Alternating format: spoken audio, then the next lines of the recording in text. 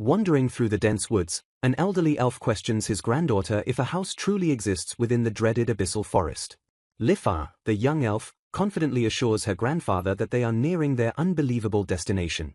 Halting before the structure, the old man notes that even the previous demon lord feared to enter this very place. Staring in utter disbelief, the two elves wonder if their eyes are deceiving them. Looming before them stands a massive, impeccably built mansion completely out of place in the wild wilderness. Pushing open the heavy iron gates, the grandfather declares they must uncover who built this mysterious estate. As they step onto the grounds, an oppressive aura makes their every footstep feel unbearably heavy. Sensing the creeping dread, the old man warns Lifa to be ready to run at a moment's notice. A dark, swirling shadow dominates their memory as they recall their fateful first encounter with the Immortal King. In a vibrant garden tended by golems, the smiling young Immortal King stands triumphantly beside Lifa and her grandfather.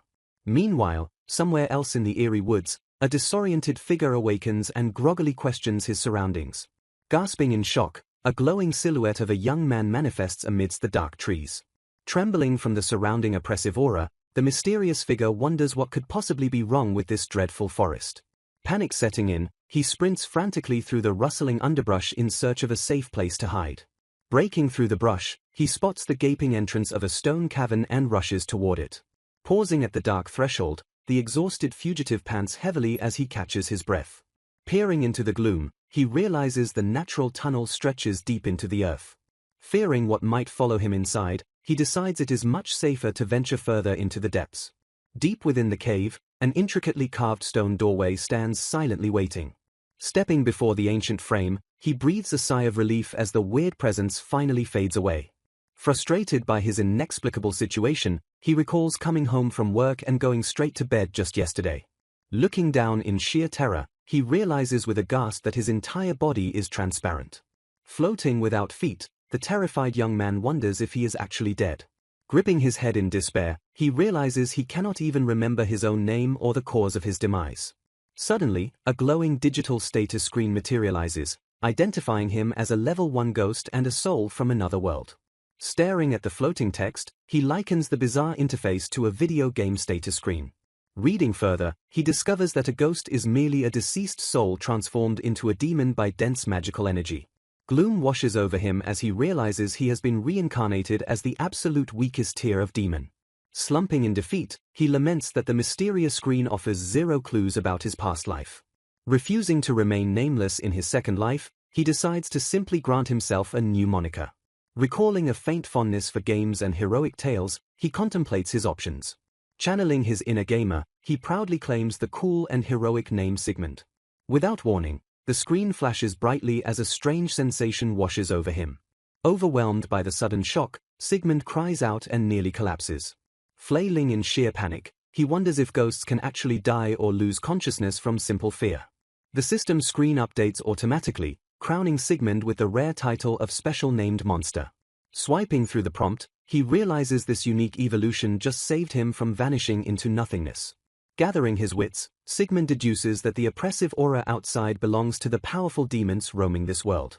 Acknowledging his status as the weakest monster, he notes that stepping into that dangerous forest guarantees his immediate destruction.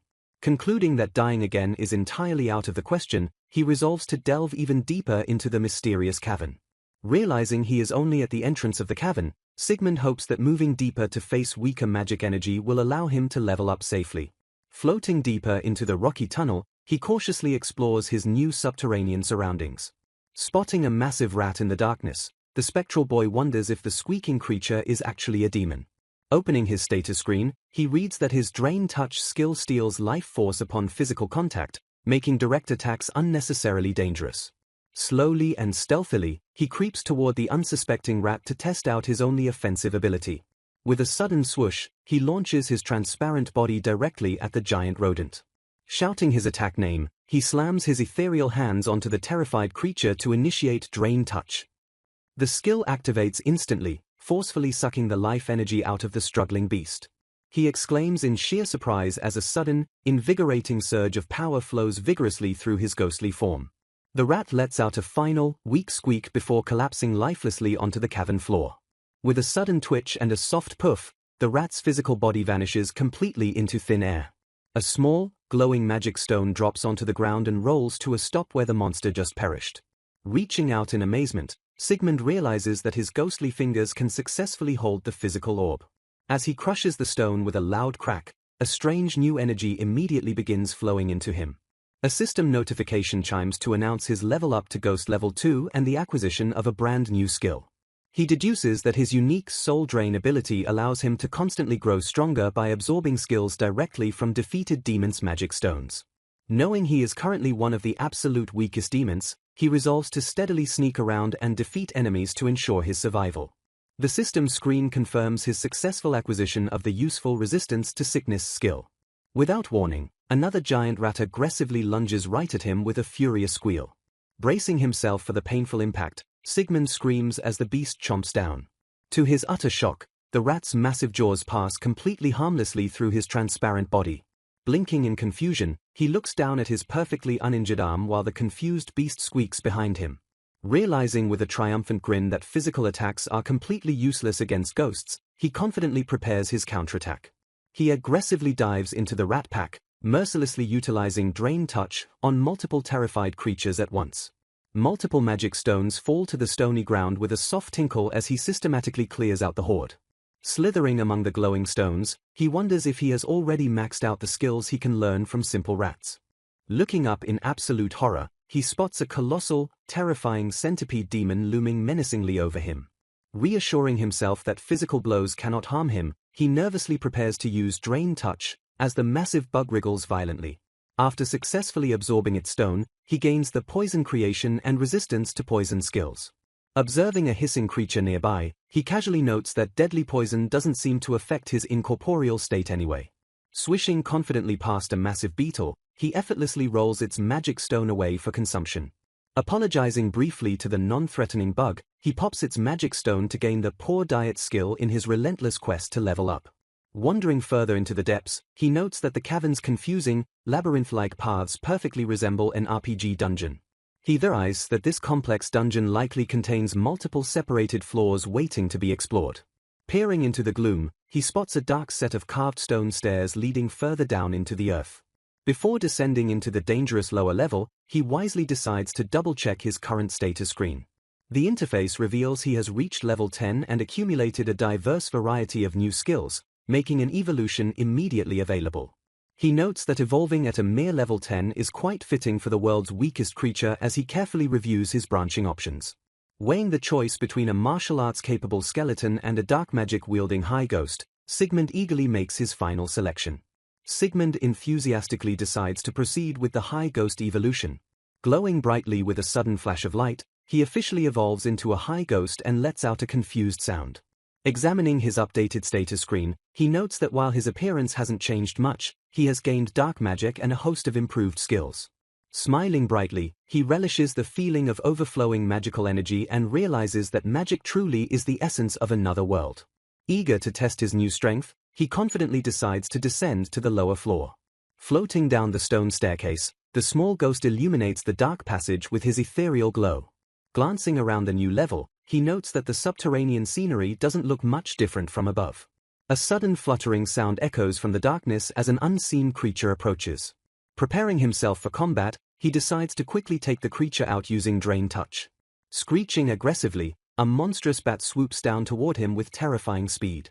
Caught completely off guard by the creature's sudden appearance, he gasps in shock. The bat slashes fiercely into his arm, causing him to cry out in genuine pain. Fluttering away, the bat circles back as Sigmund realizes he just took actual physical damage from the attack. Refusing to take another hit, he powers up his magic and declares he is putting an end to this. With a swift snatching motion, he reaches out to grab the aggressive flying beast. He violently blasts the captured creature with a burst of dark energy, obliterating it instantly. Panting heavily and slumping in relief, he admits that the sudden damaging attack genuinely surprised him. Absorbing the dropped magic stone, he receives a notification that he has learned the wind magic skill.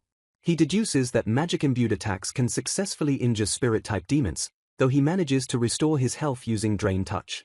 Looking forward with renewed determination, he promises himself that he needs to be far more cautious from now on. Wandering further into the dungeon, he cautiously navigates the narrow stone corridors. Peeking around a rocky corner, he is shocked to discover another ghost lingering in the cavern. Staring at the muscular, chiseled apparition, he hilariously questions if such a handsome ghost is normal in this world. Observing the spirit closely, he realizes it lacks free will and merely wanders the same area like a standard game enemy. Deciding to take the initiative, he aggressively charges up his newly acquired magic. Thrusting his hands forward, he unleashes a powerful wind cutter spell toward his undead opponent. The magical attack strikes true, instantly destroying the muscular ghost with a loud puff. Trembling with fear, he realizes that if he had taken a direct hit from that spell, he would have been obliterated in a single strike. Acknowledging his desperate need for more strength, he proceeds to steadily grind his way through the lower floors.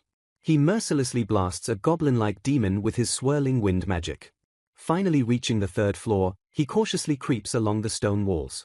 Spotting a new group of small fry demons, he reminds himself to remain extremely cautious against unfamiliar enemies. A sudden beam of magical energy shoots past his face, narrowly missing him. After successfully dispatching the attacker, a system beep informs him that he has acquired the light magic skill.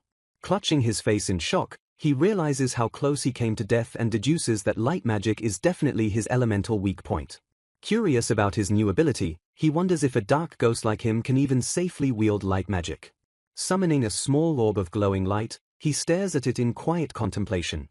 As the orb stings his ghostly flesh with buzzing electricity, he concludes that he can use the magic despite taking minor damage from it. Scooping up more magic stones, he happily reflects on how incredibly useful light magic has proven against the dungeon's undead inhabitants. A bold status screen announces that he has reached the 9th floor and that another evolution is now available. Sitting triumphantly among defeated skeletons, Sigmund prepares to choose his next form. The system interface presents him with the Holy Race, Light Zombie, and Skeleton Monk evolution options. He theorizes that his newly acquired light magic resistance unlocked these new evolutionary paths. Clicking on the Skeleton Monk option, he gleefully initiates the transformation. His ethereal form solidifies into a bony skeleton, leaving him thrilled to finally have a physical body again. Clacking his new jaws, he rejoices at the sensation of actually standing on solid ground. Reviewing his updated status, he notes that his skeletal form allows him to level up martial arts skills obtained from defeated goblins. Bashing his way through the dungeon, he excitedly watches his stats grow until another evolution triggers. Scratching his head, he realizes he got so addicted to grinding levels that he accidentally descended to the 100th floor. Now evolved into an Ereboro's Lord, he proudly notes that his unique title has completely removed his level cap. Staring up at a massive, intimidating door, he knows the only thing left to do is face the dungeon boss. Steeling his nerves for the ultimate battle, he pushes forward into the unknown. A colossal black dragon looms menacingly within the chamber, waiting to challenge him.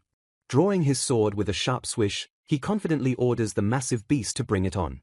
The giant monster shifts its immense weight to prepare a devastating strike. A fierce shockwave ripples through the air as the battle officially begins. The dragon unleashes a massive blast of dark energy, forcing Sigmund to brace himself against the overwhelming force. Gritting his teeth against the onslaught, he notes that a true dragon's attack easily pierces his resistances. Relying on his high-speed regeneration skill, he rapidly heals the damage taken. The fierce clash continues as metal sparks violently against dragon scales. Rattling from the heavy impacts, he curses the unbelievable hardness of the beast's armored hide. He charges forward fearlessly, swinging his massive sword directly at the monster. Glaring intensely at his monstrous foe, he acknowledges that holding back will guarantee his death. The dragon snaps its massive jaws, narrowly missing him as he dodges the lethal bite. The beast unleashes another terrifying, ground-shaking roar. Combining high-speed flight and gravity magic, Sigmund forcefully launches himself at the towering creature. Slashing fiercely with his blade, he successfully lands a deep cut as the dragon groans in pain. Touching down gracefully, he celebrates that his magical combination attack actually breached its defenses. Suddenly, a shocking blur of movement catches him completely off guard. The dragon slams its massive claws into the ground with terrifying force. Grinding his teeth in pure agony, he curses as the beast's heavy weight pins him down. The beast crushes him mercilessly, sending a violent splatter of blood across the floor.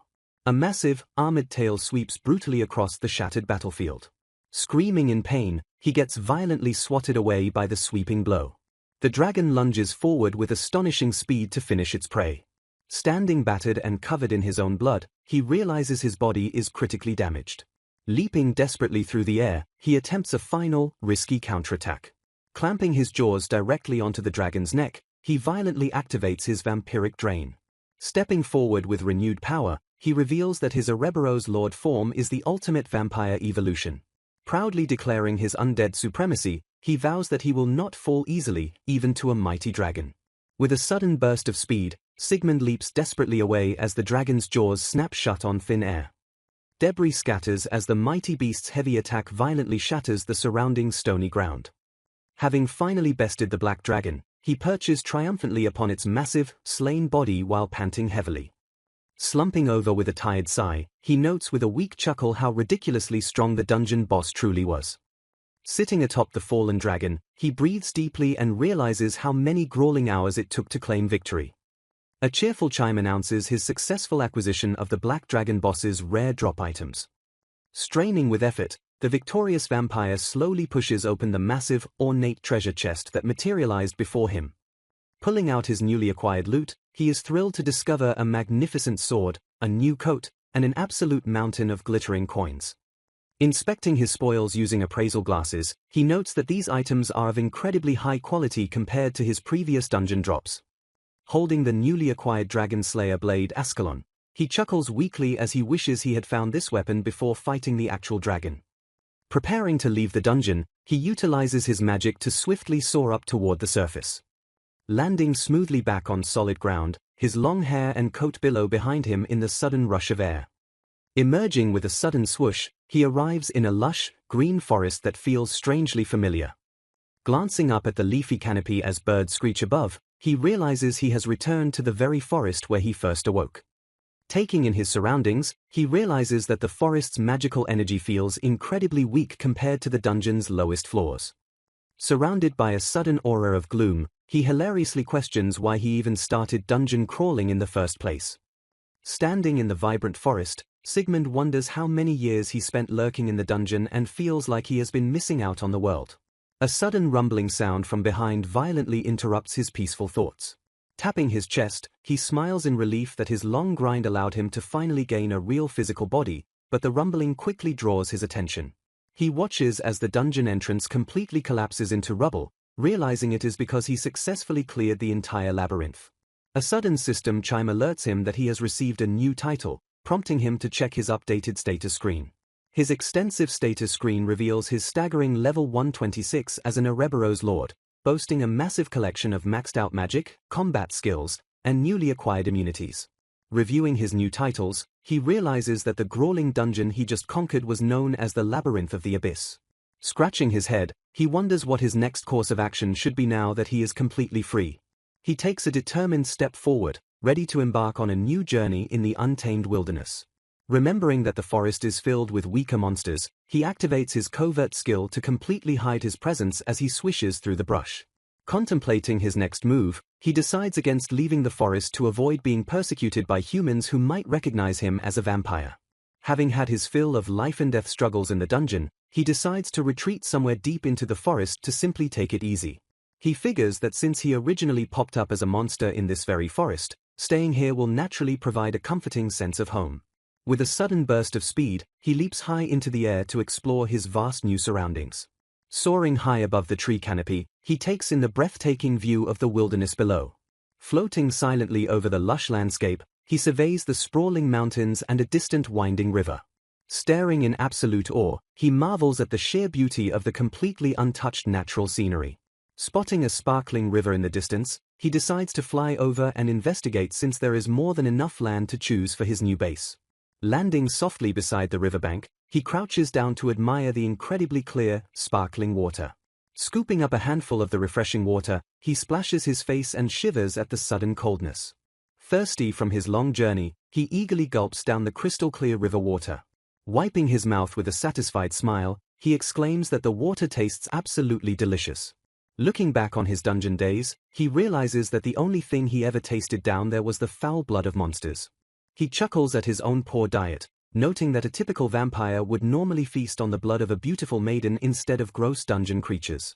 Catching his reflection in the water's surface, he pauses to inspect his newly acquired humanoid face. Staring wide-eyed at his own reflection, he hilariously questions the identity of the incredibly pretty guy looking back at him. Touching his smooth silver hair, he realizes that he looks completely different from his previous life before reincarnating. Tossing his hair back confidently, he decides that his good looks do not matter much since he plans to isolate himself in the woods anyway. He notes that his light-resistant skill must be the reason he can safely walk in sunlight and see his reflection, unlike typical vampires. With a confident swoosh, he officially decides to build his new base right next to the refreshing river. Analyzing the area, he observes that the ambient magic weakens southward across the river, where clearings naturally form in the forest. Prioritizing disaster prevention and a quiet life, he deduces that a higher elevation on the southern side of the river would be the perfect spot to settle. Landing gracefully on his chosen plot of land, he prepares to start his new construction project. Activating his dark magic shadow storage, he reaches into the void and pulls out his massive dragon slayer blade. With a sharp cry of exertion, he leaps toward the thick tree line to begin clearing out the brush. His mighty blade slices effortlessly through the sturdy tree trunks with a loud crack. The severed trees immediately begin to topple over with a heavy, thundering rumble. Unleashing a rapid flurry of devastating slashes, he decimates the surrounding vegetation in a spectacular display of overwhelming power. Proudly admiring his handiwork, he notes that he just needs to keep cutting cleanly to prepare his campsite. Sweating nervously as he looks at the massive, empty crater he just created, he sheepishly admits that he might have overdone it a little bit. Standing in the forest, he begins to finalize his grand plan for his new territory. Estimating a massive 500-meter square area for his base, he figures that going big is the safest bet. With the land completely cleared out, he immediately begins brainstorming a blueprint for his new home. Sketching his ideas, he decides to build a Western-style manor in the center surrounded by a canal and farming plots. Rolling up his sleeves with a confident smirk, he declares that it is time to get to work. Activating gravity magic, he forcefully presses down on the earth to create a solid foundation. He notes that failing to properly pack the dirt would cause his future dream house to slowly sink into the ground. Unleashing a massive wave of earth magic, he expertly reinforces the newly compacted soil. With the foundation perfectly set, he proudly admires his completed basement level. Reaching into his shadow storage, he prepares to tackle the massive piles of harvested timber. Knowing that freshly cut wood warps as it dries, he brilliantly decides to extract the moisture instantly using water magic. Thrilled by his successful magical drying technique, he shifts his focus to building sturdy stone walls for the perimeter. Utilizing his earth magic once again, he begins effortlessly shaping massive rocks into perfect building blocks. He meticulously stacks the newly formed bricks to create an imposing wall around his property. As the sun slowly dips below the horizon, he continues working tirelessly into the night. Days and nights blur together as he loses himself completely in the rhythmic flow of magical construction. Standing before a gorgeous two-story brick manor, he cheers triumphantly at his finished masterpiece. He marvels at his dream house, noting that he even included a fully functional bath and toilet despite barely needing them. Refusing to live without modern comforts, he uses alchemy to magically install lighting, air conditioning, and a stove. Stepping into the spacious living room, he acknowledges that the interior is still completely bare. With plenty of time on his hands, he resolves to handcraft all of his furniture and tools from scratch. Throwing his hands up in pure joy, he celebrates the exciting beginning of his craftsman lifestyle.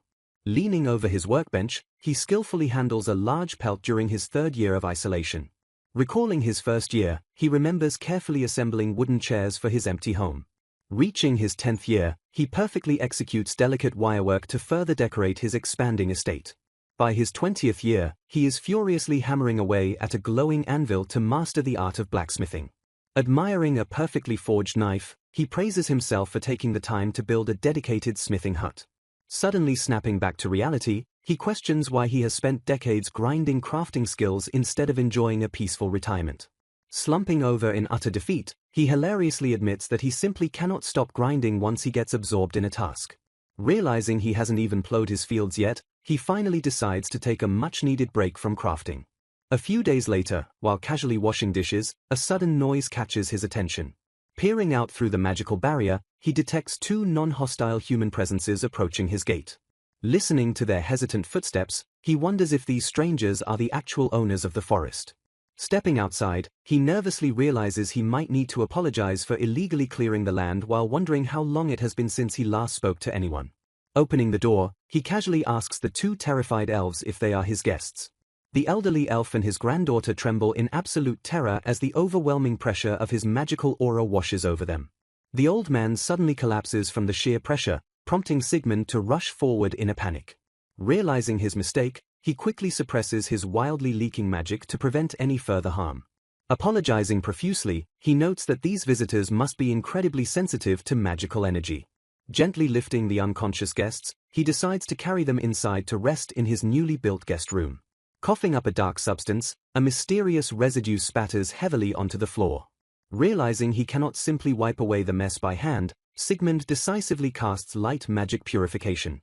The shadowy stain instantly breaks apart and drifts away as glowing embers. Sparkling particles of light gently fade into the air, leaving the room completely spotless. A delicate teacup softly clacks against its ceramic saucer. Humming with satisfaction, Sigmund notes that the tea he brewed from foraged forest leaves turned out exceptionally well. A soft tapping sound echoes as the elderly demon stirs from his rest.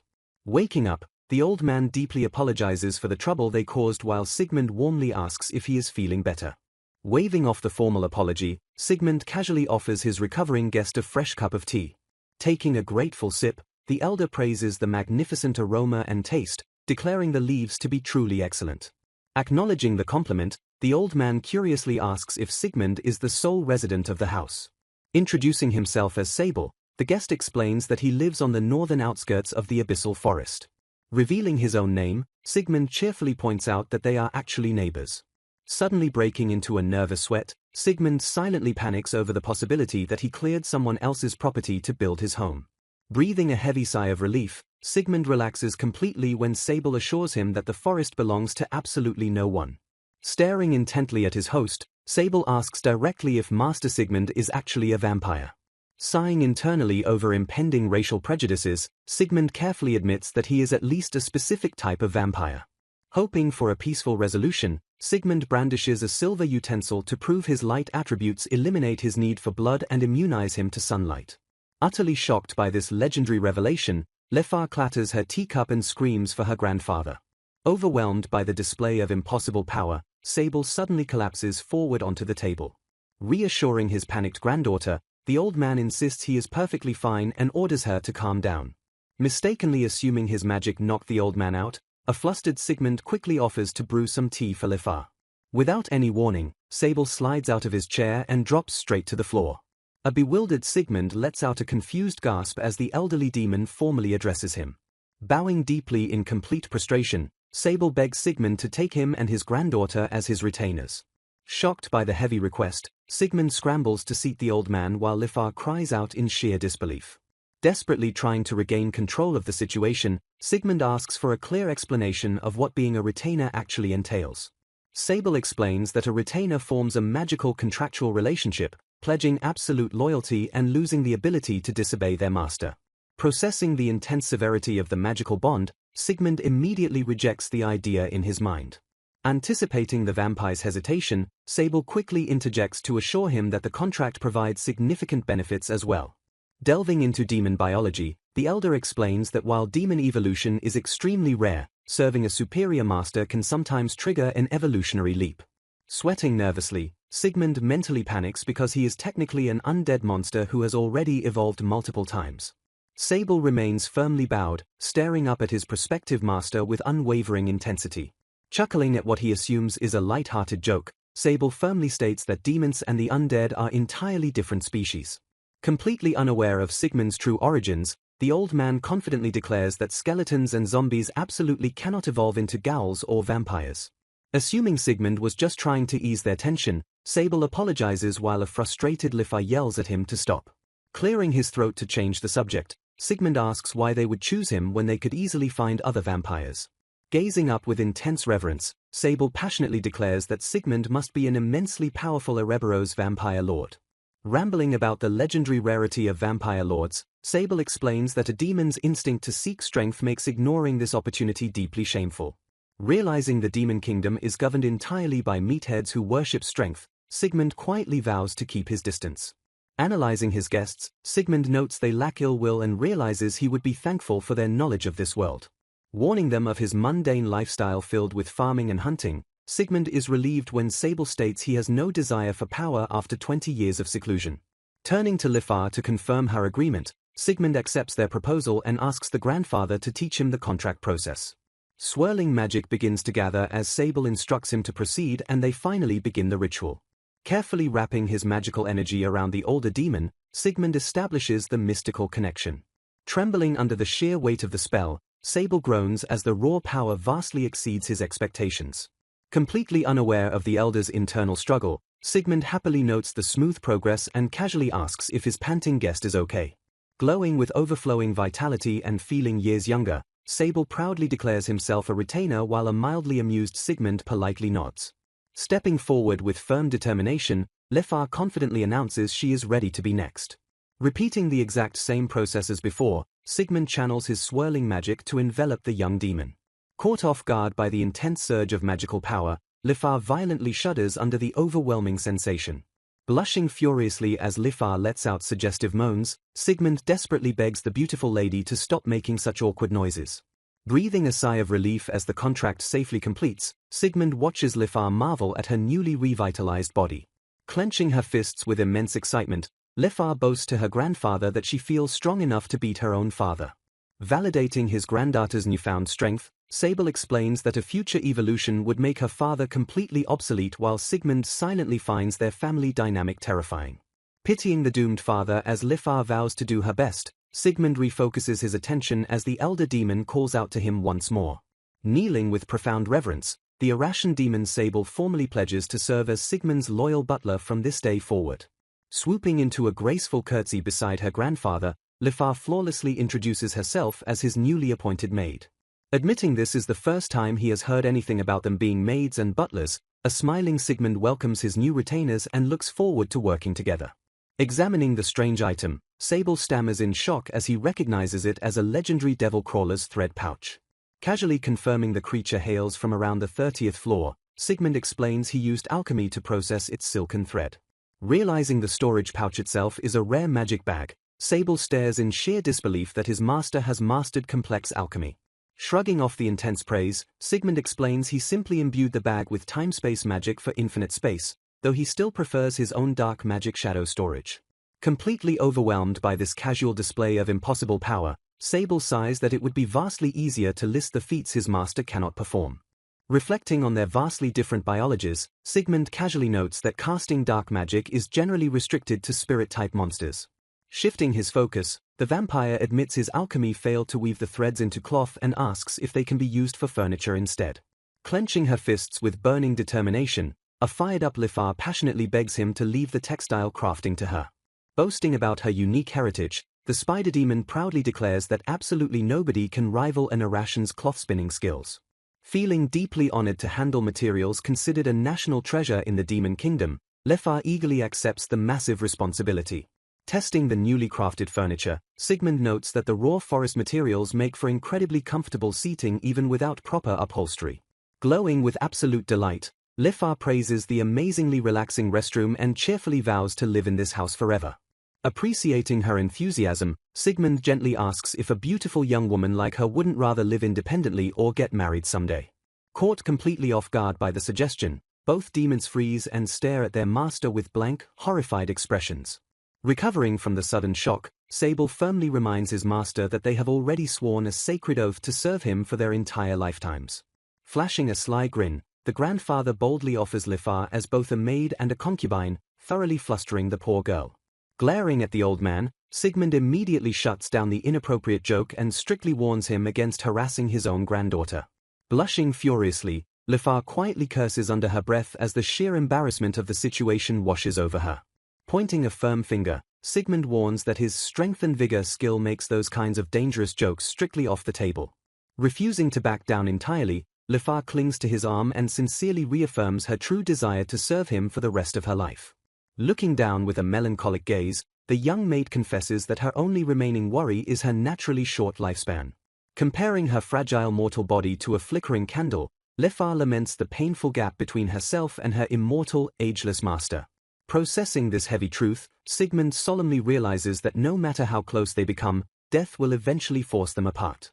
Admitting how incredibly sad that fate would be, the vampire reveals he actually has a brilliant idea to solve their lifespan problem. Catching on instantly, Sable eagerly realizes that achieving a rare evolution might grant them the ageless skills necessary to serve an undead lord. Eyes shining with renewed hope, Lifar realizes that a successful evolution would allow her to stay by Sigmund's side forever. Overjoyed by the prospect of eternal companionship, the young demon blushes deeply and beams with absolute pure excitement. Grounding them back in reality, Sigmund scratches his head and reminds his retainers that they must desperately level up to trigger an evolution. Pointing toward the dangerous wilderness, the vampire cheerfully suggests that the high-level monsters in the nearby woods would be ideal hunting targets. Breaking into a cold sweat, Sable frantically reminds his reckless master that they are currently residing in the deadly abyssal forest. Trembling with fear, the old butler recounts how even the legendary former demon lord was immediately forced to retreat by the forest's overwhelming monsters. Bursting into hearty laughter, Sigmund assumes Sable is simply joking because every monster he fought below the 40th floor was terrifyingly strong. Staring in horrified silence, Sable completely freezes as the terrifying implications of his master's casual statements slowly sink in. Shaking intensely, the terrified grandfather stammers out a desperate question regarding Sigmund's history with the labyrinth of no return. Connecting the horrifying clues, Sable realizes with absolute dread that his master just referred to the labyrinth's monsters in the past tense. Yawning in absolute boredom, Sigmund casually confirms he completely cleared the labyrinth of the abyss and wiped it out of existence. Seeing their sheer panic, Sigmund offers to craft them custom safety equipment if they are too afraid to brave the forest alone. Pulling out a sleek weapon, the undead lord admits he has been looking for a good excuse to practice forging gear for other people. Leaning forward with genuine curiosity, he kindly asks the young maid to specify exactly what kind of weapon she prefers to wield. Stepping up to the dangerous challenge, Lifar confidently requests a set of light, single-handed swords to begin her dangerous new training. Holding her hands apart to demonstrate the size, Lifar explains that she previously fought using a dagger in each hand. Sigmund hums thoughtfully as he processes her weapon preference and plans his next move. Reaching into the void, the undead lord casts dark magic shadow storage to retrieve his hoarded materials. Pulling out incredibly rare black dragon fangs and claws, Sigmund casually declares he will forge them adequate weapons from the legendary monster parts. Lifar and Sable gasp in absolute disbelief at the casual display of such priceless, mythic materials. Noting their stunned expressions but choosing to ignore them, Sigmund silently decides to use the devil crawler threads to craft their new clothing. Setting the plan into motion, he tasks Lifar with using her Arashan skills to spin the raw threads into fine cloth. After discussing the optimal clothing designs with his retainers, Sigmund moves on to the next phase of his crafting project. Channeling his arcane power, he prepares to forge the armor by flawlessly combining magic, alchemy, and imbuement. Promising the finished armor will withstand any battle, he seamlessly uses his leather working skill to construct the durable boots. Shifting his focus to their armaments, the vampire lord prepares the raging furnace to forge their deadly new weapons. Utilizing his alchemy skills, Sigmund masterfully fuses a black dragon's claw with a small amount of raw adamantite. Placing the newly fused materials into the blazing furnace, he carefully heats the metal to the perfect forging temperature. Hammering the glowing hot metal with immense precision, he uses his smithing skill to forcefully shape it into a lethal sword. Wiping the sweat from his brow, Sigmund admires the flawless, sparkling blade he just created for Sable. Forging Lifar's daggers with equal mastery, he furiously hammers black dragon fangs and mithril together on the anvil. Presenting the newly crafted gear to his fully equipped retainers, Sigmund announces it is time for a final check in real combat. Decked out in their exquisite new armor and weapons, Sable and Lifar kneel respectfully before their incredibly generous master. Outlining the expedition, Sigmund explains they will hunt monsters, gather meat, and harvest medicinal herbs while heading toward the forest's center. Interrupting Sable's overly dramatic vow to protect him with his life, Sigmund bluntly states he will weaken the enemies first so they can land the finishing blows. Handing them more supplies, Sigmund quietly wonders if extravagance runs in their dramatic family while Sable weeps tears of frustration over his own perceived weakness. Casting the covert skill to shroud their presence, the undead lord signals the beginning of their hunting expedition. Moving silently through the dense foliage, the trio prowls the treacherous depths of the abyssal forest. Suddenly spotting their prey, a massive horned beast unaware of their presence, the group prepares to strike. Leaping from the shadows, Sigmund severely injures the beast before shouting for his retainers to finish it off. Drawing her gleaming new dragonfang daggers, a determined Lifar eagerly charges into the fray. Springing forward with incredible speed, Sable grips his newly forged sword and lunges at the weakened monster. Slashing through the air in perfect synchronization, the grandfather and granddaughter execute a devastating coordinated strike. Watching blood spray as the beast collapses, Sigmund marvels at their deep, instinctual understanding of combat techniques compared to his own reliance on sheer levels. Observing the monster vanish into a puff of smoke, the vampire lord admires Sable's soft yet powerful footwork and resolves to study their honed skills. Tossing a chunk of harvested meat into the air, Sigmund quickly stashes the loot into his shadow storage. Celebrating their smooth leveling progress and massive meat haul, the trio cheerfully moves deeper into the woods. Suddenly, massive, earth-shaking footsteps violently interrupt their celebration as a towering shadow approaches. Glancing up in sheer terror, the group spots a gargantuan, multi-armed monstrosity looming over the treetops. Crashing through the forest with overwhelming force, a monstrous tyrant Asura bear reveals its terrifying presence. Panicking at the sight of the legendary beast, Sable desperately screams for his master to run away. Roaring with deafening fury, the tyrant Asura bear swings its massive, razor-sharp claws directly at them. Gasping in horror, Sable and Lifar freeze as the lethal strike barrels toward their master. Remaining perfectly calm, Sigmund instantly summons swirling dark tendrils and casts dark magic shadow bindings to trap the towering beast. Restraining the paralyzed monster effortlessly, Sigmund casually points out its weak neck to his utterly dumbfounded retainers. Springing into action, Lifar tightly grips her daggers and nervously affirms her readiness. Slashing forward with blinding speed, Lifar smoothly decapitates her monstrous target in a single strike. Suddenly, a blinding burst of magical energy violently envelops Sable with a deafening crack. Emerging from the fading light, the elderly demon stands tall in an elegant uniform as a newly evolved higher ration butler type. Flexing his newly rejuvenated body, Sable proudly realizes he has finally broken past his level barrier and evolved. Clapping her hands with absolute delight, Lifar warmly congratulates her grandfather on his miraculous transformation. Sable proudly attributes his butler-type evolution to his ultimate loyalty, leaving Sigmund visibly sweating at the heavy devotion. Dropping to one knee in deep reverence, Sable gratefully reveals that serving his master has also granted him the extended life skill. Marveling at the abyssal forest's massive experience yield, Sable notes that even the legendary previous demon lord only reached level 90. Shortly after her grandfather's incredible success, a swirling aura of magical energy violently erupts around Lifar. Breaking through her own limits, Lifar joyfully announces her evolution into a higher ration mistress type. Standing confidently in her form-fitting new attire, Lifar showcases her stunning, alluring new evolution. Complementing her fantastic new look, Sigmund suddenly freezes as he awkwardly questions the specific implications of a mistress type. Quickly changing the subject, Sigmund points out how perfectly their armor fits and suggests they finally head home for the day. Strolling back through the dense woodland, Sigmund curiously asks his retainers how far they are from the demon kingdom. Sable promptly explains that the demon lord's kingdom is a 4-day trek, while a human settlement is only 3 days away. Eager to restock on spices, Sigmund cheerfully declares that a 3-day shopping trip to the human town sounds like a fantastic idea. Stepping in to address any financial concerns, Sable assures his master that his hoarded wealth easily rivals the highest demon nobles. Greatly relieved by his massive fortune, Sigmund excitedly plans to buy absolutely anything he wants without a single worry. Looking toward the future, the vampire lord firmly states that both retainers must soon become capable of roaming the dangerous forest alone. Bursting with unwavering dedication, the newly evolved grandfather and granddaughter passionately swear to do their absolute best. Finally returning to the quiet safety of his manor, an exhausted Sigmund collapses onto his bed with a heavy sigh. Staring up at the dark ceiling, he reflects on his 20 years of isolation and admits it feels strange having roommates. Suddenly, a soft, hesitant knock at his bedroom door completely startles the resting vampire lord. As the heavy door slowly creaks open, a deeply blushing and squirming Lifar nervously peeks into his room. Fidgeting outside the door in the middle of the night, Lifar startles Sigmund when he asks why she is there. Blushing heavily, the flustered maid stammers out that she has come to serve him for the night. Swiftly untying her sash, the young Arashan smoothly lets her garments slide off her shoulders. Dropping her robe entirely to the floor, an exposed Lifar nervously calls out her master's name. Reacting with blinding speed, Sigmund instantly throws a heavy blanket over her bare form to cover her up.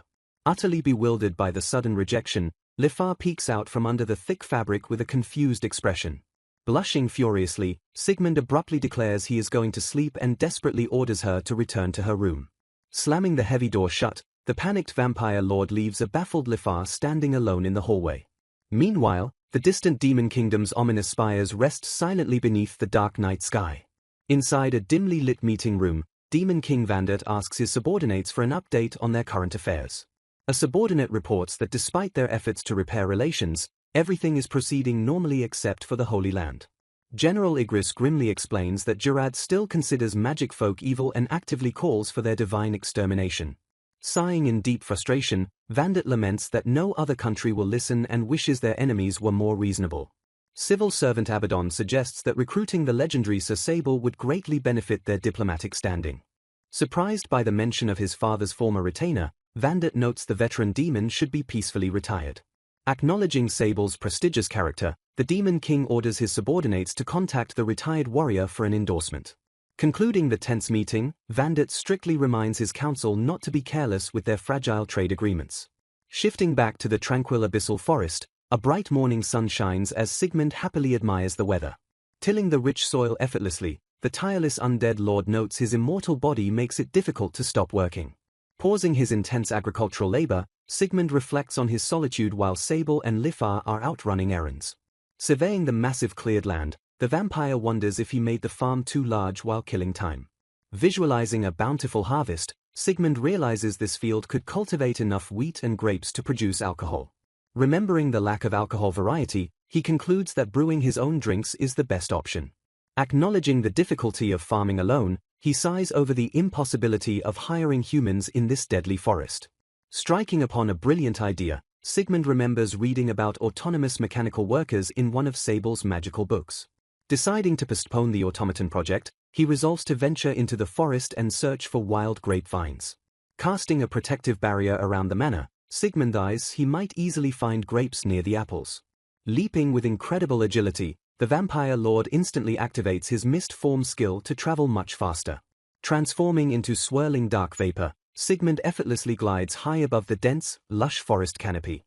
Spotting something interesting below, the misty black cloud rapidly descends back toward the vibrant woodland floor. Reforming his physical body, Sigmund happily discovers a massive, sprawling cluster of wild grapes in the brush. Swiping a plump grape directly from the vine, he tosses the fresh fruit into his mouth to test it. Chewing the sweet fruit with satisfaction, he proudly praises the fantastic natural bounty of the abyssal forest. Eagerly harvesting the ripe clusters, the undead lord uses his shadow storage skill to instantly stash his haul. Returning to his quiet manor, Sigmund settles down to read about automata while patiently awaiting his retainer's arrival. Bursting through the front door a short while later, Sable and Lifar cheerfully announce their safe return home. Welcoming them back warmly, Sigmund immediately offers to brew his exhausted servants a fresh pot of tea. Pouring the steaming tea into delicate cups, the vampire lord listens as Sable officially requests to give his report.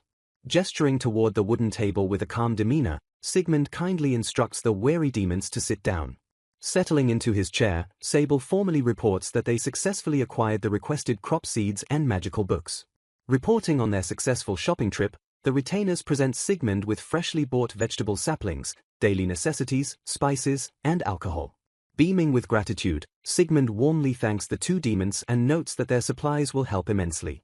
Responding to Sable's curiosity about his next project, the vampire lord explains his plan to build automata for the manor and golems for the fields. Nodding in agreement, the old butler praises the idea because the forest's thick magic will allow the constructs to serve for a very long time. Delving into magical theory, Sable explains that casting Create Golem generates a vital core that acts as the construct's heart until destroyed. Understanding that normal golems operate on limited magic batteries unlike infinitely powered dungeon golems, Sigmund takes mental notes. Embracing the spirit of trial and error, the undead lord confidently decides they should just jump in and try making one.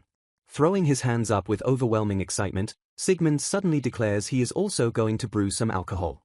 Springing into action, the trio simultaneously begins crafting magical golem parts alongside new alcohol-making instruments. Holding a sturdy wooden block, Sigmund turns to his retainers and asks which trees would be best for constructing wood golems. Stroking his chin thoughtfully, Sable advises that trees grown in the densest concentrations of magic will likely yield the sturdiest materials. Connecting the dots, Sigmund casually realizes the thickest magic is located exactly where the destroyed labyrinth of the abyss used to stand. Ignoring Sable's nervous sweat drop over his terrifyingly casual attitude, Sigmund happily announces they will harvest their trees from the fallen dungeon's ruins. Unleashing his immense physical power, the vampire lord effortlessly chops and harvests massive magical logs at blinding speeds. Carving the dense wood with expert precision, he crafts spherical joints and sets the golem's towering height to roughly 2 meters for heavy labor. Finalizing the intricate internal structure, Sigmund carefully embeds processed magic stones to serve as the construct's batteries and sensory organs. Stepping back to admire the fully assembled wooden frame, an eager Sigmund declares it is time to bring the giant to life. Channeling his arcane energy, the undead lord extends his hand and powerfully casts the Create Golem spell. Instantly responding to the command, a brilliant burst of magical light forcefully envelops the massive wooden construct. Slipping on a pair of specialized appraisal glasses, Sigmund steps closer to closely inspect his newly awakened creation. A glowing status screen appears, revealing the level 0 wood golem surprisingly possesses superhuman strength and martial arts. While Sigmund softly chuckles that martial arts might be unnecessary, a deeply impressed Sable claps and praises the magnificent creation. Curious about pushing the construct's limits, Sigmund asks his butler if a golem is capable of evolving once it receives a proper name. Sable confirms they can indeed evolve, though he warns that naming a monster typically consumes a significant amount of the master's magic. Completely unbothered by the magical cost, Sigmund confidently notes he survived naming himself as a weak ghost and will be perfectly fine now. Focusing his immense magical power, Sigmund extends a glowing hand toward the silent wooden giant standing before him. Shrouding the heavy construct in a blinding, pulsating aura, Sigmund officially bestows upon it the grand name Kugunok. A newly updated status screen materializes, revealing Kugunok has instantly leveled up and acquired the rare plant magic skill. Smiling brightly at his newly evolved servant, Sigmund warmly welcomes Kugunok to the household and eagerly tells the giant he'll be counting on him. Flexing its massive wooden body, the towering golem lets out a deep, resonant hum to faithfully acknowledge its master's command. Sigmund asks Sable and Lifar to take Kugunok into the nearby forest to level him up, and Sable bows while promising to train the golem to max level with great haste. Meanwhile, Sigmund decides to stay behind and begin working on crafting a new indoor automaton. Planning to create a maid automaton to handle chores inside the manor, he notes it must not feel out of place standing beside Lifar. Using demonic steel, he begins adjusting the skeleton to resemble a human frame that perfectly matches Lifar's proportions. Scrubbing the demon bones clean, he relies on his past experience as a skeleton to confidently construct the intricate bone structure. Pondering his next step, Sigmund wonders if he can use alchemy and demon tendons to successfully weave synthetic muscles. Staring at the incomplete skull, he realizes something is still lacking and decides to make the automaton's mouth movable as well. Meanwhile, in the distant demon kingdom, a shocked official reports that the retired veteran Sable has completely gone missing. The panicked subordinate explains that investigators visited Sable's retirement residence only to find it completely vacant. Pondering the mystery, an official mutters that searching the dangerous northern outskirts near the abyssal forest will be extremely difficult. A superior notes that Sable is uniquely rational for a strength-obsessed demon, having openly voiced his opinions even to the absolute power of the former demon king. Expressing deep personal concern, King Vandit asks if there is any way to confirm the safety of the man who practically raised him. Suddenly, an official bursts through the heavy meeting room doors, loudly apologizing for interrupting the tense discussion. Startled by the sudden intrusion, the attendees demand to know what the frantic Master Abaddon is trying to report. Catching his breath, Abaddon urgently reveals they just received reports that Sable has been sighted alive inside the city. Back at the manor, a pleased Sigmund notes that Kugunoka's leveling expedition with the retainers went incredibly smoothly. Eager to test the results, the undead lord instructs his towering wooden golem to try evolving right away. Responding to the command, the massive golem glows brightly as it begins its magical transformation. Noting that golems require their master's explicit command to evolve, Sigmund silently wonders if Kugunoka's slight charm stems from his own magical influence. Clapping her hands in absolute delight, Lifar cheers the giant construct on as it fully embraces its new form. Reviewing the updated status screen, Sigmund praises the Highwood Golem for acquiring impressive new skills like fire magic resistance. Thanking Sable and Lifar for their hard work, Sigmund smiles as the blushing demons insist it was only natural and helped them level up too. Admitting his automaton project has been rough, the vampire asks Lifar for her design opinions since she will be working directly alongside the new maid. Startled by the request, Lifar quickly blurts out that a cute girl design would be absolutely perfect. Realizing how embarrassing her sudden outburst sounded, the young Arashan blushes furiously and nervously looks away. Grinning warmly at her flustered reaction, Sigmund agrees that a doll meant to be a maid should definitely look like a cute girl. Relieved by his gentle teasing, Lefar eagerly agrees to help give him pointers on how to refine the automaton's design. Anticipating future evolutions, Sigmund decides to craft synthetic skin and hair, prompting Lefar to volunteer to spin the required threads. To create a natural texture, Sigmund suggests synthesizing a high-quality base material using actual monster skin. Caught slightly off guard, Sable suddenly proposes using sturdy tissue from the black dragon's wings to ensure the highest quality. Adding to the strategy, Lefar thoughtfully suggests that using reptile-type demon materials would be a perfect match for the dragon tissue. Deeply impressed by her knowledge, Sigmund praises Lefar for thoroughly studying material synthesis and blending. Blushing sweetly, the humble maid quietly admits she simply wanted to be of some help to her beloved master. Touched by her earnest dedication, Sigmund silently marvels at how incredibly cute his young retainer is acting. Pulling out rare assassin snake and shine lizard hides, Sigmund prepares to magically fuse them with the dragon tissue. Channeling his arcane energy, the undead lord activates his alchemy skill to violently boil and combine the rare materials. The glowing magical reaction successfully yields two distinct batches of synthetic skin fabric, one dark and one light. Inspecting the results, Sigmund notes the dark fabric grants covert skills while the light grants regeneration, leaving him unsure which to choose. Staring blankly at her pondering master, Lefar politely interrupts to offer a remarkably simple solution. Pointing out their abundance of materials and time, she brightly suggests simply making two automata instead of limiting themselves to just one. Confirming their master's logic, a retainer agrees that two automata are a perfectly reasonable number considering the sheer size of the sprawling mansion. Shifting the focus to their previous creation, Sigmund proudly notes that Kugunoka's level has steadily increased while the retainers were hard at work. Thanking Sable for his dedicated assistance, the undead lord admits that something about the massive golem's recent behavior strikes him as incredibly odd. Turning his attention to the towering wooden construct, Sigmund gently asks what is bothering Kugunok as the golem urgently taps its wooden fingers. Realizing the giant is already prepared for another evolution, Sigmund quickly grants his permission for the golem to begin its transformation. As the golem continues to groan without evolving, a puzzled Sigmund hums thoughtfully and wonders if the construct needs something specific from him first.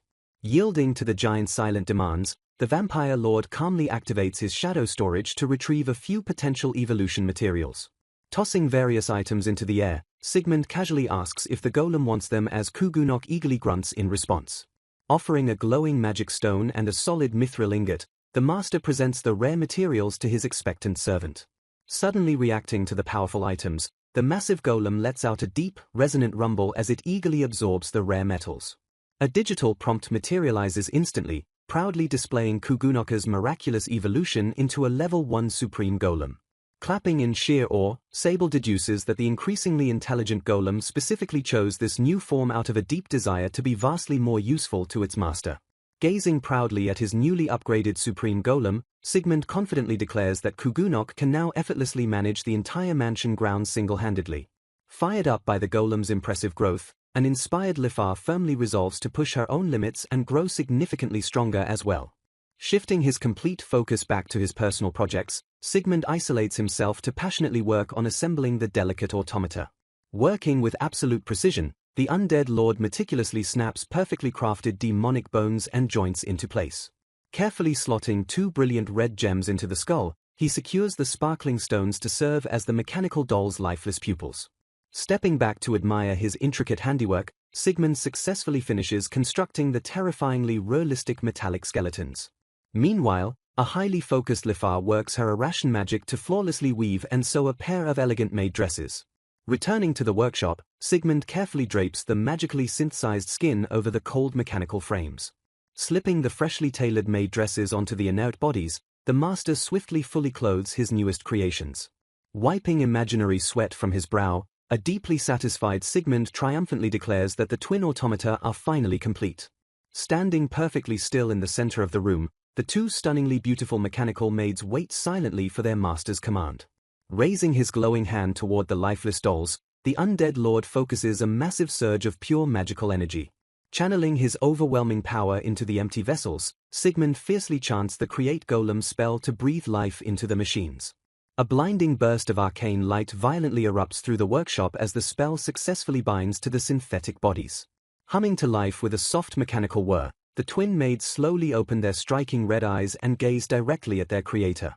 Bestowing identities upon his new servants, Sigmund officially names the light-haired maid Bran and the dark-haired maid Naul.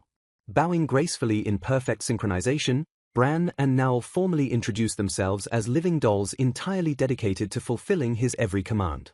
Staring in utter disbelief at the articulate constructs, a completely flabbergasted Lifar screams in shock that the dolls can actually speak.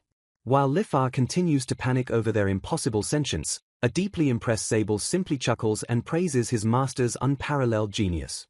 Quickly recovering from her initial shock, a beaming Lifar excitedly welcomes the twin maids to the team and looks forward to working together. Deep within the abyssal forest, a legendary labyrinth of no return stands surrounded by ferocious, rampant magic creatures. Amidst the deadly, untamed wilderness, a single, elegant manor stands as a quiet sanctuary. Standing proudly before the massive estate, Sigmund cheerfully declares that this incredible manor is his personal home. Strolling through his sprawling property, the undead lord surveys the vast, peaceful grounds he has cultivated. Plunging his tools into the rich earth, he works the massive fields with effortless, untiring strength. Meanwhile, Lefar diligently trains the newly created automata, Bran and Naul, helping them level up while teaching them essential housework. Inspecting the thriving orchard, Sigmund happily notes that the heavily laden fruit trees are growing beautifully. Cheering alongside the massive golem Kugunok, the vampire lord eagerly decides to expand their facilities even further to accommodate the booming harvest. Pointing out their recent progress, he admires the fully constructed woodworking shop and Lefar's dedicated sewing shed. With the smithing shed and storage already completed, Sigmund sets his sights on building a massive water wheel and an alcohol distillery. Realizing the immense scale of his ambitious projects, he enthusiastically declares that they must also expand the main waterway. Shaping the terrain with powerful earth magic, Sigmund lays a solid foundation before calling upon Kugunok to take the next step. Stepping heavily onto the fresh soil, the towering supreme golem forcefully activates its mystical plant magic. Thick, sturdy roots and massive wooden beams violently burst from the earth to instantly form the structure's framework. Praising the giant's flawless execution, Sigmund cheers and enthusiastically thanks Kugunok for the incredible assistance. Marveling at the golem's versatility, the master notes that Kugunok's unique plant magic is equally perfect for both rapid crop growth and heavy construction. Recognizing the incredible utility of the spell, Sigmund deduces that only a former wood golem could master such rapid, healthy botanical manipulation. Fueled entirely by Sigmund's boundless magical supply and the forest's dense energy, the tireless golem continuously produces rapid, mouth-watering harvests. Deeply impressed by Kugunok's unmatched efficiency, the undead lord decides to take his automation plans a step further. Introducing his newest creation, Sigmund reveals he built a second, smaller wood golem named Tom because he completely ran out of clever naming ideas. Utilizing a much smaller and more agile build, Tom flawlessly executes delicate woodworking tasks to perfectly complement Kugunok's heavy lifting. Backed by the combined tireless efforts of his golems and his loyal butler Sable, Sigmund watches the massive construction projects proceed without a single hitch. Working in perfect synchronization, the dedicated team rapidly assembles the heavy wooden beams and complex machinery. Echoing through the dense forest, the rhythmic, heavy pounding of mallets signals the steady completion of the new structures. Standing back to admire their handiwork, the crew successfully erects the sturdy wooden framework of the new facility. Suddenly pausing his work, Sigmund realizes his powerful resistance skills have made him completely oblivious to the region's actual climate. Turning to his knowledgeable butler for answers, Sigmund asks about the weather and learns that it is currently the middle of autumn. Warning his master of the harsh impending winter, Sable explains that the temperature will soon plummet and heavy snow will inevitably blanket the area. Processing the chilling forecast, Sigmund hums thoughtfully as he immediately begins to strategize a winter survival plan. Knowing the enchanted manor will remain perfectly warm, the undead lord resolves to quickly stockpile proper winter necessities to protect his mortal retainers. Dismissing Sable's polite concerns about being a burden, Sigmund cheerfully points out that his golems handle all the heavy fieldwork, leaving him plenty of free time. Suddenly interrupting the conversation, a highly energetic Lifar sprints toward them and loudly calls out for her master. Bursting with excitement, the young maid proudly announces that the newly grown orchard fruits are finally perfectly ripe and ready to eat. Eagerly biting into the fresh harvest, the group happily munches on the crisp, incredibly delicious fruits. Noting Lifar's absolute delight, Sigmund deduces the unmatched flavor comes from the forest's dense magical soil and Kugunoka's specialized cultivation. Blushing deeply as she devours a juicy peach, Lifar passionately declares she has never tasted anything with such an exquisite, perfect sweetness. Gazing up at her master with hopeful eyes, the young Arashan shyly begs him to plant even more of the incredible peach trees. Amused by her sheer gluttony, Sigmund warmly smiles and easily agrees to her sweet request. Confident that his vast shadow storage will perfectly preserve the endless bounty of meat and produce, Sigmund happily decides it is always better to have a massive surplus. Flashing forward a full month after breaking ground, Sigmund proudly stands before his fully operational, beautifully crafted alcohol distillery. Sigmund dramatically declares that from today onwards, everyone will be making wine. The entire household, including the massive golems and automata, cheers enthusiastically at the grand announcement. Armed with empty woven baskets, the eager group happily charges forward to begin their massive harvest. Pointing toward the sprawling vineyard, Sigmund rallies his loyal retainers to go out and pick some fresh grapes. Working with incredible magical efficiency, the towering golem Kugunok effortlessly strips entire vines of their plump fruit. Assisting the gentle giant, the smaller golem Tom and the twin automata quickly gather the falling grapes into large wooden baskets.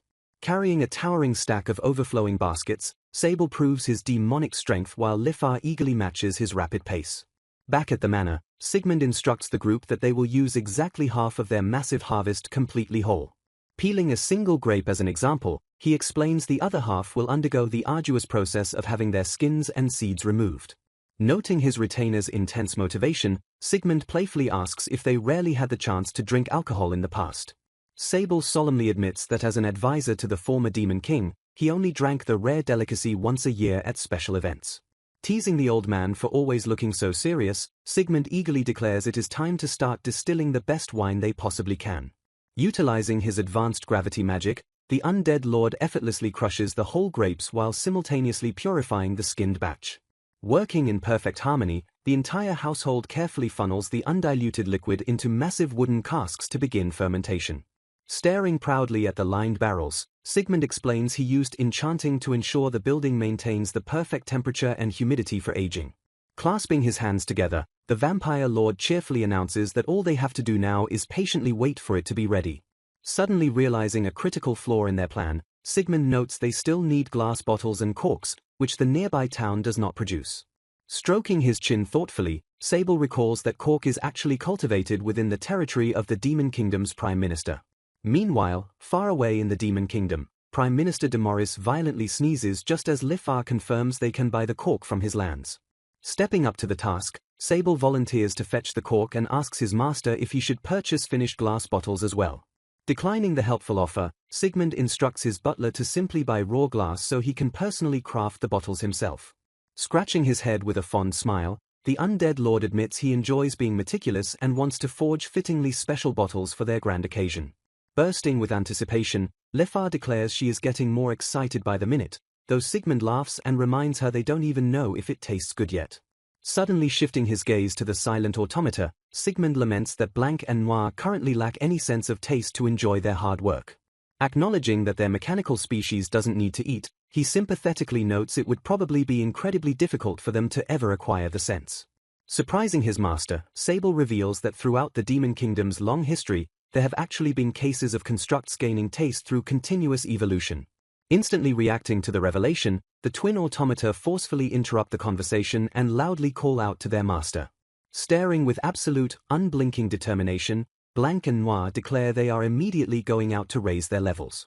Watching the highly motivated mechanical maid storm off, a slightly bewildered Sigmund realizes they must have been incredibly envious of the upcoming feast. A harsh, freezing winter officially falls upon the treacherous depths of the abyssal forest. The sprawling grounds surrounding Sigmund's elegant manor are completely buried beneath a thick blanket of heavy snow. The heavily constructed golems dutifully tend to the massive fields since they feel no bitter cold. Safely hibernating inside the warm manor, Lifar cheerfully announces that preparations for dinner are complete. Sitting comfortably around the grand dining table, Sigmund excitedly prepares to enjoy the massive feast. Proudly introducing the meal, Lifar happily announces that Blanc and Noir prepared today's feast entirely alone. Chuckling at the heartwarming scene, Sigmund playfully notes Lifar seems prouder than her mechanical students. Raising his utensils with immense enthusiasm, the undead lord eagerly digs into the spectacular meal. Tossing a perfectly cooked chunk of meat into his mouth, he happily munches on the delicious food. Swallowing the savory bite with a satisfied gulp, Sigmund takes a moment to process the flavors. Slamming his hands on the table with delight, the vampire lord loudly praises the spectacular taste. Relieved by his enthusiastic approval, a beaming Lifar giggles softly while the quiet automata watch. Raising a thumb, Sigmund congratulates the twin maids and praises their newfound mastery of complex spices. Acknowledging the high praise, the living dolls gracefully curtsy together in perfect harmony. Smiling warmly at the beautiful scene, Sigmund silently appreciates the comforting warmth filling his manor. Gathering the dirty dishes with flawless efficiency, Blanc and Noir silently clear the table. Suddenly remembering a lingering thought, Sigmund turns his attention toward his knowledgeable butler Sable. Offering his grinning retainers a taste, Sigmund asks Sable for more information regarding the forest's outskirts. Charting the geography, Sable explains the northwestern mountains lead to the Demon Kingdom while heading west reaches humans. Nodding as he visualizes the northwestern regions, Sigmund curiously asks what lies beyond the southwestern borders. Admitting his limited knowledge, Sable confesses he has only read historical books about the mysterious eastern lands. Tracing imaginary lines, Sable describes southern grassy plains giving way to massive eastern deserts and an ocean. Sigmund asks about claims to the land, and Sable notes human nations avoid expanding eastward due to nearby threats. Leaning forward with a serious expression, Sable warns his master of a dangerous outlier called the Holy Nation of Jarad. Delving into their ideology, the veteran demon explains Jarad believes all magic folk are evil and seeks to purge them. Highlighting extreme tension, Sable notes Jarad remains determined to violently invade despite human ceasefires with the Demon King. Analyzing the situation, the former advisor warns Jarad's aggressive actions could force the Demon Kingdom back into war. Processing the heavy political briefing, Sigmund hums thoughtfully as he weighs potential threats to his sanctuary. Summarizing the dire situation, the undead lord bluntly concludes the Holy Nation is a very bothersome problem. Shifting focus, Sigmund asks what the fanatical nation intends to do with the peaceful eastern nomads. Grimly predicting their dark fate, Sable states the nomads will be enslaved as a mere labor force. Shocked by the cruelty, Sigmund notes the nomads are human, but Sable explains Jarad persecutes those married to beastkin. Staring at his butler in sheer disbelief, Sigmund quietly repeats the word persecution as the reality sinks in. Deeply unsettled by the horrific human rights violations, the undead lord admits the tragic topic disgusts him. Misinterpreting his master's frustration, Sable smoothly asks if Sigmund would like him to violently overthrow the Holy Nation. Completely caught off guard by the casual offer of total annihilation, Sigmund freezes in absolute astonishment. Frantically waving his hands, a panicked Sigmund desperately clarifies that starting a massive war is not his goal. Sighing deeply, the vampire lord admits having the peaceful plains next door violently invaded sounds equally awful. Firmly prioritizing a peaceful life, Sigmund notes his retainer's terrifying warlike nature explains human fear of magic folk. Thinking furiously to protect his quiet life, the undead lord resolves to devise a completely non-violent countermeasure. A dark, quiet scene establishes the freezing winter setting of the secluded manor. Dropping onto his soft bed, Sigmund reflects on his ghostly origins and concludes that remaining in the forest was his best choice. Sinking into the mattress, the undead lord exhales a deep, exhausted sigh. Gratefully embracing his comfortable new life, he remembers his miserable early days of endlessly crawling through a damp dungeon. Counting his current blessings, he praises his beautiful maid just as Lifar suddenly calls his name. Jolting up in sheer panic, a deeply startled Sigmund frantically asks when she sneaked into his room. Standing calmly in the doorway, Lifar explains she just walked in while he was entirely lost in his thoughts. Glaring softly at her nervous master, the Irashan demands to know why he continually runs away when she visits his room at night. Blushing heavily, Sigmund stammers about his past life's morals and insists such intimacy belongs only to a very special partner.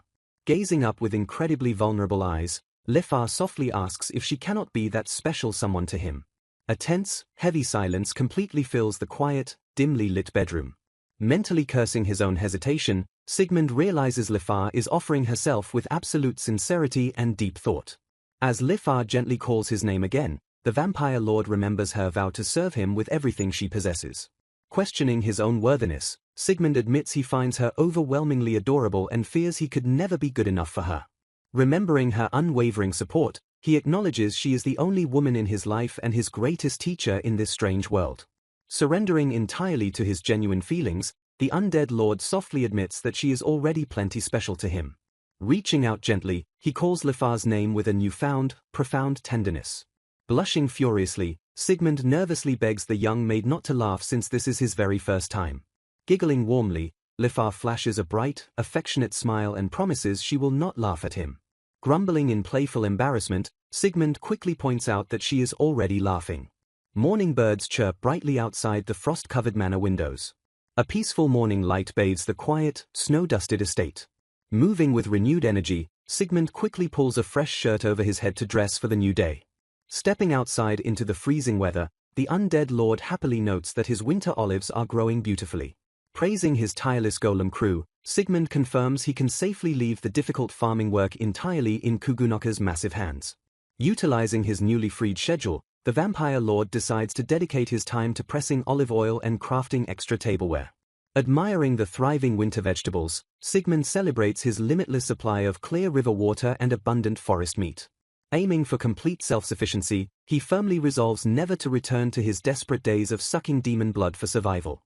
Gathering raw clay from the mountains, he violently burns demon bones to create a specialized crafting mixture. Channeling his earth magic, he expertly kneads the thick, magical clay into perfect, delicate shapes. Carefully baking the molds with highly controlled fire magic, Sigmund proudly finishes a flawless set of bone china. Expanding his vast collection, he crafts wooden tableware alongside elegant silver pieces forged from freshly unearthed mine minerals. Striking a rich vein with his pickaxe, he realizes the magic-dense forest yields rare video game-like drops such as mithril and adamantite. Stepping into the workshop, Lifa politely announces that a fresh lunch is finally ready to be eaten. Following his maid inside, Sigmund quietly thanks Lifa and Sable for coming to live with him and transforming his quiet life. Glancing out the window, he watches Kugunok and Tom working tirelessly to effortlessly maintain the massive estate. Hearing that Blanc and Noir prepared sautéed monster meat, Sigmund smiles at how completely his robotic maids have integrated into the household. Marveling at his vibrant, lively manner, the undead lord happily reflects on how much he has built from absolute nothingness. Staring out over the snow-covered grounds, he considers the highly dangerous reputation of the dreaded abyssal forest. Smiling softly, Sigmund firmly declares that this terrifying wilderness has become a personal paradise he will protect at any cost. A quiet, scenic view of the sprawling town establishes the bustling environment. A cloaked demon holding a portrait asks a local shopkeeper for any information regarding the missing veteran. Confirming the sighting, the merchant nods and mentions that the old man indeed stopped by on a shopping errand. Apologizing for his lack of details, the shopkeeper admits he has no idea which direction the old man went afterward, prompting the investigator to politely thank him. Walking away from the store, the investigator sighs in deep frustration over how incredibly difficult finding Sable is proving to be. Suddenly, an eager subordinate sprints down the crowded street and loudly calls out to Master Abaddon. Turning to his panting subordinate, Abaddon quickly demands a report, but the soldier hesitantly admits their leads remain cold despite gathering many eyewitnesses. The perplexed soldier explains that the targets bought strange items like plant seeds and soil before vanishing entirely without a trace. Shocked by the bizarre purchases, Abaddon wonders why an exemplary magic folk would buy supplies that make it seem like he is simply opening a farm. Brushing off the confusing revelation, Abaddon refocuses his attention as a dark bird suddenly flutters past him. Devising a new strategy, the master orders his men to search friendly human cities while he personally commands his familiar to scout the distant outskirts. Meanwhile, back at the peaceful manor, Sable feels a sudden chill and quickly brushes it off when his master asks if something is wrong. Accepting the butler's reassurances, Sigmund casually turns his attention back to the strange mechanical device he is actively assembling. Intricate magical runes glow brightly on the surface of the carefully constructed alarm system. Responding to his butler's curiosity, the undead lord explains that the alarm will instantly alert them if any hostile forces from the Holy Nation attempt to cross their borders. Agreeing with the strategic measure, Sable notes that since the golems are completely occupied with farm work, establishing a dedicated self-defense militia would be incredibly helpful. Flashing a bright smile, Sigmund excitedly declares that he knows the perfect candidate to single-handedly defend their precious forest. Deep within the freezing, snow-covered wilderness, the massive, multi-armed tyrant Asura bear prowls through the thick brush. Ripping into its fresh prey, the gargantuan beast savagely devours the bloody meat with razor-sharp teeth. Crunching heavily through the pristine snow, Sigmund boldly steps directly into the terrifying monster's clearing. Raising a confident hand, the vampire lord casually shouts to grab the towering beast's attention. Reacting instantly to the intrusion, the furious monster roars just as swirling dark magic violently erupts from Sigmund's feet. Unfazed by the magical display, the enraged tyrant Asura bear lunges forward with a deafening, blood-curdling roar. Reacting with blinding speed, Sigmund effortlessly summons thick, shadow-infused bindings to strike the charging beast. The powerful dark tendrils instantly wrap around the massive bear, violently slamming it completely into the frozen earth. Completely immobilized by the overwhelming magical restraints, the helpless monster growls in deep frustration. Staring down at his captured prey, the undead lord flashes a wide, terrifyingly confident grin. Recognizing its master's absolute superiority, the giant bear rolls onto its back in complete submission, prompting a satisfied nod from Sigmund. Kneeling beside the defeated creature, Sigmund kindly asks if it wishes to become one of his loyal followers. Channeling a massive surge of naming magic, the master formally bestows the grand title of Asura upon the giant beast. Giving the newly evolved monster its first command, Sigmund strictly orders Asura to ruthlessly patrol the borders protecting their peaceful lands. Trudging through the heavy snow together, the loyal bear happily crunches on a fresh snack provided by its new master. Walking side by side, the unlikely pair heads deeper into the dense, freezing wilderness. Outlining his strategic plan, Sigmund excitedly declares they must massively power up Asura's level so no Holy Nation intruders can ever harm him. Pumping its massive fists into the air, the fired-up bear unleashes a triumphant roar of absolute agreement. Quickly tempering the beast's excitement, Sigmund sternly adds that they must also undergo strict behavioral training to avoid accidentally crushing innocent travelers. Pausing their trek, the master and his new guardian silently gaze out over a breathtaking, snow-covered valley. Suddenly springing into action, the duo effortlessly obliterates a group of wild monsters, leaving behind nothing but vanishing puffs of smoke. Continuing their brutal leveling spree, Asura flawlessly crushes yet another unfortunate target. Pausing mid-hunt, the giant bear suddenly points its massive claw toward a distant anomaly, prompting a curious Sigmund to ask what it has found.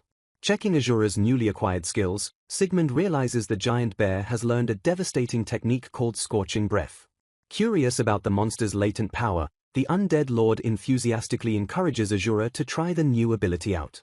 Roaring fiercely, the towering beast unleashes a massive, concentrated beam of scorching breath across the snowy clearing. The apocalyptic wave of pure fire instantly obliterates the landscape and violently incinerates the surrounding trees. Staring at the blazing destruction in absolute disbelief, a completely horrified Sigmund stutters in sheer panic. Springing into action, the vampire lord desperately casts a water magic whip to douse the raging inferno before it spreads. As thick steam billows from the scorched earth, a frantic Sigmund strictly forbids Asura from ever using that skill outside of dire emergencies. Reviewing the great tyrant Asura bear's updated status screen, the exhausted master decides to conclude their intense combat training for the day. Sitting the massive beast down, Sigmund pivots to etiquette lessons and prepares to teach Asura how to peacefully behave around humans. Meanwhile, far away in a grand palace, a heavy fist furiously slams down onto a stone table.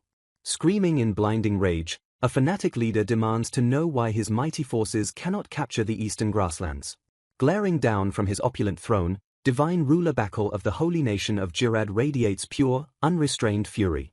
A kneeling commander grimly reports that an imposing monster has claimed the territory, completely preventing their troops from passing through.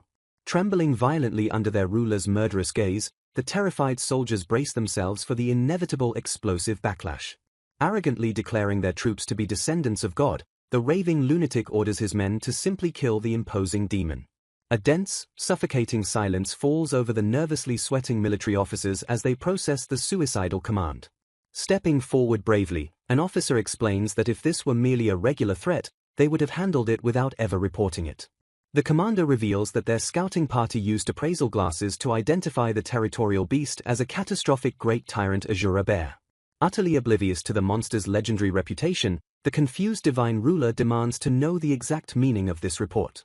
The subordinate grimly clarifies that regular tyrant Asura bears are S-class demons, meaning this great variant belongs to an impossibly higher tier. Finally grasping the absolute severity of the situation, Bakul recoils in shock as the officer warns that engaging the beast would cost their entire army. Stuttering in sheer disbelief, the terrified ruler realizes that even the legendary demon King Bull never dared to enter the abyssal forest. Gritting his teeth, Bakul admits he still finds it incredibly difficult to believe that the mighty ball is actually dead. Slamming his fists down in a furious tantrum, the ruler curses the filthy animals for daring to interfere with God's divine will. Hyperventilating from his own psychotic rage, the incompetent leader completely abandons all rational strategic thought. The experienced military commanders stare in silent, heavy judgment as their ruler continues his pathetic screaming fit. Walking through the palace corridors after the disastrous meeting, an exhausted officer lets out a heavy, defeated sigh. Asked about their next strategic move, the tired commander bluntly admits they have absolutely no idea what to do. Whispering bitterly about Bakul's incompetence, the officer is quickly shushed by a colleague who fears the ruler might overhear their treasonous complaints. Brushing off the nervous warning, the frustrated commander declares that their country cannot possibly survive under such foolish leadership. Staring blankly into the distance, the disillusioned soldier morbidly confesses that it might be better if their corrupt nation just perished completely. High above the crumbling palace, the holy flag of Jurad flutters ominously against the bright sky. Watching the horizon, Sigmund proudly notes that Asura is doing excellent work patrolling the border. Sable reports a Jurad scouting party retreated after spotting Asura, prompting Sigmund to maintain their passive strategy. Prioritizing caution, the wise butler suggests bolstering the manor's defenses to avoid inciting a full-blown war. Stroking his chin thoughtfully, the undead lord agrees since the holy nation's actions remain completely unpredictable. Remembering the formidable dungeon sentinels, Sigmund confidently proposes constructing specialized golem guards. Sable praises the idea while Sigmund notices Lifar diligently teaching the twin automata how to sew. Smiling at their rapid progress, Lifar happily confirms their aptitude while admitting she is running out of chores. Despite Sable's reassurances, the young Arashan quietly confesses her newfound idleness makes her feel like a burden. Springing into action to build the guards, the vampire lord leaps high to gather necessary materials. Plummeting back to earth, he lands heavily in the freezing, snow-covered crags of a distant mountain range. Gripping a massive boulder, the undead lord effortlessly crushes the solid stone into usable fragments. Surveying the terrain, Sigmund notes the dense rocks are absolutely perfect for crafting battle-type rock golems. Working with tremendous speed, the master rapidly gathers and piles the massive boulders into a neat row. Channeling a massive surge of arcane energy into the lifeless stones, he fiercely casts the creation spell. A blinding magical light erupts as the heavy boulders violently fuse together to form imposing sentinels. Laying out strict directives, Sigmund orders his new rock golems to patrol the walls and dispatch hostile forces. Confident in their strength, the master cheerfully instructs the squad to level up on their journey back. Obeying his absolute command, the massive rock giants immediately march forward into the dense forest to hunt. Stomping through the frozen wilderness, the heavy stone constructs crush everything in their path with terrifying momentum. Spotting wild forest monsters, the ruthless rock golems effortlessly pulverize their targets into the freezing snow. Back safely within the warm manor, Sigmund proudly confirms the exterior golem deployment is finally complete. Eager to upgrade his personal comfort, the undead lord enthusiastically begins crafting a vastly softer mattress. Carefully twisting wire, he notes that while magic easily forges raw iron, hand-shaping delicate springs is incredibly tedious. Despite knowing Lifar rarely sleeps in her room, Sigmund cheerfully commits to manufacturing high-quality mattresses for everyone. Suddenly calling out, Sable and Lifar startle the focused vampire lord, forcing him to quickly clear his head. Regaining composure, Sigmund attentively asks what they want to discuss as his loyal retainers politely request his time. Staring in absolute shock, Sigmund loudly questions their sudden request to be transformed into his vampiric bloodkin. As Sable confirms, Sigmund warns that becoming vampires will permanently and vastly alter their current contractual bond. Acknowledging their growth, Sable explains becoming vampires grants true immortality to overcome their naturally limited lifespans. Glancing down, Sigmund quietly reflects on his past philosophy that mortal existence is precious because it ends. Preparing to gently reject them, the undead lord suddenly pauses, noticing a highly emotional Lifar tightly gripping her skirt. Staring up with fierce determination, Lifar declares losing the chance to serve forever is a far greater tragedy. Bowing respectfully, Sable fiercely echoes the sentiment, refusing to become an unworthy servant who abandons his master. Deeply moved, Sigmund realizes this absolute devotion is an undeniable core of the magic folk's mindset. Scratching his head with a fond smile, the vampire lord softly admits he cannot possibly refuse such heartfelt pleas. Hearing his gentle acceptance, both grandfather and granddaughter instantly light up with overwhelming, radiant joy. Stepping forward with absolute trust, the loyal demons smoothly bare their necks to offer their master their lifeblood. Flustered, Sigmund silently panics because his commoner mindset finds the devotion overwhelming and lacks bloodkin experience. Desperately stalling, he severely warns them that the volatile transformation might curse them with uncontrollable bloodlust. Summoning his swirling magical energy, the cautious master asks one final time if they are truly prepared. Baring their necks with absolute resolve, Sable and Lifar reassure Sigmund that they have been completely prepared from the start. Extending his hands forward as a dark magical aura begins to surge, Sigmund initiates the volatile transformation ritual. Swirling dark energy violently erupts, completely enveloping the grandfather and granddaughter in a brilliant pillar of power. The immense magical pressure forces heavy winds to scatter across the chamber as the transformation reaches its absolute peak. Blinded by the sudden flash, the two loyal demons endure the massive influx of vampiric energy binding to their souls. As the dark magical tempest begins to calm down, a dense mist settles around the kneeling retainers. Nervous about the volatile results, Sigmund anxiously steps forward and checks on how his servants are feeling. Pointing out that the bright noon sun is shining directly on them, Sable anxiously asks if his master is experiencing any adverse side effects.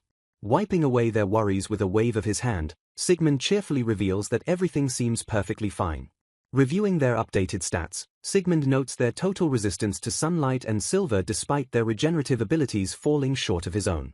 Relieved by the absence of uncontrollable bloodlust, Sable declares the miraculous ritual an absolute success. Fearing they simply got lucky this time, Sigmund privately resolves never to risk creating any additional bloodkin in the future. Meanwhile, heavy rustling sounds echo violently through a freezing, snow-covered clearing deep within the wild forest. Panting heavily in absolute terror, a desperate family of refugees frantically flees from an unseen threat.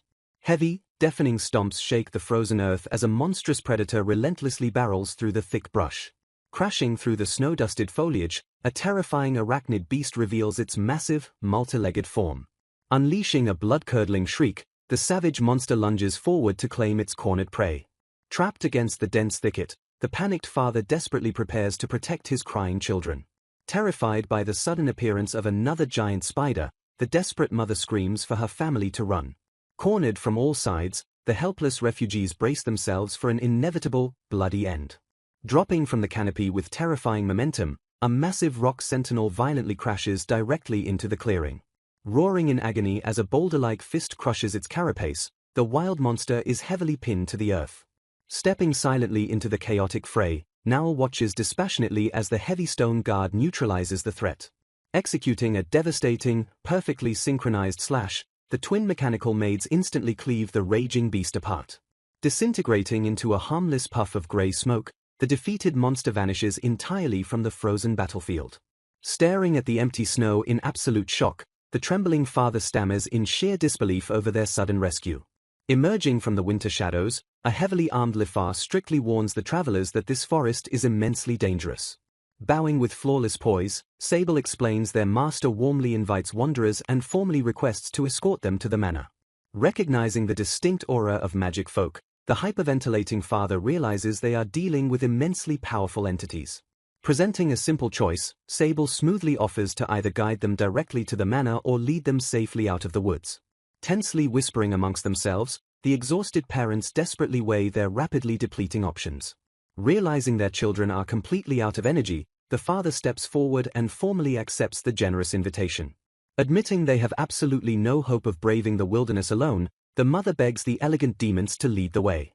Swallowing his lingering anxiety, the young boy tightly grips his mother's hand as they follow the mysterious maids. Welcoming his retainers back to the safety of the estate, Sigmund stands ready to receive the weary travelers. Stepping into the brilliantly lit hall, Sable proudly announces that they have successfully brought their master's new guests.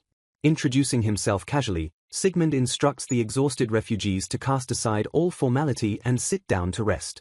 Introducing his family as Lunora, Milura, and Lalana, the wary father introduces himself as Vokes. Bowing her head with profound gratitude, Lunora tearfully asks if the young vampire lord was the one who personally saved them.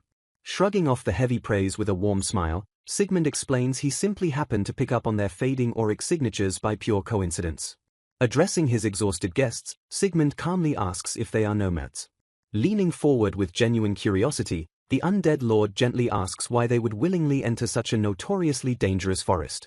Keeping his head lowered, a grim Vokes quietly reveals that their family was violently assailed. The wary father explains they originally fled the relentless Western wars to seek a peaceful migration in the eastern grasslands. Recalling their simple but quiet life raising livestock, Vokes' story helps Sigmund piece together the timeline of the Demon King's reign. The father's expression darkens as he recounts how a ruthless group of rogue nomads violently attacked their peaceful settlement. Processing the harsh reality of the Eastern Plains, Sigmund realizes displaced war refugees often devolve into desperate bandit factions. With their safe haven utterly destroyed, Vokes admits the desperate family had no choice but to brave the terrifying abyssal forest. Feeling deep sympathy for their misfortune, Sigmund realizes his timely intervention was a miraculous glimpse of hope for the doomed family. Offering a warm and comforting smile, the vampire lord assures the weary travelers that he fully understands their harrowing ordeal. Suddenly, a massive, echoing stomach growl shatters the heavy tension in the dining room. Clutching their empty bellies, the two young children loudly complain to their mother that they are starving. While a flustered Lunora desperately shushes her children and bows in apology, a highly amused Sigmund cheerfully suggests they finally eat. Presented with a massive, mouth-watering feast, the starving family eagerly digs into the spectacular meal. Stuffing their faces with the incredible food, the joyous children loudly declare the meal to be absolutely delicious. Waving off the parents' frantic attempts to enforce table manners, Sigmund warmly notes that it is important for children to be brutally honest. Standing quietly in the background, the twin mechanical maids practically glow with pride over the children's innocent culinary praise. Pouring fresh juice for the kids, the generous host insists the family stay and recover since the manor produces endless food. Granting them temporary sanctuary, Sigmund calmly suggests they take their time recovering before deciding on their next move. Offering to safely escort them back west or to the Demon Kingdom, the undead lord earns a deeply emotional bow of gratitude from the wary father. Stepping forward with flawless butler etiquette, Sable politely offers to escort Mr. Vokes and Mrs. Lunora to their luxurious guest rooms. Watching the exhausted family leave the dining hall, Sigmund silently wonders what difficult path they will eventually choose. Excusing himself with a gentle smile, Sable heads toward the kitchen to happily prepare some extra sweets for the adorable children. Observing his butler's warm demeanor, Sigmund deduces that Sable inherently loves doting on children because of his deep affection for his own granddaughter.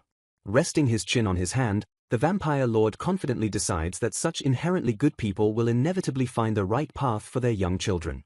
A quiet, moonlit night envelops the peaceful manor while its new guests rest inside. Deep in the guest room, the exhausted children sleep soundly beside their parents. Sitting awake in the dark, an anxious Vokes urgently whispers that they must leave this place immediately. He warns Lunora that living in such a luxurious house deep within the abyssal forest is entirely abnormal. Lunora quietly agrees with her husband's suspicion that their mysterious saviors must be magic folk. Gripping his head in frustration, Vokes stresses the terrifying danger they are currently in. Lunora gently reminds him that without their help, they would be digesting inside a monster's stomach right now.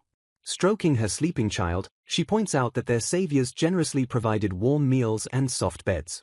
Vokes bitterly asks if he should be happy, prompting Lunora to beg him not to act rude to their hosts.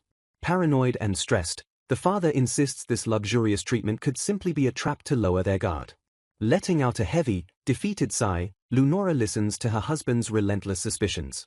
Refusing to yield, Vokes stubbornly reiterates that they absolutely cannot trust the magic folk. Turning her back on him, a deeply disappointed Lunora expresses her disbelief at his ungrateful attitude. She angrily questions what good could possibly come from disrespecting the very people who saved their lives. Reminding him of their destitution, she challenges him to consider what their wealthy hosts could possibly want from them.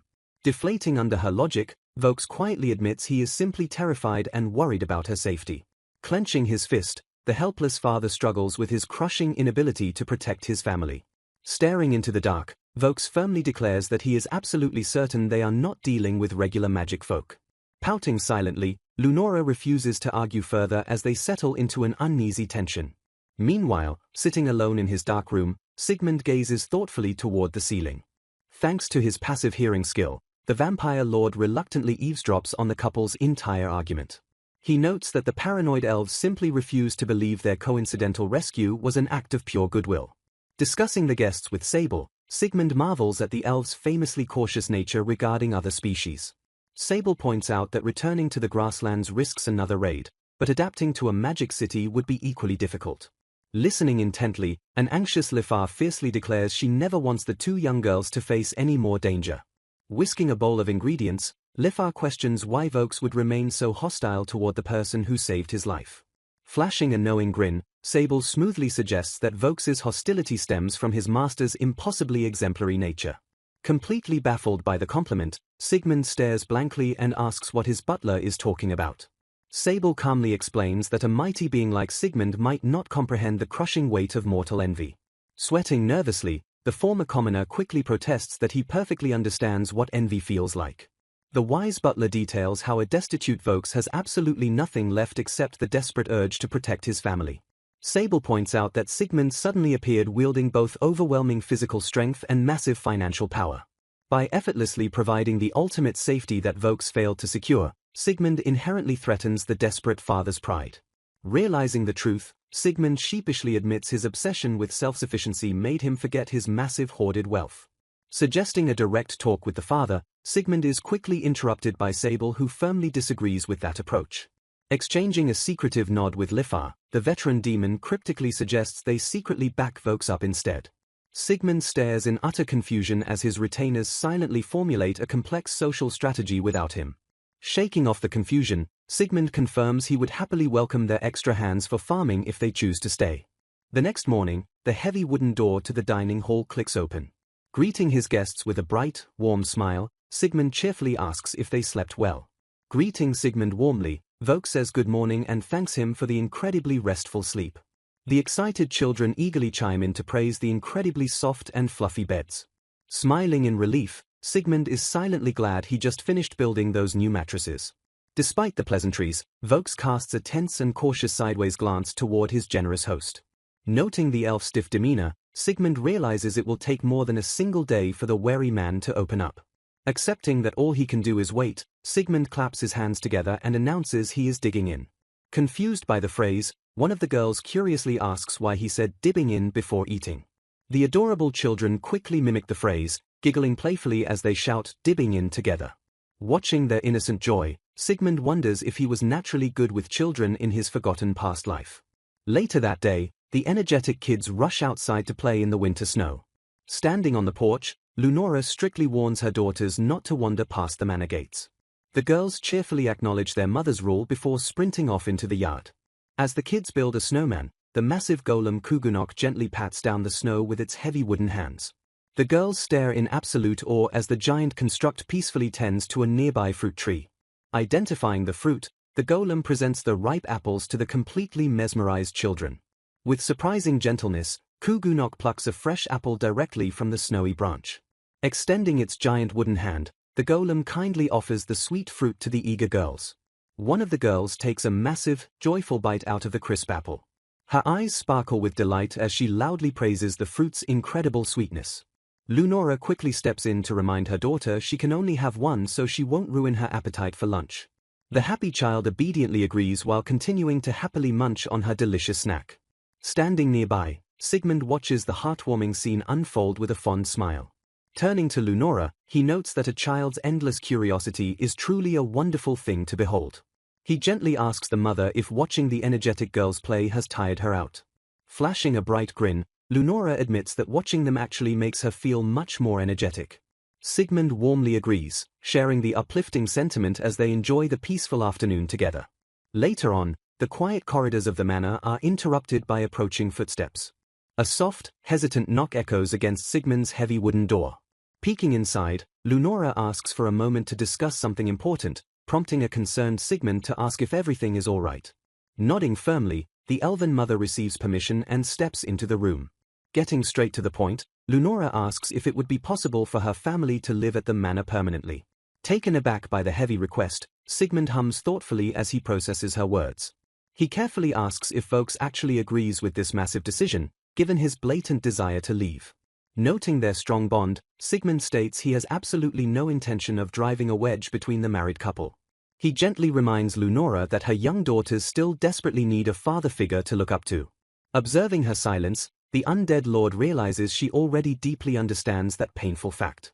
Preparing to reveal a crucial secret, Sigmund raises a finger to make another important point. Flashing his sharp fangs, he bluntly confesses to the elven mother that he is actually a vampire. Surprised, Lunora points out he was just working in the sun, prompting Sigmund to explain he is a special Ereberos lord immune to sunlight. Regardless of his immunities, he warns her that staying with a vampire might inevitably drag her family into serious trouble down the line. Sigmund advises Lunora to heavily consider his warning and discuss the matter with Vokes once more. Clenching her skirt nervously, Lunora asks if she can pose one final question before leaving, prompting him to allow it. Staring intently, the anxious mother asks if he intends to suck their blood like the vicious vampires from ancient legends. Acknowledging her valid concern, Sigmund firmly states that while drinking blood would make him stronger, he has absolutely no interest in doing so. Flashing a calm, reassuring smile, the undead lord leaves it entirely up to her whether she wants to believe his words. Raising another serious point, Sigmund warns the elven mother that there is one final, crucial disadvantage to staying at the manor. A tense silence hangs in the air as Lunora braces herself for the ultimate condition. Leaning forward, Sigmund bluntly reminds her that there are absolutely no other children living in the isolated forest for Melura and Lalana to interact with. By choosing this secluded life, he explains that she will be forcing her daughters to completely give up any hope of making normal friends to play with. Staring blankly at the unexpectedly grounded point, Lunora processes the heavy weight of her children's future socialization. Breaking into a soft chuckle, Lunora agrees with his surprising wisdom and promises to take that specific concern deeply to heart. Smiling warmly, Sigmund assures her that if they still wish to stay despite the drawbacks, the manor will happily welcome their family. Bowing respectfully, Lunora promises to discuss everything with her husband before the heavy wooden door clicks shut behind her. Fidgeting nervously in the quiet aftermath, Lefar asks what happens next, prompting Sable to calmly offer his master another cup of tea. Accepting the fresh brew with a grateful smile, Sigmund praises his butler by admitting that Sable's tea always perfectly calms his nerves. Working diligently in the fields, the workers rapidly pluck the ripe crops from the soil. Gripping the stubborn roots, someone forcefully rips the vegetation out of the earth. Rustling sounds echo through the peaceful farmland as the steady harvest continues. Wiping the heavy sweat from his brow, a tired worker exhales a deep breath of relief. Calling out across the sunlit fields, a cheerful voice announces that hot tea is finally ready for everyone. Taking a well-deserved break, Lunora happily accepts the invitation to relax with the others.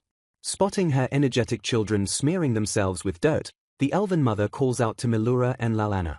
Hearing the call for tea time, the excited girls eagerly shout their acknowledgement. Sprinting across the fields, their muddy boots plap heavily against the soft ground. Staring at her daughters in mild shock, Lunora sighs at the absolute mess they have made of themselves. Examining their heavily soiled clothes, she points out just how muddy they have gotten during their playtime. Waving off her concerns, Sigmund instructs the girls to stand still and instantly casts light magic cleansing. A brilliant wave of purifying magic completely washes over the two children. Inspecting their freshly spotless clothes, the girls rejoice over being completely clean once again. Watching the miraculous display, Lunora marvels at how a legendary vampire can effortlessly wield the precious magic of light beings. Chuckling softly at her awe, Sigmund gracefully brushes off the impressive compliment. Admitting he is no nobleman, the undead lord politely asks Lunora to drop the formal master title and simply call him Sigmund. Respecting his humble request, Lunora eagerly shifts the topic to ask what kind of delicious fruit tarts he prepared for them today. The group peacefully settles down to enjoy the beautifully crafted, mouth-watering pastries together. Gazing out at the lush trees and flowing rivers, the mother happily notes how incredibly fulfilling life is here. Praising the pristine environment, she marvels that even the indoor plumbing provides cleaner water than their former city. Absolutely astounded by the stable water supply, Lunora expresses her deep gratitude for the luxurious kitchen, bath, and toilet facilities. Acknowledging the rarity of such comforts, she strictly reminds her daughters not to take the magical luxury for granted. Shifting his attention, Sigmund confronts an armored Vokes, noting that while his family has decided to stay, the elven father clearly has other plans. Adjusting his heavy gear, Vokes silently tightens his straps in preparation for a long journey. Admitting he finally understands Sigmund's genuine kindness, Vokes firmly states that his elven pride prevents him from relying entirely on another species.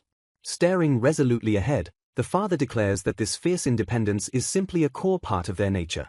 Recognizing his current inability to provide, Vokes asks the vampire to protect his family while he leaves to secure a true home for them. Despite lacking a way to fully ease the father's mind, Sigmund confidently swears to keep Lunora and the children perfectly safe.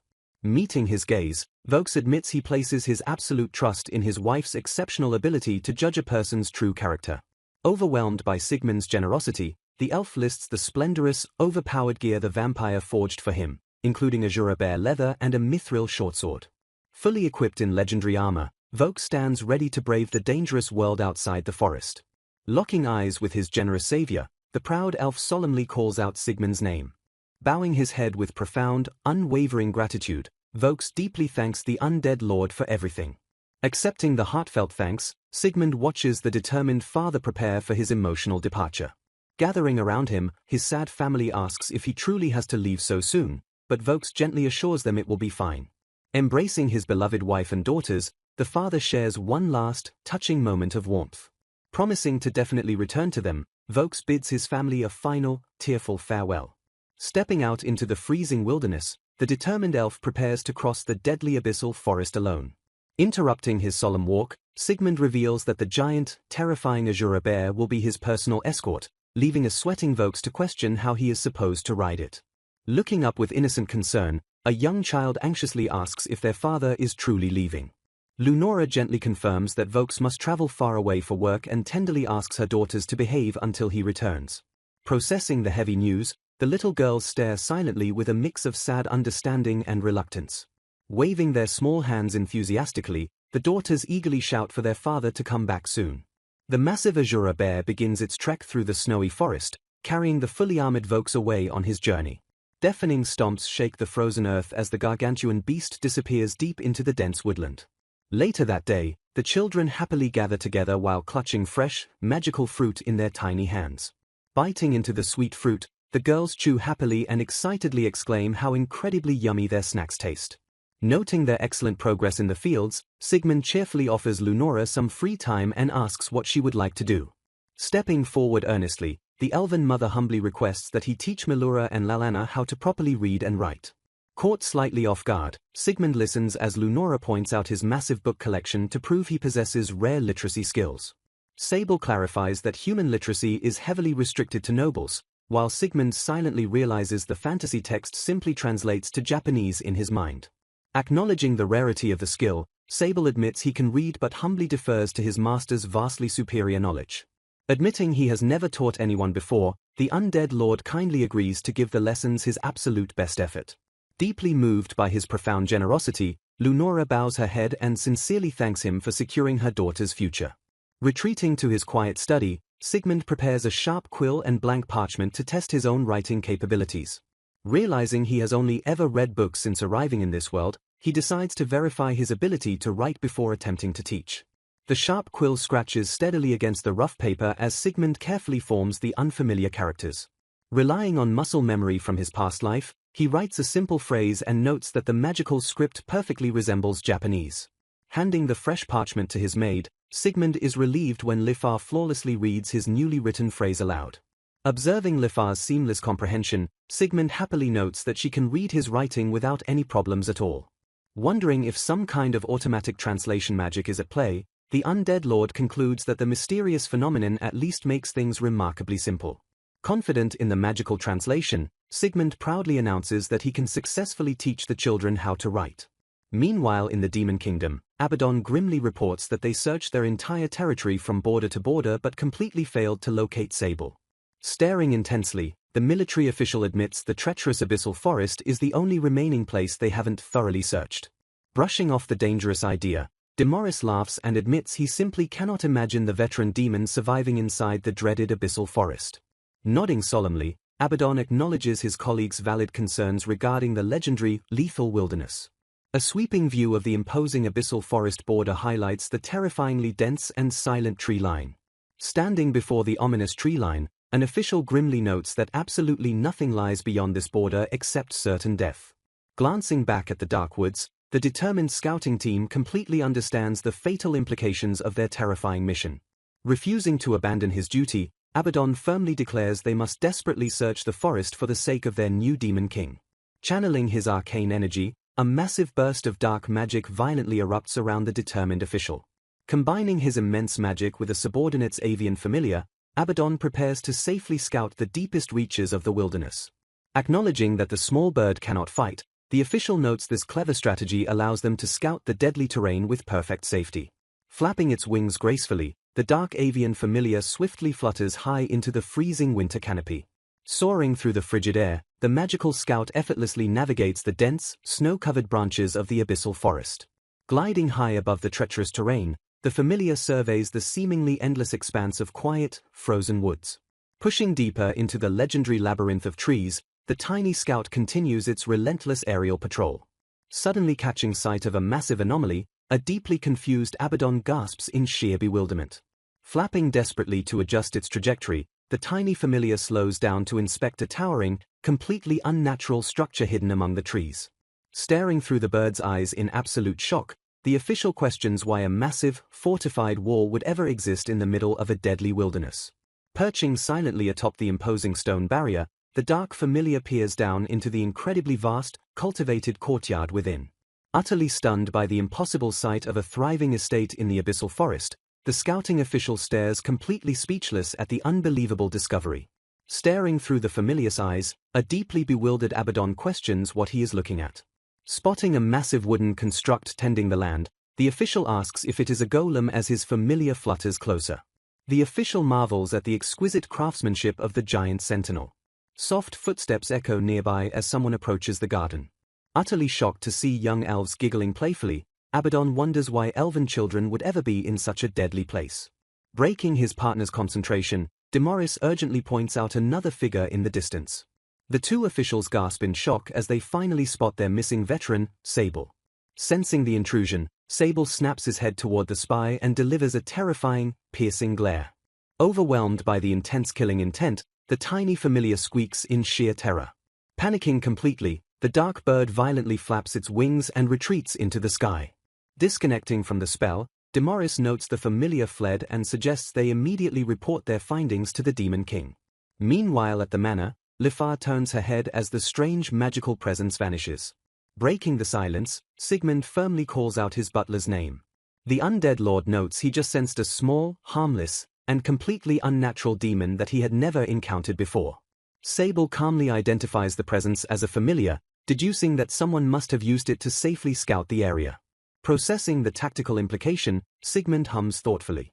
Adjusting his posture, the old butler suspects the spy might have belonged to an old acquaintance of his. Caught off guard by the revelation, a curious Sigmund asks for clarification regarding this acquaintance. Sable explains that he could clearly feel the distinct magical energy of two specific beings radiating from the tiny familiar. He formally identifies the magical signatures as belonging to two of his former colleagues from the Demon Kingdom. Piecing the puzzle together, Sable realizes his old comrades must have noticed his absence and launched a desperate search mission. Sweating nervously, Sigmund realizes what a big deal the scouting mission was and expresses relief that he didn't shoot the bird down. The vampire lord casually points out that the sudden disappearance of the former Demon King's closest advisor would naturally cause massive panic. Bowing his head in shame, Sable admits it was his own failing for not contacting his peers before leaving the kingdom. Stroking his chin in deep thought, the veteran demon formulates a plan to fix his political blunder. Turning to his master, Sable formally requests a short holiday so he can return and explain his new situation to them. Happily granting the request, Sigmund assures him the manor will be fine and encourages him to catch up with his old friends. Beaming with pride, Lifar happily notes that her grandfather is deeply admired even by the highest chancellors. Bowing respectfully to his generous master, Sable promises to return as soon as possible. Flashing a warm smile, the old butler jokes that he cannot stay away too long because they cannot deprive the elven children of their sweets. A grand, imposing view transitions the narrative back to the towering spires of the Demon Kingdom. Sitting heavily upon his dark throne, the current Demon King listens to his scouting party's official report. Leaning forward with intense focus, the ruler demands to know if his officials were truly able to find Sable. Kneeling respectfully, Abaddon firmly confirms they located the retired advisor deep within the abyssal forest. Glancing sharply at his subordinates, the concerned king immediately asks if his beloved mentor is safe. Clarifying they only caught sight of him through a familiar, Abaddon assures the king that Sable appears to be in excellent health. Hesitating for a brief moment, the official admits that they also witnessed something completely bizarre during their reconnaissance. Bracing himself for the king's reaction, Abaddon formally reports that an unknown entity has somehow successfully settled inside the deadly abyssal forest. The official details a massive, fortified manor with open fields where elves and other species are living peacefully together. Utterly furious at the impossible claim, a rival official aggressively accuses Abaddon of either outright lying or suffering from failing eyesight. A beast growls as a tense official angrily questions if Igris thinks he would ever lie to His Excellence. Sweating and fretting, Igris frantically waves his hands and insists the news is simply very surprising. Flicking his hand casually, the Demon King calmly validates Igris's shock since they are discussing the notoriously lethal abyssal forest. Processing the revelation, a subordinate trails off as the massive implications of the discovery finally set in.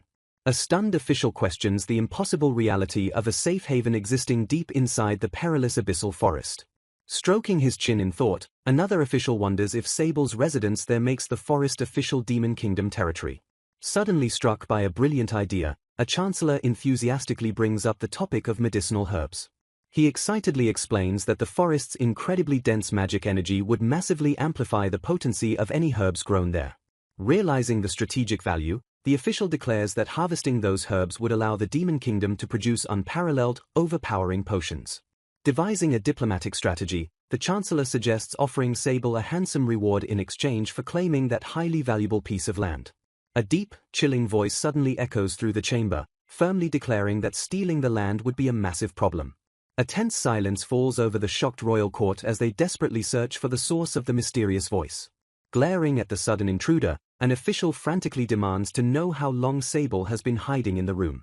Emerging from the shadows, the veteran demon calmly orders them to settle down while an official scolds him for disrespecting the king.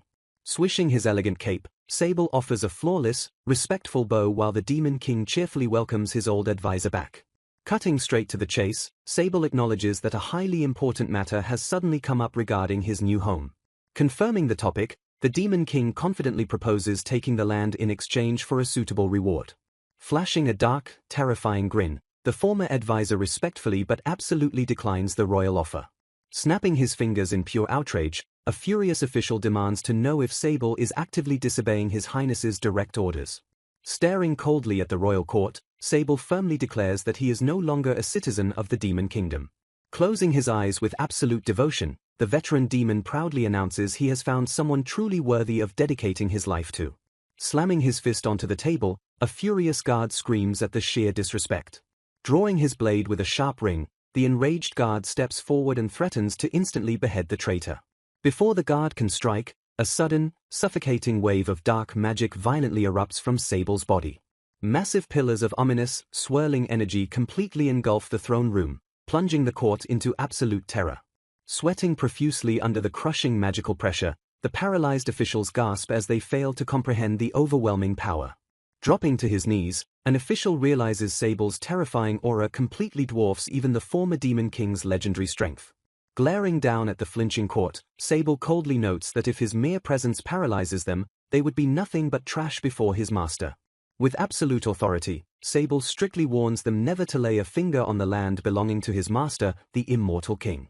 Shocked by the title, the Demon King asks if Sable truly found a new master, while the veteran demon threatens the total annihilation of their kingdom. Shrugging off the king's personal curiosity, Sable states his warning has been delivered and ignores any further political banter. Disintegrating into a dense cloud of dark mist, the vampiric butler seamlessly vanishes from the heavily guarded throne room. Rushing to the throne, a panicked official desperately checks on the Demon King, who calmly brushes off the concern.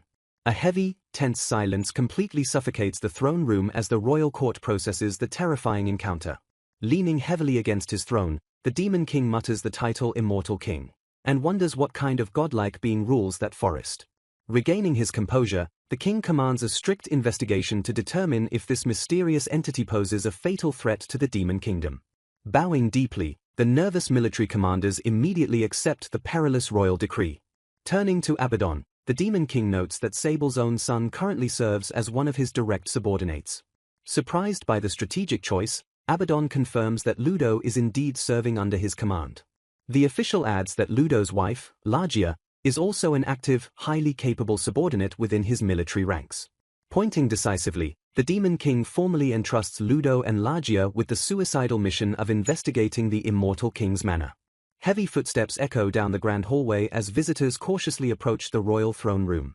The massive double doors loudly creak and groan as they are forcefully pushed open. Sitting imposingly upon his dark throne, the Demon King announces that their expected guests have finally arrived. Two elegantly dressed demons step forward and bow deeply to express their humble greetings to His Majesty.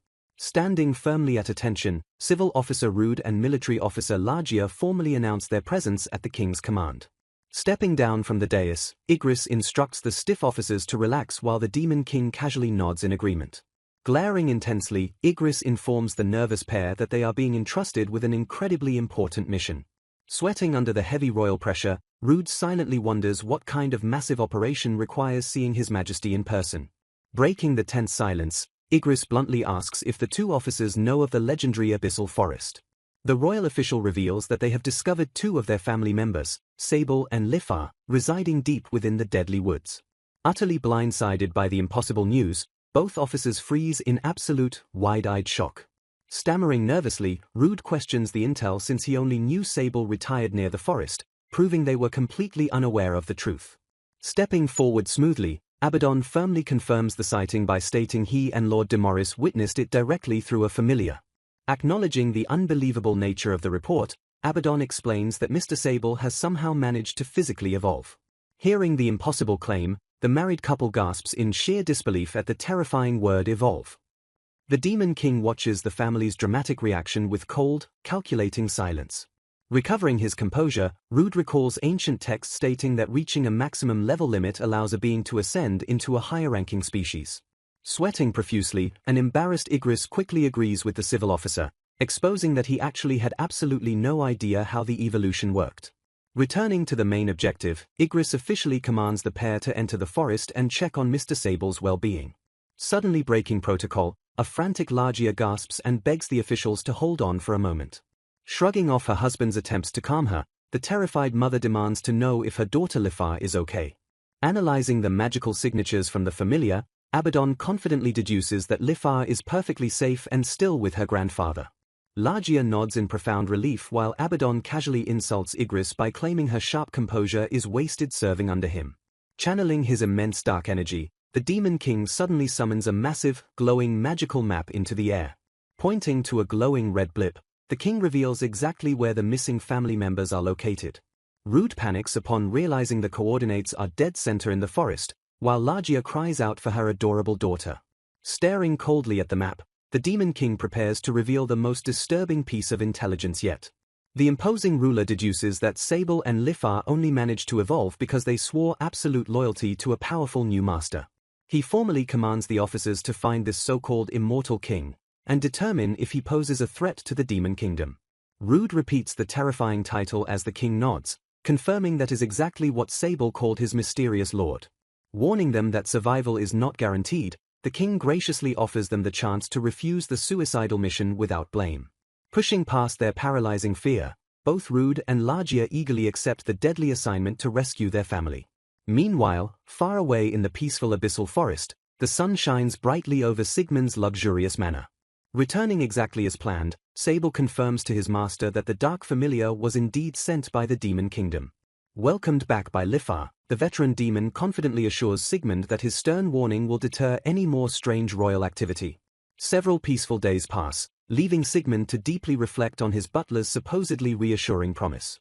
Suddenly jolting upright, the undead lord gasps as an unfamiliar sensation washes over him. Staring intensely toward the dense tree line, Sigmund senses a sudden, deliberate disturbance crossing into their territory. Turning urgently to his retainers, he asks if Lifar and Sable can also feel the distinct magical energy of two people approaching. Sweating with sudden realization, Lifar confirms the presence and identifies the magical signatures as her parents, Rude and Largia. Sable calmly notes that the forest is incredibly dangerous for his son Rude and Largia due to their remarkably low magic levels. Volunteering to safely escort her parents to the manor, Lifar casually remarks that letting them die in the woods would be a bothersome inconvenience. Confused by her surprisingly cold phrasing, Sigmund asks if her parents simply came to the forest to visit them. Sable quickly corrects his master, deducing that the two officers were officially sent by the Demon Kingdom to thoroughly investigate this new territory. Feeling slightly responsible for the political intrusion, Sigmund warmly promises to personally welcome her family to repay his retainer's unwavering loyalty. Realizing the strategic advantage, the undead lord notes that returning the royal officers safely will perfectly prove his peaceful intentions to the demon kingdom. Prioritizing their current guest safety, Sable smartly suggests hiding Lunora and her daughters in a secure guest room away from the demonic officials.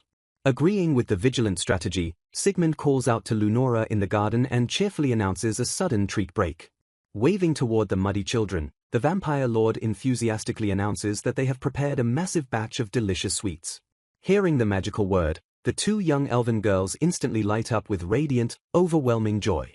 Sprinting eagerly across the grass, the excited children loudly demand to know exactly what kind of candy awaits them inside. Halting their muddy charge, Sigmund effortlessly casts a radiant cleansing spell before they can track heavy dirt into the pristine manor. Lunora attempts to scold her daughters about washing their hands, but the girls gleefully point out they are already perfectly clean. Chuckling at their clever loophole, Sigmund happily calls out to his twin mechanical maids for immediate assistance. Bowing with flawless grace, Blanc and Noir obediently accept the order to escort the elven family to their secure room and serve them sweets. Preparing for her treacherous trek, Lefar announces she will retrieve her parents while Sable remains behind to handle the formal hospitalities. Left entirely alone in the Grand Hall, Sigmund patiently prepares to act as the perfect, welcoming host. High above the unforgiving wilderness, the dark canopy of the abyssal forest violently rustles in the freezing winter wind. Deep within the suffocating woods, Rude and Largia nervously navigate through the massive, twisted roots. Whipping their heads back and forth, the terrified military officers desperately scan the shadows for lurking predators. Thick, overgrown grass waves ominously around their trembling legs as they push further into the unknown. Suddenly, a heavy, terrifying rustle violently echoes through the dense thicket right beside them. Frantically shushing his panicked wife, Rude whispers for her to stay completely silent. He quietly warns her that they must tread incredibly carefully to avoid drawing the attention of wild, bloodthirsty monsters. Pressing their backs tightly against a massive tree trunk, the terrified couple hides as a massive shadow swoops violently overhead. A suffocating, dead silence instantly falls over the frozen, isolated woodland. Peeking cautiously around the heavy bark, Rude breathes a heavy sigh of relief as he realizes the unseen beast has finally left. The tall, dark grass continues to wave gently in the eerie, lingering quiet. Resuming their perilous trek, the highly anxious officers carefully tiptoe deeper into the unforgiving environment. Wiping the cold sweat from his brow, an exhausted Rude forcefully exhales a heavy breath of relief. Dropping silently from the dense canopy above, Lifar suddenly appears and cheerfully notes that her parents look completely unharmed. Smiling warmly at her completely stunned family, the young Arashna expresses immense relief that she managed to find them in time. Staring at the girl in absolute disbelief, the completely paralyzed parents loudly gasp their beloved daughter's name. Unbeknownst to the young maid, a massive, terrifying presence silently creeps up directly behind her. The horrified parents' eyes widen in pure, unadulterated terror as they spot the looming, deadly threat. Screaming desperately for his daughter to run away, Rude is completely baffled when Lefar casually dismisses his sheer panic. Pointing casually past them, Lefar bluntly warns her parents that they are actually the ones standing in grave danger. Instantly, the thick, thorny brush directly behind the terrified officers violently rustles and snaps apart. A massive, terrifying beast violently emerges from the dark shadows right at their vulnerable backs. Unleashing a deafening, blood-curdling growl, the gargantuan monster ambushes the paralyzed officers and forces them to shriek in absolute terror. Largia frantically cries out for her darling as Rude bravely shields her from the imminent threat. The terrifying monster lunges forward with a vicious screech, causing the helpless couple to shriek in terror. Suddenly, a massive claw violently slashes through the air and completely annihilates the attacking beast. The ambush predator is instantly obliterated, its messy remains splashing harmlessly across the dark forest floor. Staring at the carnage in absolute shock, a paralyzed Rude stammers and frantically questions what just happened. Deafening footsteps shake the earth as the gargantuan Asura bear ominously steps out of the thick brush. Towering over the terrified couple, the massive beast exhales a hot, heavy breath directly onto them. Realizing they are miraculously unharmed, Rude bewilderedly asks if the legendary monster actually just protected their lives. Stepping confidently from the shadows, Lefar proudly explains that Asura is also a loyal follower of her master. Rude repeats the word follower, in pure disbelief, utterly stunned that anyone could ever tame an Asura bear. Completely overwhelmed by sheer terror and the terrifying revelation, Rude violently wobbles on his trembling feet. Collapsing backward into the grass, Rude faints as a panicked Largia desperately cries out for her husband. Shaking his limp body, Largia violently slaps his cheek and frantically begs him to pull himself together. Trembling intensely, Rude questions exactly how much impossible power this immortal king holds to casually tame such beasts.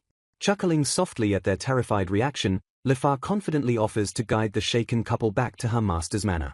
Leaves snap and shuffle as the group steadily marches through the dense forest. Carrying her unconscious father over her shoulder, Lifar confidently leads her mother through the treacherous woods. Trailing closely behind, Largia marvels at how terrifying it is that her daughter's master can tame a legendary, high-class tyrant Asura bear. The anxious mother wonders what kind of impossible being this immortal king must be just as Lifar announces their arrival. A breathtaking view of the grand, sprawling manor completely opens up through the winter trees. Staring in absolute shock, Largia gasps as she takes in the impossible sight of a massive estate hidden in the deadly wilderness. Spotting towering figures in the distance, the bewildered mother points and asks if they are actual golems. Lifar casually confirms the massive constructs were built by their master specifically to help cultivate the sprawling fields. Largia struggles to process the sheer absurdity of using such powerful magical entities merely for farming. Staring closely at the working giants, she notes that the 4 golems look incredibly dangerous and strong. Lifar admits they are strong compared to the outside world, but aside from the largest golem Kugunok, the others can barely survive walking through this forest. Brushing off her mother's concerns, Lifar brightly suggests they finally head inside the manor. Sweating nervously, Largia realizes that a mere farming golem capable of surviving the abyssal forest would effortlessly overpower anyone in the demon kingdom.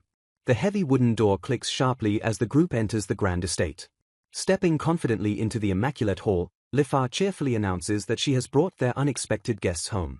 Bowing with deep respect, Largia formally greets her father-in-law Sable as he warmly welcomes his granddaughter back.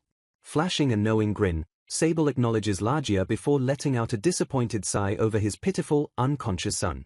Without a shred of hesitation, Lifar unceremoniously dumps her passed-out father face-first onto the polished floor. Largia scolds Sable for recklessly vanishing without contacting his family, admitting they were completely consumed by worry. Chuckling softly at her concern, the veteran demon smoothly claims he is flattered while clearly showing zero remorse. Bluntly interrupting the family reunion, Lifar strictly orders her elders to stop chatting and hurry up to meet the master. Agreeing with a sharp swish of his elegant cape, Sable suggests they immediately proceed with the introductions. A pathetic groan echoes from the floorboards as a dazed Rude slowly begins to stir from his terrified faint. Disgusted by his weak display, Lifar mercilessly channels a swift burst of water magic. A violent splash of freezing water directly strikes Rude's face, forcing him to gasp and sputter awake. Largia gently scolds her daughter to treat her father better, but a deeply embarrassed Lifar coldly dismisses the meager man. Blinking away the water, an utterly disoriented Rude helplessly asks his family where they are. Looking down with cold authority, Sable sharply notes that his pathetic son is finally awake. Groaning miserably, Rude visibly flinches as he recognizes his incredibly imposing father. Sable sternly demands how long Rude intends to keep up this unsightly display and barks at him to stand up immediately. Scrambling quickly to his feet, Rude nervously adjusts his soaked clothes under his father's terrifying glare. Gesturing toward the inner halls, a tense Sable orders them to follow and explicitly warns against showing any further disrespect to his master. Utterly stunned, Rude stammers in complete disbelief at hearing the fiercely independent Sable actually refer to someone as a master. Still completely paralyzed by the impossible concept, the civil officer is struck entirely speechless. Ignoring her husband's ongoing panic attack, Largia calmly asks her father-in-law to please lead the way. The elegant mother walks silently behind Sable down the pristine, beautifully constructed corridor. Largia marvels internally at how deeply loyal her fiercely rebellious daughter and independent father-in-law have suddenly become toward this mysterious entity. Opening a heavy door, the group enters a luxurious lounge and settles down onto a set of plush seating. Leaning back into the cushions, Sable casually mentions that this incredibly comfortable sofa was personally handcrafted by their master. Completely baffled by the revelation that an immortal king does casual carpentry, Largia blankly stammers in sheer confusion. Lifar proudly reveals her master created the entire manor, furniture, and fields. Overwhelmed, Largia wonders what kind of godlike being their master could possibly be. The heavy door to the grand parlor suddenly clicks open. The nervous parents brace themselves as they step into the bright room. Sitting casually, Sigmund smiles and warmly welcomes his terrified guests. Sigmund internally regrets not asking Sable about Demon Kingdom greeting customs. Staring at the gentle youth, Largia and Rude freeze in absolute shock. Suffocating under immense magical pressure, a paralyzed Rude sweats profusely. Gesturing gracefully, Sigmund kindly invites the trembling couple to sit down. Gasping for air, Rude struggles against the host's terrifying aura. Rude realizes he nearly lost his composure under the crushing presence. Accepting tea, Rude thanks him while silently panicking. The terrified officer internally concludes this impossible being is a freak of nature. Largia nervously wonders how they can possibly report this anomaly to the king. Clearing her throat, the elven mother forces herself to speak. Largia respectfully introduces herself and thanks the Lord for having them. Rude tries introducing himself but Sable violently bonks his head. Clutching his bruised skull, Rude whines about the painful strike. Lifar slaps Rude for disrespect while Sable apologizes to his master. Largia bows in embarrassment, begging forgiveness for her husband's attitude. Pitying the battered man, Sigmund kindly asks them to stop hurting him. Sigmund humbly reminds Largia he requires no strict reverence. Sable firmly rejects this, insisting magic folk cannot overlook disrespect toward the strongest.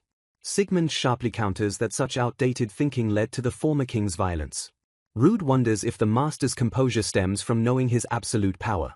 Shifting his glare, Sable coldly asks if they risk death just to investigate. Trapped by the fierce interrogation, the parents sit in tense silence. Sigmund gently orders his loyal butler not to be so harsh.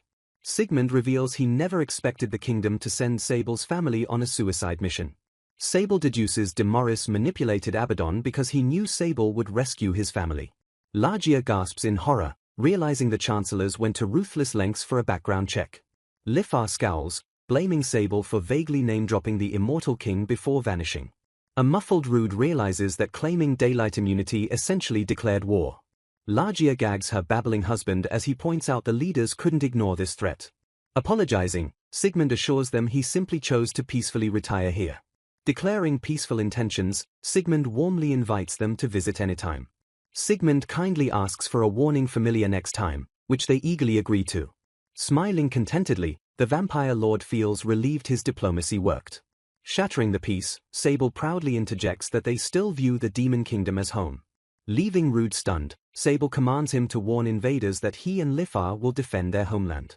Sigmund exhales quietly, hoping his diplomatic words will be enough to satisfy the royal officials' concerns. Clapping his hands together loudly, the vampire lord suddenly shatters the tense atmosphere in the room. Smiling warmly, he notes that their tired guests have traveled far and declares an end to all serious political talk. Turning his attention away from the bewildered parents, Sigmund gently calls out to his two loyal retainers. The master asks his servants to prepare a warm meal and a bath, prompting a deeply respectful bow from Sable. A flustered Lifar quickly snaps to attention, eagerly instructing her stunned parents to follow her into the hall. Wiping sweat from his brow, Sigmund breathes a massive sigh of relief as Sable praises his flawless handling of the delicate situation. The generous lord graciously grants Lifar the night off to spend time with her family, earning a deeply grateful thanks from the young maid. Handing over a pristine bottle, Sigmund cheerfully offers them some high-quality wine to help ease their lingering nerves. Safely secured in their guest room, Rude and Largia both express their absolute, lingering shock over the terrifying master. Exploring the luxurious bathroom, an utterly bewildered Rude marvels at the impossible convenience of warm water flowing straight from the tap. Bouncing happily on the incredibly soft bedding, Largia questions how mere magic could possibly maintain such an impossible, constant heat source. Downing the master's homemade wine in huge gulps, the stressed officer admits that absolutely everything about this isolated manor defies logic. Despite the warm hospitality, Rude still violently trembles as the sheer terror of the Immortal King continues to haunt him. Watching her parents spiral into confusion over the mysterious lord, Lifar calmly reiterates that he is simply their beloved master. The chaotic, lively evening finally winds down as the exhausted family settles in for a peaceful night of sleep. The next morning, the wary parents safely depart the dangerous forest and successfully return to the Demon Kingdom. Standing on the manor's porch, Sigmund exhales a heavy sigh of relief that they somehow survived the intense political ordeal. Flashing a bright smile, Lifar happily reports that her parents left the estate feeling incredibly satisfied with their visit. Sable smoothly adds that Lunora and her 2 daughters managed to stay completely hidden without causing any trouble. Overhearing the conversation, a pouting elven girl storms over and angrily scolds the old butler for mispronouncing her name. Puffing out their cheeks in frustration, the adorable girls fiercely demand to be called by their preferred nicknames, Lala and Mailu. Flustered by their innocent ferocity, Sable quickly apologizes and correctly addresses Lala and Mailu, instantly earning their happy giggles. Watching the girls play happily, Lifa suddenly adopts a serious expression as a new concern enters her mind. Approaching her master with a look of deep concentration, the young maid requests a moment to discuss something important. She urgently points out that they need a reliable way to protect the children in case unpredictable guests or intruders sneak up on them again. Lowering her head, Lunora admits her own frustrating lack of combat skills makes her completely unable to protect her daughters. Sigmund quickly reassures the worried mother, stressing that forcing her to fight and putting herself in danger is absolutely not an option. Stroking his chin thoughtfully, Sable steps forward and cleverly suggests assigning a magical familiar to guard the children. Processing the brilliant idea, Sigmund realizes a familiar could act as the perfect, ever-present bodyguard for the young girls. The veteran butler explains that a cute, pet-like familiar would effortlessly protect them without causing the children any unnecessary fear. Hearing the magical word, Lala and Mailu gasp in absolute delight as their eyes sparkle with overwhelming excitement for a new pet. A search begins deep within a city of the Demon Kingdom. Someone carefully ponders their available options. They observe a mundane bat hanging nearby. Next, their attention shifts to a passing lizard. Questioning the strange creatures, they spot what appears to be a bug. Considering Milu and Lala, they realize the girls would prefer a cuter familiar over these otherwise suitable beasts. Acknowledging that magic folk usually prioritize convenience, the shopkeeper contemplates the request for something cuter. Politely declining a highly recommended creature, the customers review another option. Deciding to check other stores, they bid farewell as the shopkeeper warmly invites them back. The narrator explains they are searching alongside their grandfather for familiars on behalf of Master Sigmund. Finding the demonic options lacking, they wonder if a human city might hold something similar but better. A quiet moment passes as they navigate the bustling streets. The atmosphere hums heavily with subtle, echoing sounds. Calling out to her grandfather, the girl suggests they try searching down a nearby back alley. They venture deeper into the shaded, narrow pathways. Unseen movements echo faintly against the stone walls. Looking around the dim environment, they note that all the stores appear highly suspicious. Glancing around the shady locale, the grandfather hopes they can pick up some rare finds here. The narrow alley stretches out silently before them. A sudden, frantic squeaking noise pierces the quiet air. The desperate squeaks continue to echo from the shadows. Without warning, a menacing growl erupts from the darkness. Something moves violently through the air with a heavy swoosh. The unseen entity maneuvers swiftly out of sight. A woozy sensation or disorienting sound fills the narrow space. A light, singular tapping sound breaks the heavy tension. The quiet environment holds a thick sense of anticipation. Shadows stretch further as the pair cautiously observes. They wait silently in the gloom for the next sign of movement. The tapping sounds continue, revealing a steady, approaching rhythm. A small creature trembles fearfully in the dark corners of the alleyway.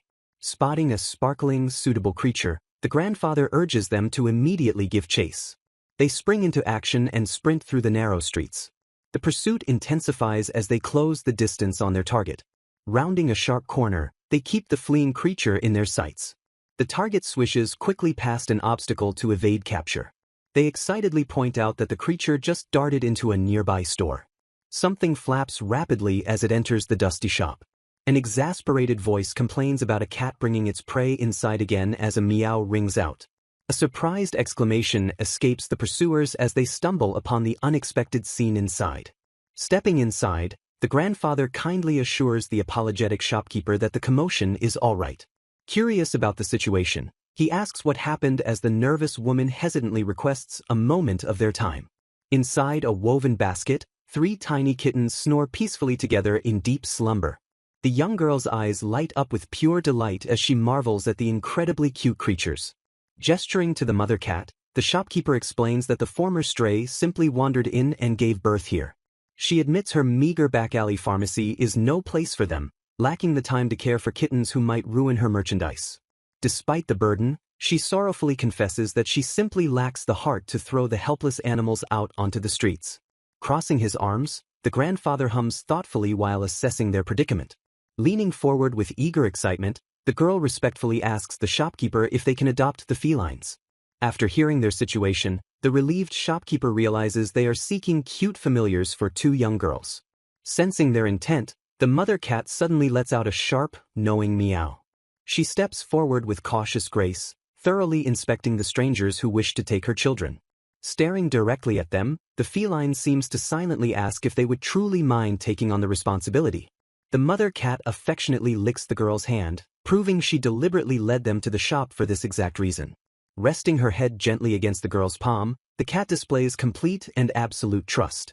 Noting the beast's keen instincts, the grandfather double-checks if the shopkeeper is truly comfortable letting strangers take the litter. Smiling with gentle gratitude, she asks them to take good care of the little ones. Back at the estate, a young man listens to the tale and immediately decides they must send the kind shopkeeper a thank-you gift. Looking over the new additions, he notes that Milu and Lala will receive the two kittens. Reaching into his coat, he presents a small, fluffy surprise specifically meant for Miss Lenora. A tiny ball of dense fluff rests motionless in the palms of his hands. Shifting slightly, the creature reveals itself to be a remarkably fluffy miniature owl. Overjoyed by the gift, Lenora happily rubs the incredibly cute chick against her cheek. The grandfather explains that with proper training, these normally weak animals will evolve into highly capable protectors for their masters. Bouncing with energy, the two girls vow to take excellent care of their new magical companions. They affectionately nuzzle the fluffy kittens, completely enamored by their softness. Smiling warmly, the young man observes that the pets seem incredibly happy and have already bonded with their new owners. He then casually asks the girls if they have thought up any names for the animals yet.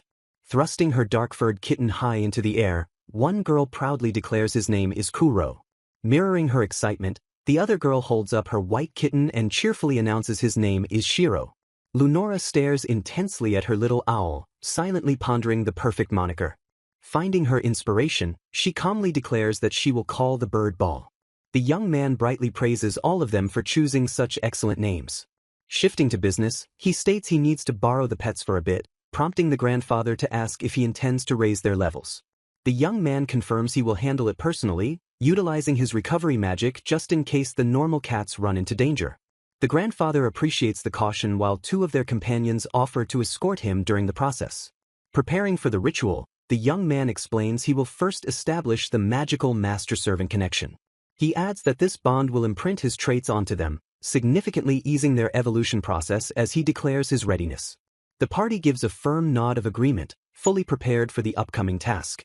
Announcing that their next step requires covert skills, the group vanishes into the shadows with a rapid swoosh.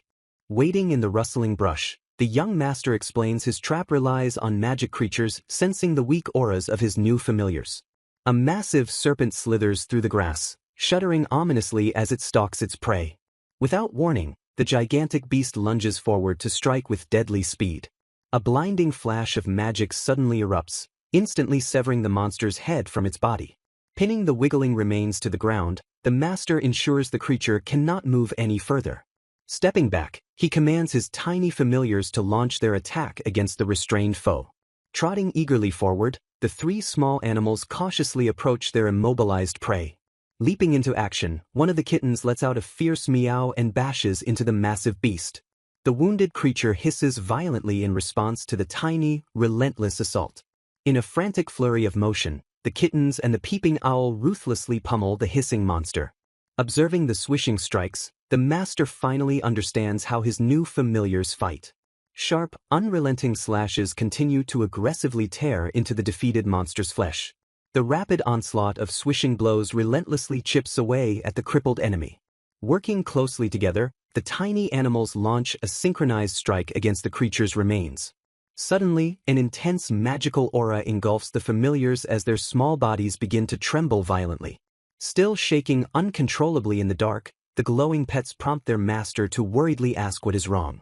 With a sudden popping sound, the animals completely transform into small, luminous orbs of energy. The glowing spheres bounce playfully through the air all around their masters. An observer explains to Master Sigmund that the animals might be in shock because their levels shot up all at once.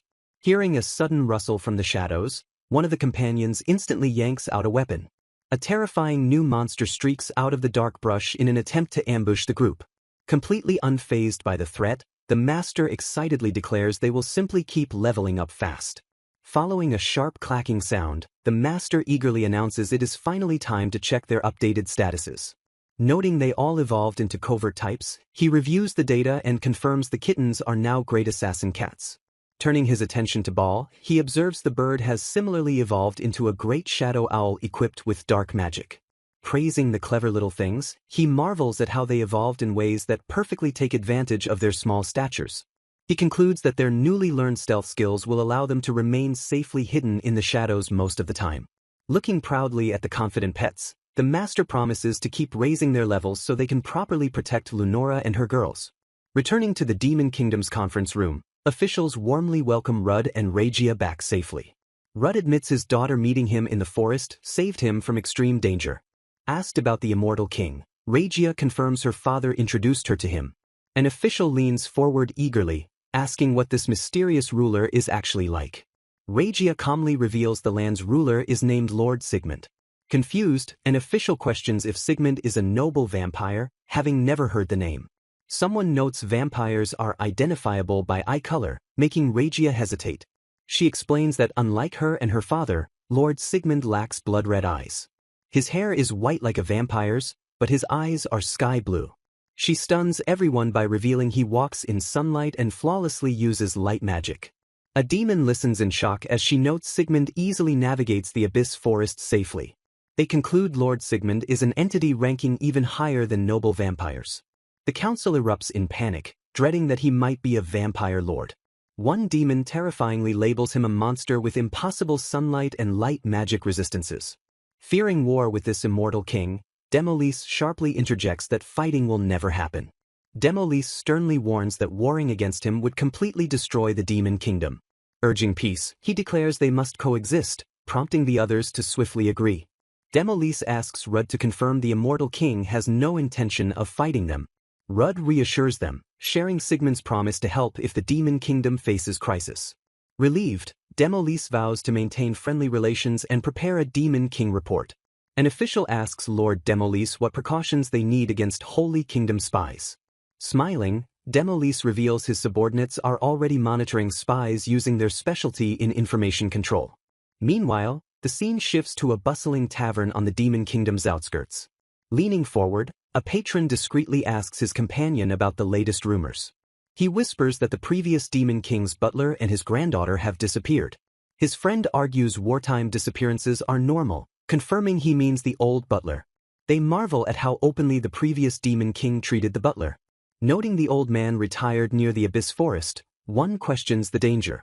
Skeptical, his companion suggests a misunderstanding since the northern outskirts remain relatively safe. Chuckling, the first man smugly claims his friend is severely behind on news.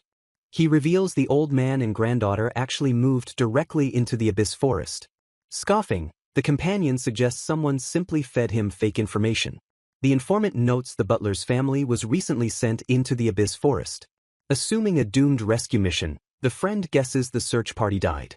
Smirking, the informant corrects him, stating the reconnaissance mission safely returned.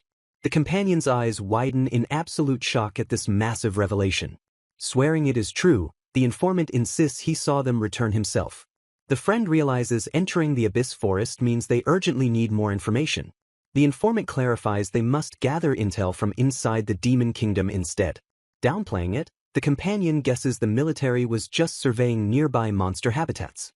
The frightened spies decide to gather more intel to avoid angering the furious Holy King Vacuole. The scene shifts peacefully to the grand exterior of Sigmund's mansion. Inside the kitchen, Sigmund skillfully prepares something cool at the counter. Watching his precise movements, Lifa curiously asks what he is making. He explains he is whipping up fresh gelato to combat the rising summer heat. Sigmund notes the children still feel the heat despite wearing magically enchanted clothing. He then asks Lifa what kind of summer games children usually play in the Demon Kingdom. She recalls playing in rivers but admits the local waterways are far too dangerous here. Hearing this, Sigmund thoughtfully ponders the concept of safely playing in the water. Struck by sudden inspiration, he excitedly declares they should build a pool. Lifa tilts her head in absolute confusion at the completely unfamiliar word. Sigmund explains it is an artificial swimming pond, which she likens to a cold open-air bath. With their new project decided, he turns to Lifa with a highly specific task. He dramatically builds tension while describing an absolute must-have item for water play. Pointing enthusiastically, he excitedly tasks her with crafting swimsuits. Lifa confidently accepts the mission without a second thought. Pausing awkwardly, she then asks what a swimsuit actually is so he can properly explain. They grab the freshly made gelato from an alchemically crafted refrigerator. Lifa happily enjoys the sweet, frozen treat. Sigmund quickly sketches out a detailed clothing design on a piece of parchment. He slides the completed blueprints over for Lifa to closely inspect. He explains the garments absolutely require a stretchy and water-resistant fabric. Lifa marvels at his mysterious knowledge, though he humbly blames his strange hometown. When asked if she can handle the complex design, she confidently promises she can. Since it is her first time, she modestly requests Blanc and Noir's assistance. Sigmund happily approves her request for extra help. The dedicated maids immediately begin gathering the necessary materials for the project. Sigmund announces he will start building the pool outside in the meantime. Stepping into the yard, he unleashes a powerful wave of earth magic. The ground violently shifts and separates under his absolute command. The children play nearby, completely oblivious to the massive construction project.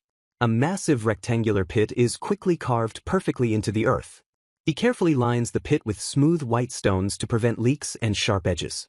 He purposefully scales the depth for the kids and textures the edges to prevent slipping.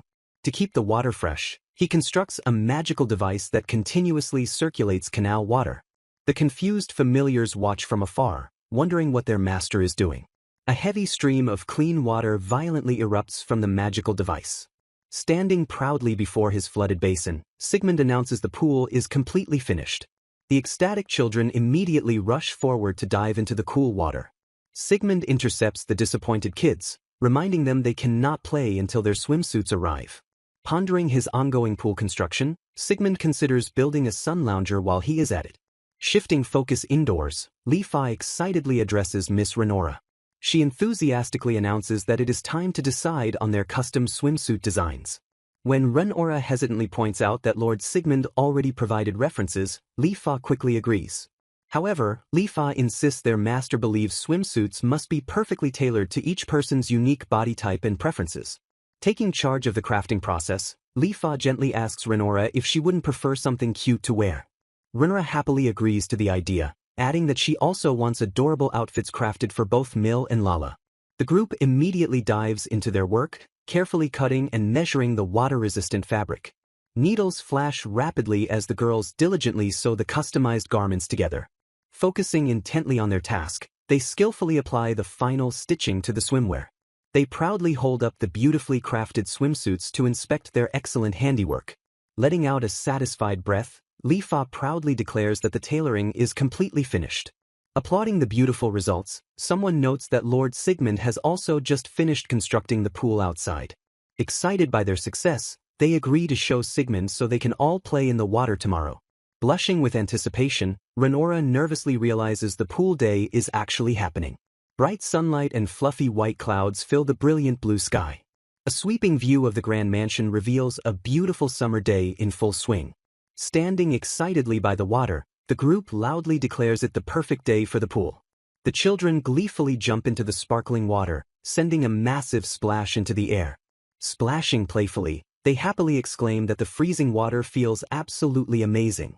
Nearby, Sigmund lounges comfortably on a shaded chair, soaking in the peaceful atmosphere. Stepping forward with graceful poise, Noir respectfully hands her lord a refreshing summer drink. Taking a sip, Sigmund hums in deep satisfaction and realizes this is what a laid-back life truly feels like. Spotting their mother nearby, the children happily call out to her. Renora steps into view wearing a stunning, newly crafted swimsuit that immediately catches everyone's attention.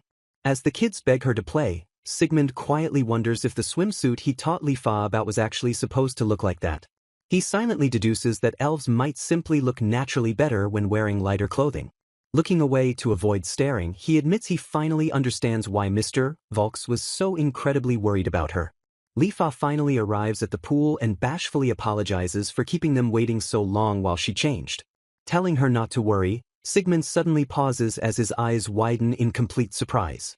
Under his stunned gaze, Lifa blushes deeply and shifts nervously in her custom-made swimwear. Noting his utter shock, she proudly explains that she and Renora came up with the unique design together.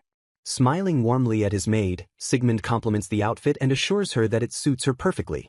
Her face erupts in a bright red flush as she shyly mutters a quiet thank you.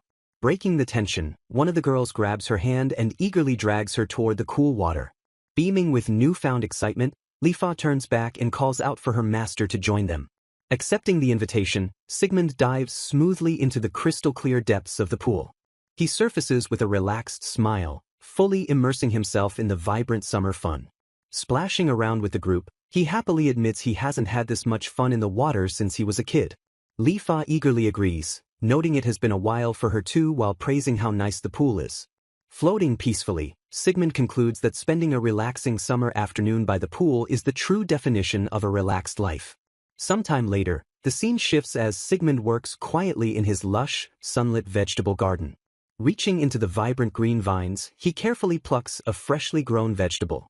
Taking a crisp bite, he immediately recognizes the refreshing flavor of a ripe cucumber. Inspired by the bountiful harvest, he decides to prepare a fresh tomato and cucumber salad for the day's meal.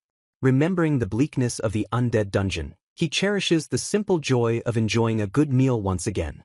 Though he barely remembers his old world's food, he confidently declares that the forest's ingredients and Lifa's cooking are undeniably delicious. Suddenly, a cheerful voice calls out to him from across the sprawling garden. The children run up to him and curiously ask what he is doing among the tall plants. When he explains he is harvesting vegetables, Mil and Lala excitedly volunteer to help with the chores. Smiling at their boundless enthusiasm, he happily assigns them the task of gathering the tomatoes. The girls confidently tell him to leave it to them as they eagerly start plucking the ripe red fruits. Watching them work so quickly and efficiently, Sigmund praises their highly impressive skills. Beaming with pride, the girls explain that they always used to help their mama and papa with this exact chore. They cheerfully continue plucking the vegetables together, enjoying a deeply peaceful and productive afternoon in the garden. Surveying his massive haul, Sigmund notes he has plenty of freshly harvested vegetables to preserve. Mil excitedly shows off her huge vegetable while Lala proudly displays her large catch as well. Praising their great work, Sigmund asks if they want to make a salad with their harvest today, and the girls enthusiastically agree. Returning to the mansion, the group is warmly welcomed back by the attentive staff. Rushing eagerly inside, Mil and Lala cheerfully announce their return home. When Renora asks if Lord Sigmund played with them, the girls quickly correct her and proudly declare they were helping.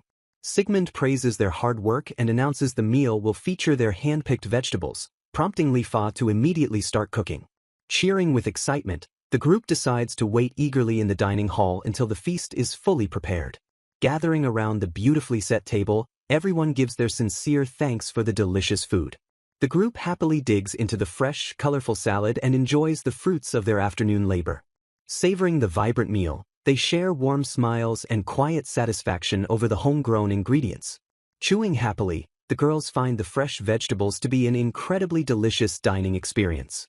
Noting the massive tomato harvest, Sigmund plans to have Tom and the maids prepare a sauce, which Lifa gratefully acknowledges.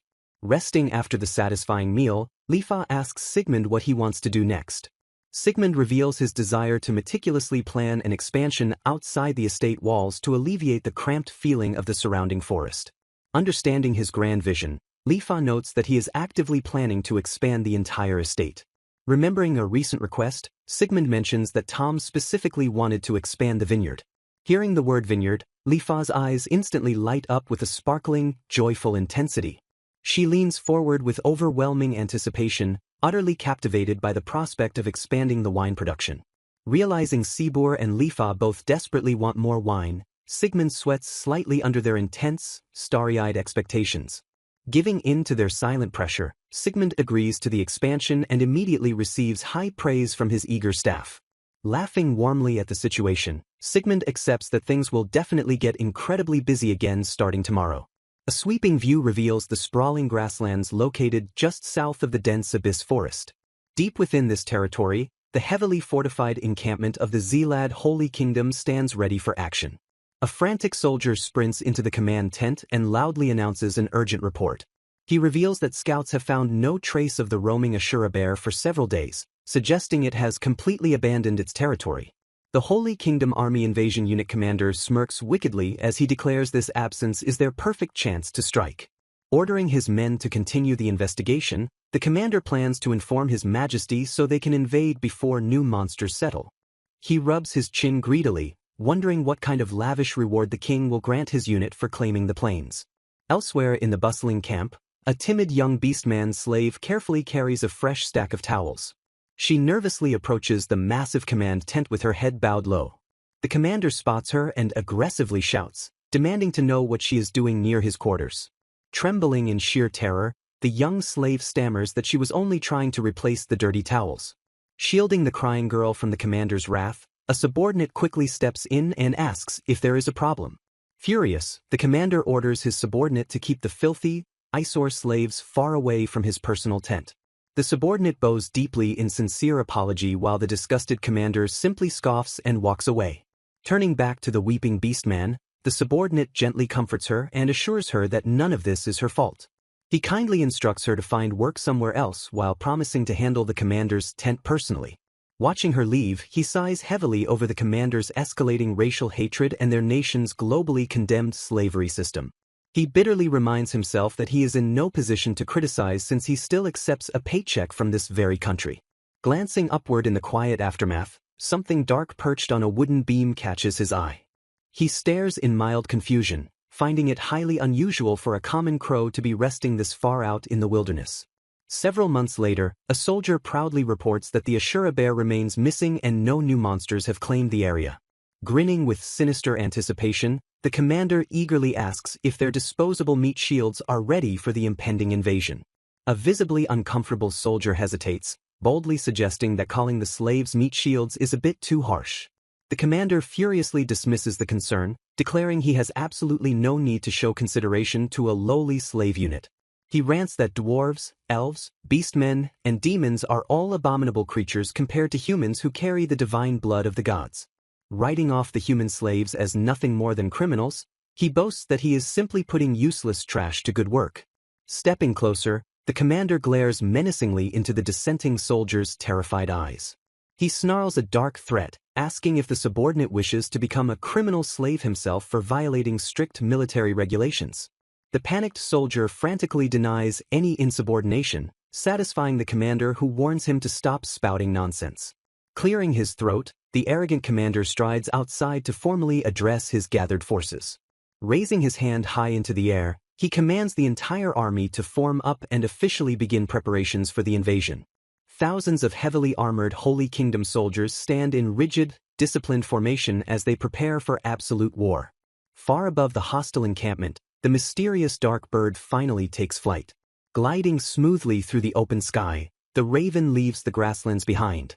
It flies swiftly and silently over the towering canopy of the ominous abyss forest. Approaching a grand mansion hidden in the woods, the bird descends toward an open, sunlit balcony. A pale, calm hand reaches out smoothly to intercept the incoming avian messenger. The majestic bird lands perfectly onto Lord Sigmund's waiting index finger. Praising the bloodstorm raven named Yada for its hard work, Sigmund casually asks how the long reconnaissance mission went. Smirking with dark amusement at the bird's report, Sigmund notes that those Holy Kingdom guys are starting to get quite rowdy. The Master's trap successfully tricked Asura, priming the Holy Kingdom for an inevitable invasion. Praising this wicked strategy, they note enemies rarely expect beast monsters to use long-term planning. The Master explains his familiar Yada was modeled after Demon Kingdom reconnaissance units.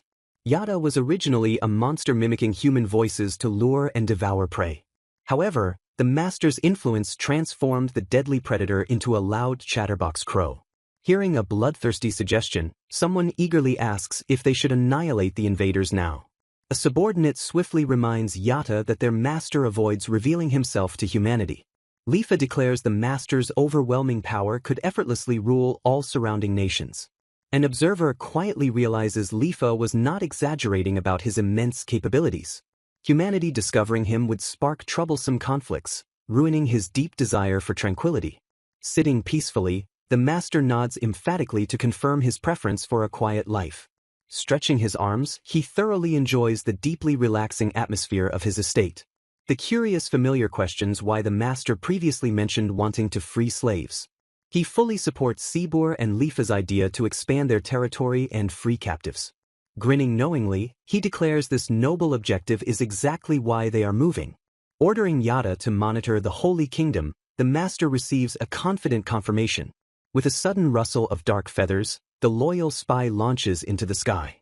The narrative shifts back to an earlier strategic meeting between the master and subordinates. Staring intently, the master asks for clarification regarding their ambitious rescue plan. Standing with rigid determination, a subordinate firmly confirms their righteous intentions. Vowing to drive out invaders, they explain the slaves are abducted prisoners of war. Learning the Holy Kingdom refuses prisoner exchanges completely shocks the master. Absorbing this grim reality, his expression hardens into a deep contemplative stare. Panicking slightly, the subordinates swear not to cause trouble, but he waves them off. Granting absolute authority, he promises full support and encourages them to act freely. Overwhelmed by his immense generosity, the subordinates look up with wide-eyed reverence. Smiling gently, the master issues one heartfelt command pleading for their absolute safety. Deeply moved, the proud warriors bow their heads to hide overwhelming emotions.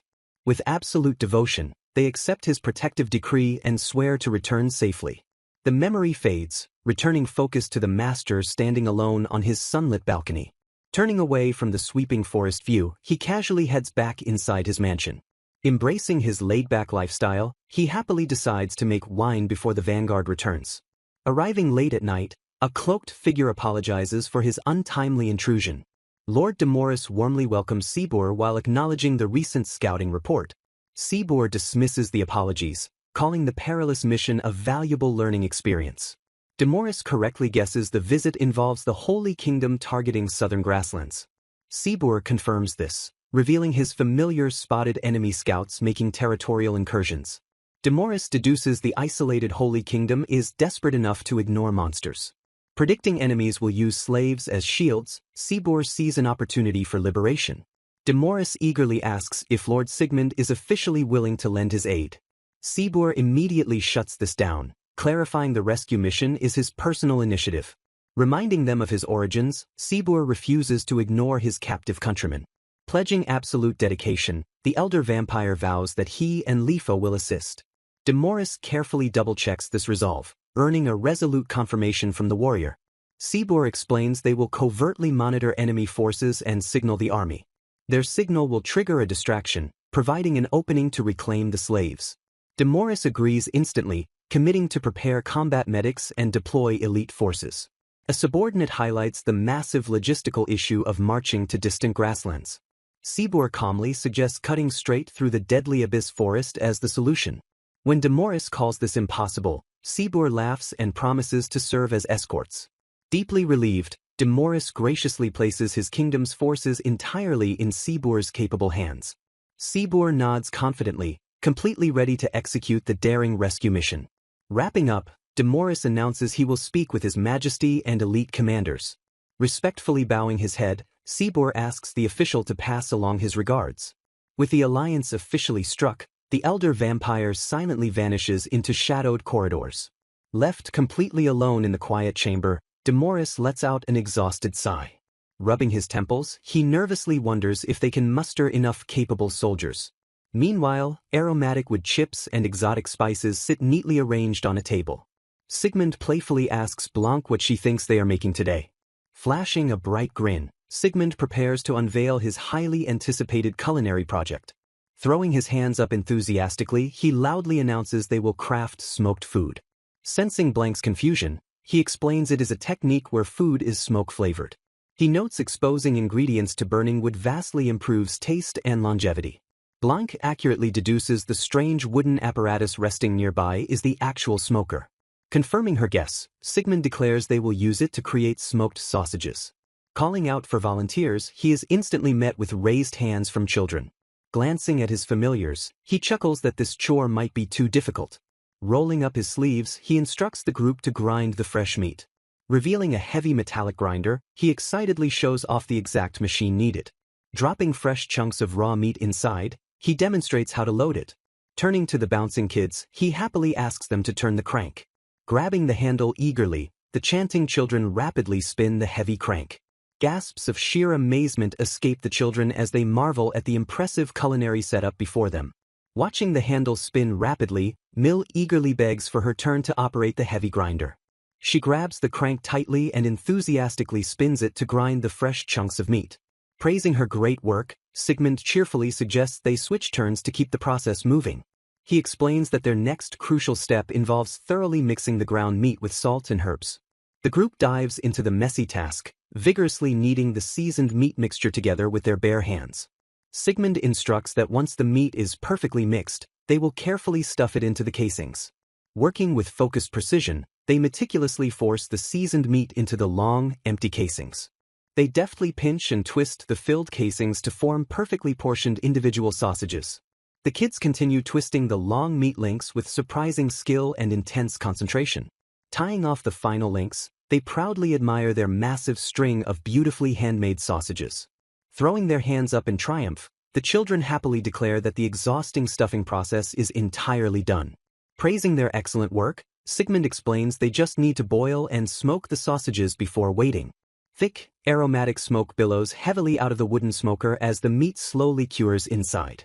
Exhausted from their hard work, the group settles down on the floor for a well-deserved rest. The young girls lay comfortably beside each other, drifting quickly into a deep and peaceful slumber. A gentle afternoon breeze washes over the sleeping children as they completely relax in the quiet room. They snore softly in the warm sunlight, thoroughly drained from their exciting culinary adventure. Sigmund sits quietly nearby, watching over his resting familiars with a gentle and affectionate smile. A familiar voice suddenly calls out his name from the shadows, smoothly breaking the quiet afternoon peace. Stepping into view, Sibur formally announces his return and receives a warm, immediate welcome from his master.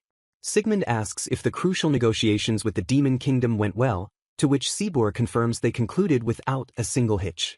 Sibur reports that Lifa is currently securing the escort route to the grasslands and should return safely by nightfall. Acknowledging the update, Sigmund reveals they made fresh sausages today and suggests they feast together once Lifa finally returns. Calling the plan splendid, Sibur eagerly adds that they should open some fine wine to celebrate the occasion. Sigmund proudly notes that Mill and Lala helped prepare the food, making Sibur look forward to the delicious meal even more. Scanning the peaceful estate, a sweeping view reveals the lush, thriving fields under a clear sky. Looking out over the tall crops, Sigmund happily notes that it looks like another great harvest this fall. Holding a fresh cluster of grapes, he reflects on expanding the fields for their second year of making wine.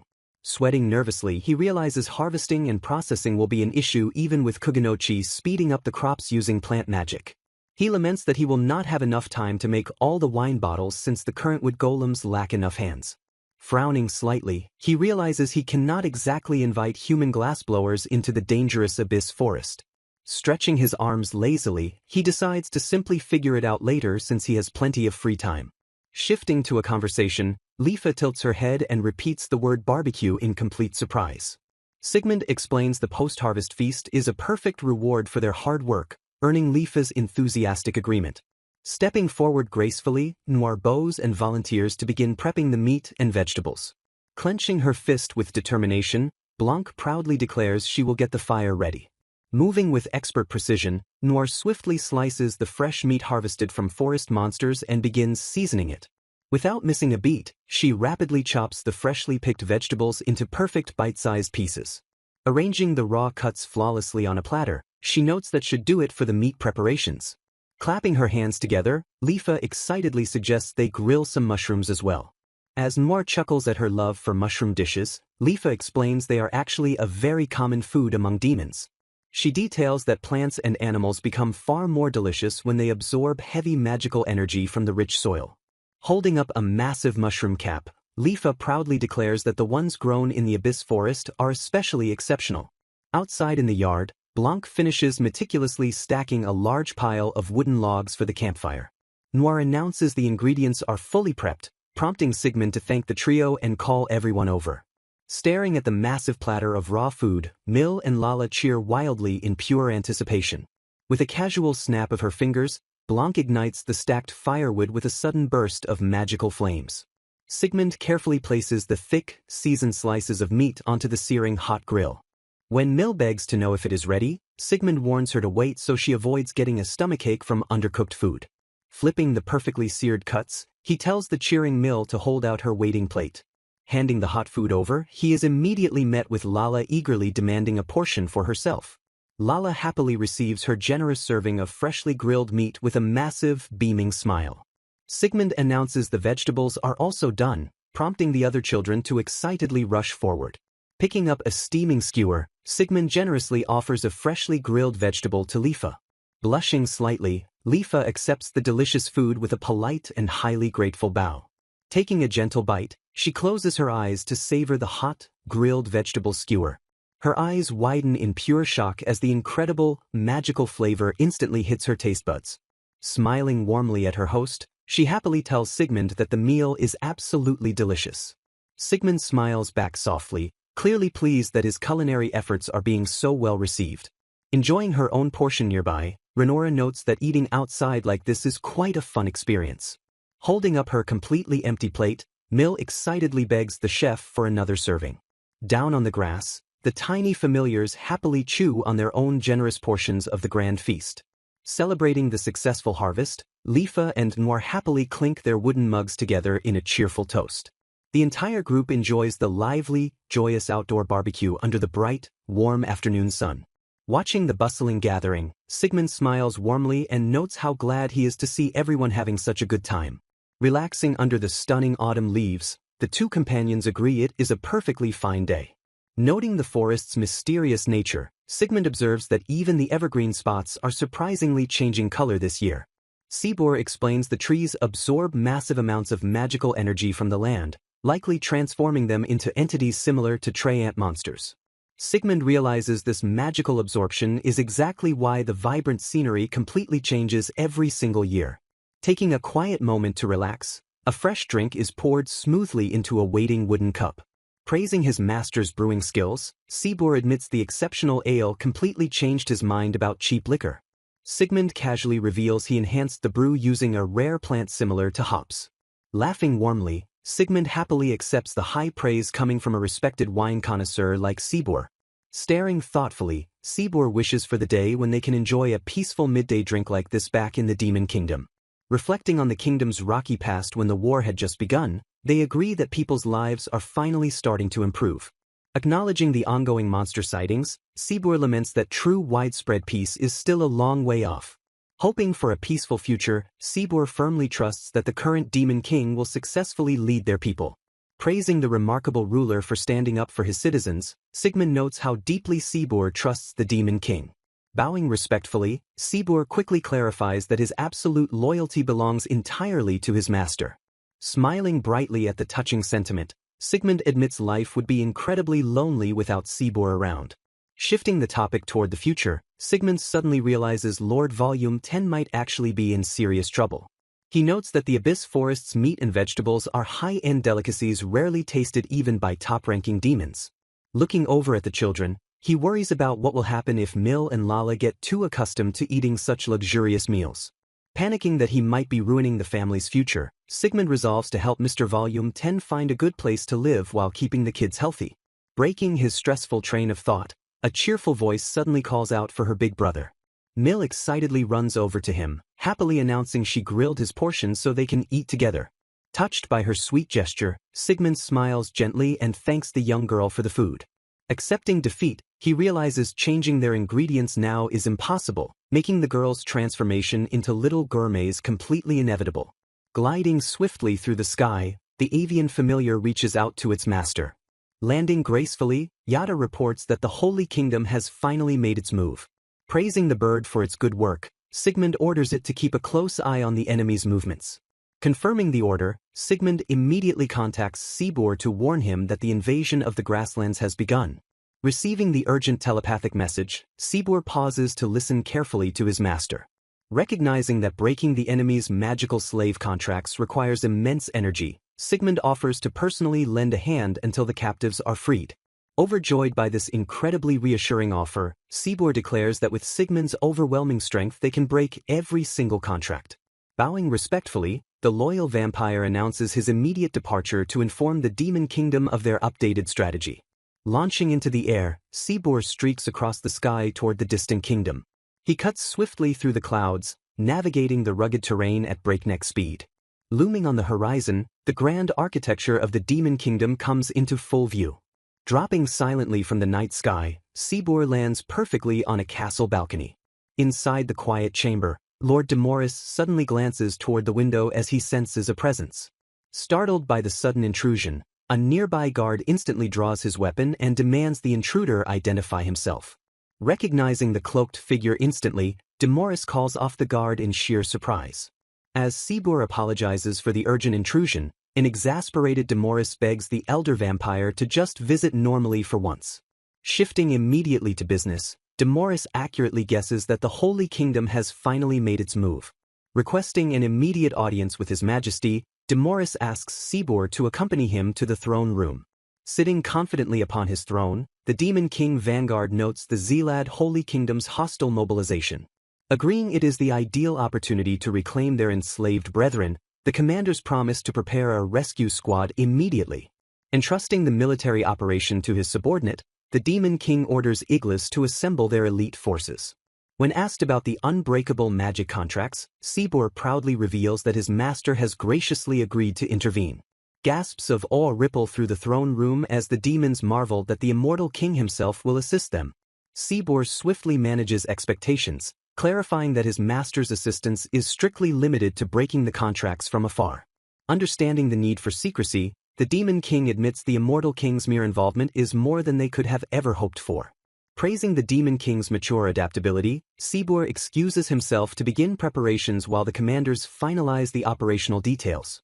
Striding down the grand stone corridors, Sibor and Iglis quickly finalize their impending departure. Smiling knowingly, Iglis suggests that Sibor should praise the Demon King to his face to truly delight the young ruler.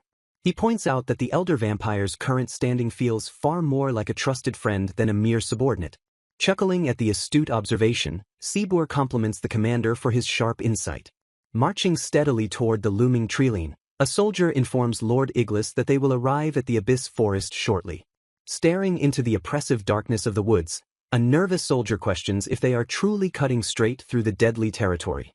Turning to the anxious troops, Lifa assures them they are only passing through the edge and will have a strict escort.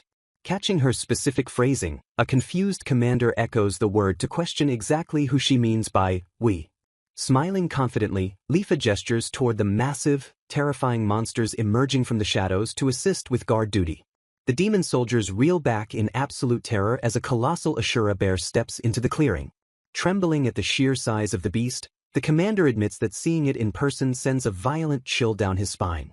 Lifa casually introduces the towering wood golem as a Kuganochi, confirming both absolute powerhouses are loyal servants of her master. Swallowing his fear, the commander bows his head and deeply thanks the monstrous guardians for joining their forces. Rallying his stunned troops with a booming shout, Iglis commands the entire army to finally move out into the forest. Navigating the dense environment, the group advances silently through the treacherous territory. Sensing a complete lack of threats, a companion realizes that any intelligent beast is purposely avoiding their formidable escorts. Heavy footsteps echo loudly as the massive guardians trudge forward, their sheer presence dominating the terrain. The towering figures continue their relentless march, effortlessly clearing a secure path through the wilderness. Marveling at how easily mindless monsters are repelled, the commander warns his troops to stay close and maintain high alert.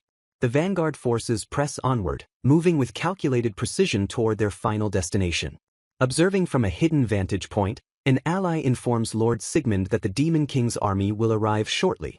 Taking in the tactical layout, Sigmund confidently notes that the enemy is setting up camp exactly as he calculated. The view shifts aggressively to the sprawling plains, revealing the heavily fortified human encampment.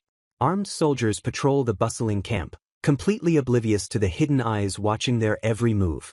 Noting the enemy's total ignorance, the group praises Sigmund's top-notch stealth skills for perfectly masking their presence.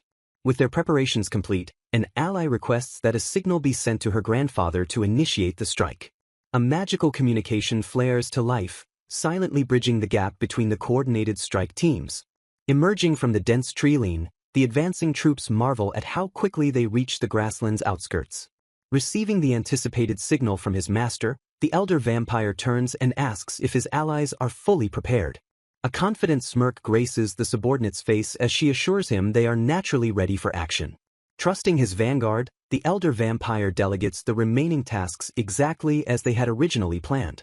Stepping aside, he issues a direct, commanding order to the colossal beast known as Asura. The giant monster acknowledges the command, its massive frames suddenly brimming with terrifying, explosive power. Surging forward with devastating momentum, the mighty beast launches itself aggressively toward the enemy lines. The heavy earth trembles violently under the crushing, thunderous weight of the rapidly charging titan. Completely unaware of their impending doom, a human commander loudly orders his men to begin constructing the fort.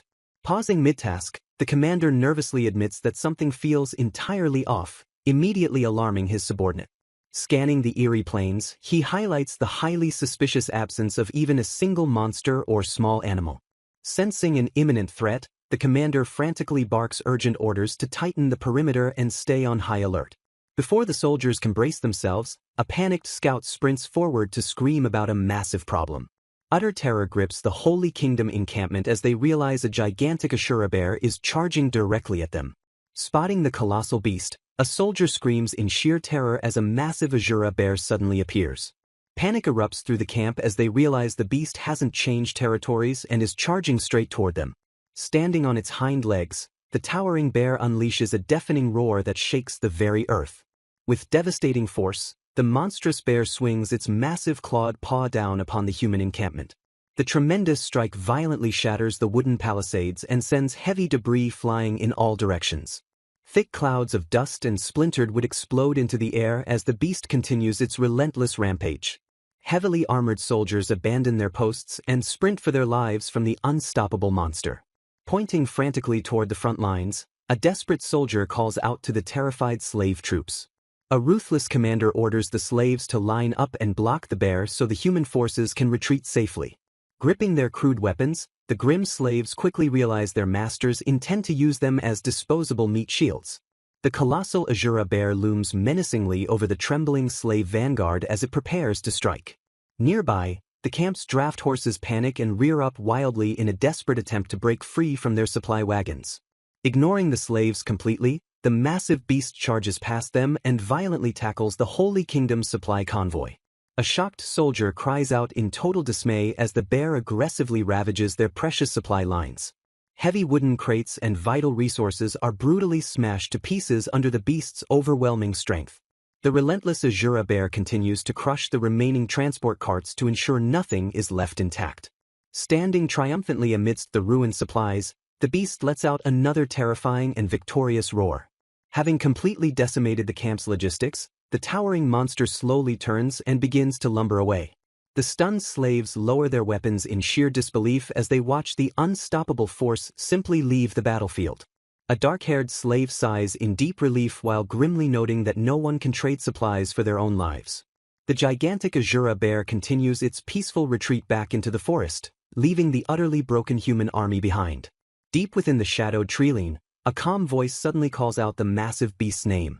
A cloaked Seaboor praises Asura for its excellent work and officially declares the chaotic distraction a complete success.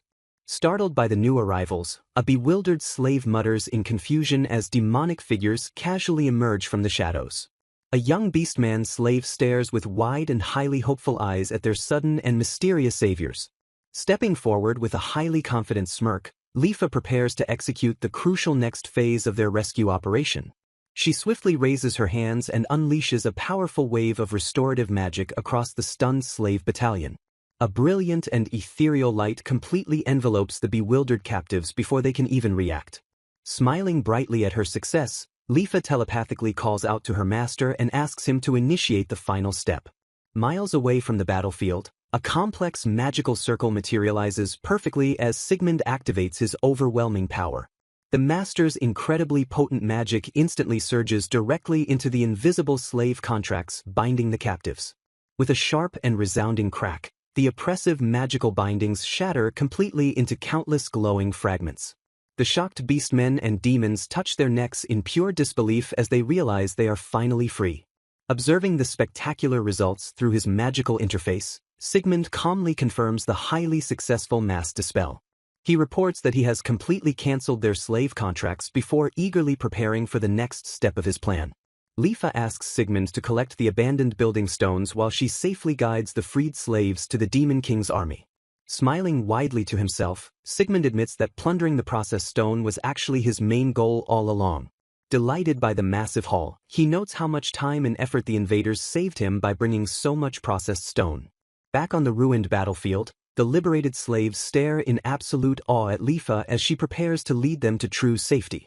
Turning her attention completely away from the burning ruins, Lifa calls out to her grandfather to begin their immediate extraction. Commanders order troops to gather human slaves, verifying identities with magic eyes and detaining criminals. Soldiers carefully transport non-human races by cart while healing all injured captives with potions. The vast army and liberated captives begin their peaceful march across the sprawling plains. Leaving the ruined encampment behind, the massive convoy heads steadily toward the distant tree line. Setting up camp at the forest edge, the commander plans their return to the Demon Kingdom. Watching the organized camp from afar, hidden observers sigh in relief that everything is all right. Meanwhile in Zealand, a furious monarch screams in utter disbelief over losing every single slave. Trembling in fear, the disgraced commander explains an Asura bear forced them to abandon their supplies. Groaning with frustration, the monarch laments the expedition's enormous cost and their inability to send troops. Gritting his teeth, the ruler bitterly mourns their ruined grand plan to cultivate the southern grasslands. He stresses that a successful operation would have drastically reduced their heavy reliance on imported food. Clenching his fists, he reveals his sinister ambition to deal a devastating blow to rival agriculture. Boiling with absolute fury, the screaming king ruthlessly strips the incompetent commander of his military rank. Falling to his knees in despair, the disgraced commander desperately begs His Holiness for mercy. Ignoring the pathetic pleas, an unseen observer shuts the heavy door and walks down the corridor. Strolling away, the hidden figure silently concludes this humiliating failure might actually be for the best. Grinning in the aftermath of victory, Sigmund admires the vast supplies seized from the Holy Kingdom. Thrilled by their massive haul from the repelled invasion, Sigmund eagerly contemplates his next creative project. Relishing the creative process, he admits that brainstorming new ideas is just as thrilling as crafting. Struck by sudden inspiration, he enthusiastically decides to completely renovate his workshop for future crafting.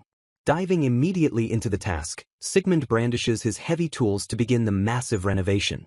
Sparks fly as he skillfully shapes the sturdy materials to construct a vastly improved workspace. He works tirelessly, perfectly aligning heavy wooden beams to expand the cramped workshop's layout. The rhythmic thud of a heavy hammer echoes as the curious cat Shiro investigates the noise. Startled by a sudden loud clatter, the tiny feline hastily retreats from the bustling construction zone. Scooping up the frightened kitten, a concerned Renora gently asks what startled the small familiar. Petting the soft fur, she sympathetically asks if her busy brother is ignoring the playful cat. She warmly cradles the kitten and gently warns it to stay out of the busy craftsman's way. The continuous metallic clanking draws the excited attention of the two young girls playing nearby. Peeking curiously around the wooden doorframe, Mill and Lala spy on the intense renovation work. Bursting excitedly into the dusty workshop, the energetic girls happily call out to their big brother. Bouncing on her heels, a curious Mill eagerly asks if he is crafting something new today.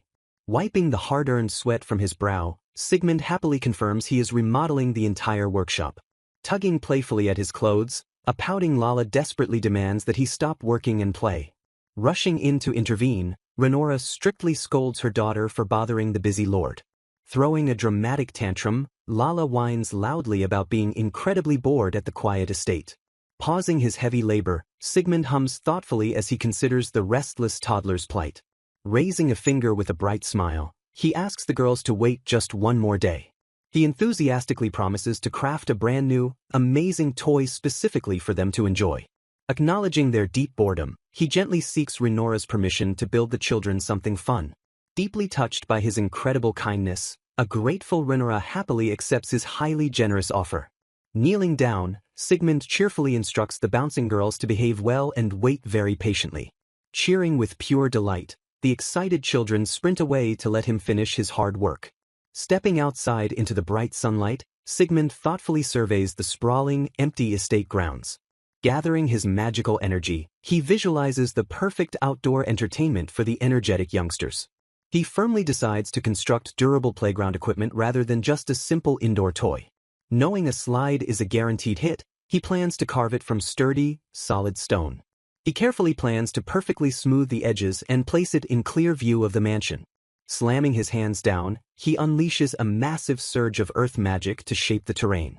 A massive block of solid stone aggressively erupts from the ground under his absolute magical command. He meticulously carves the rough boulder, transforming it into a perfectly smooth and curving slide. The heavy stone slide settles into the grass with a resounding thud, perfectly completed and safe. Dusting off his hands with extreme satisfaction, Sigmund proudly admires his flawlessly executed stonework.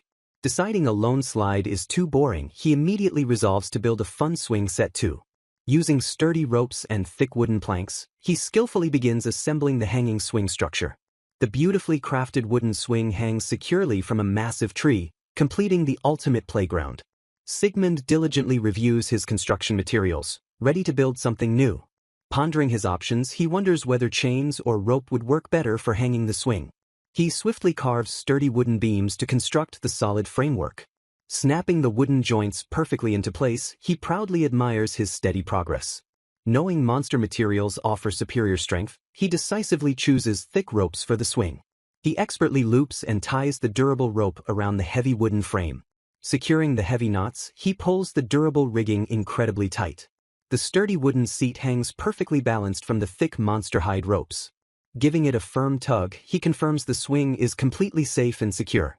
Satisfied with the swing, he immediately unleashes a surge of powerful earth magic. The dense soil rapidly shifts and molds itself under his absolute magical command. Massive earthen blocks rise from the ground, quickly forming brand new playground structures. He rapidly frames a deep sandbox with wood, filling it with soft gravel and play sand. Wiping his brow, he proudly admires the incredibly well-built playground he just finished. The sun rises brightly over the estate as the next morning finally arrives. Stepping outside, Renora gasps in pure astonishment at the massive backyard transformation. Cheering wildly, Mill and Lala sprint toward the exciting new playground equipment. Renora deeply thanks him for the amazing gift while Sigmund admits he had fun building it. Lala gleefully slides down the smooth stone chute while Mill happily climbs up. The energetic girls take turns soaring high into the air on the sturdy new swing. Smiling warmly at their joyful laughter, Sigmund notes how much they clearly love it. The peaceful morning sun bathes the entire estate as the children play happily outside. The calm atmosphere is suddenly broken by the heavy front doors swinging open. Striding confidently into the mansion, Sibur and Lifa formally announce their successful return. Sigmund warmly welcomes them back, instantly checking to ensure his loyal servants are unhurt. Sibur confirms the Demon Kingdom forces are completely safe thanks to Asura and Kuganochi's protection. He explains Asura's massive distraction completely prevented any enslaved people from suffering serious injuries. Sibur proudly reports rescuing over 500 people, mostly demons alongside abducted human foreigners. He adds the freed slaves are now safely sheltered in the Demon Kingdom. A grim shadow crosses Sibur's face as he mourns the demons who died in captivity.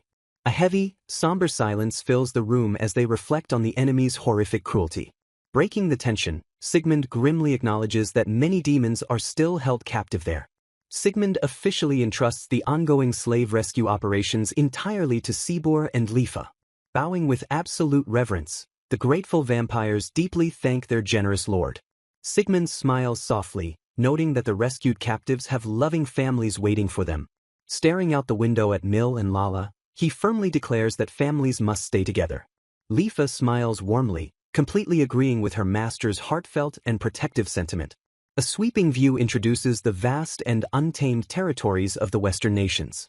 The scene shifts to the bustling and peaceful streets of Badak town. Sunlight bathes the busy pathways as townsfolk go about their daily routines. A lone adventurer confidently pushes through the wooden doors of the local guild. The guild receptionist warmly greets Volume 10 while asking for his latest quest report. Approaching the counter, Volume 10 confirms he is submitting the dire wolf subjugation paperwork. Frau smiles professionally and takes the documents to verify his completed task. Handing him his reward, she confirms that everything is perfectly in order.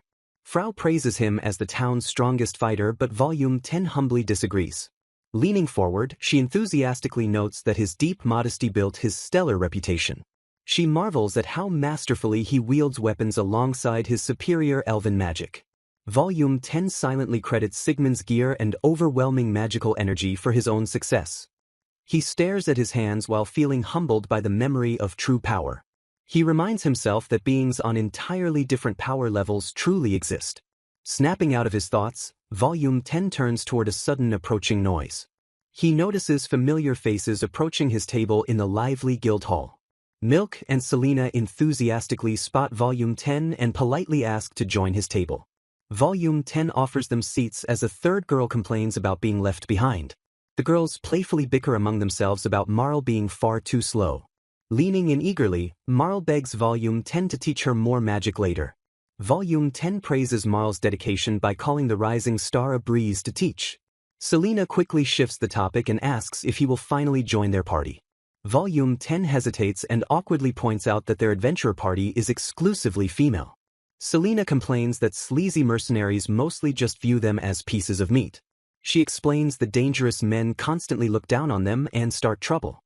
Smiling warmly, she notes that Volume 10 never looks at them with such disrespect. Volume 10 awkwardly admits he basically views the young women as his own daughters. Selena stresses their desperate need for a sturdy frontline fighter to stabilize formations. She explains Milk's speed-based fighting style cannot adequately protect the entire vulnerable group. Volume 10 listens intently while weighing the serious tactical flaws of their current party. Realizing their extreme danger, his fatherly instincts aggressively urge him to protect them. Resolving his doubts, Volume 10 confidently accepts their invitation to join the team. The girls erupt into joyful cheers as they thrill over reaching higher ranks. They excitedly declare this their first step toward kingdom-wide adventurer fame. Raising their mugs high, they loudly celebrate Volume 10 officially joining their party. The cheerful tavern celebration slowly fades away into the quiet and starlit night. Far away, the ominous canopy of the Abyss Forest looms silently in the dark. Inside the mansion, Sigmund stares intensely at a glowing magic observation mirror.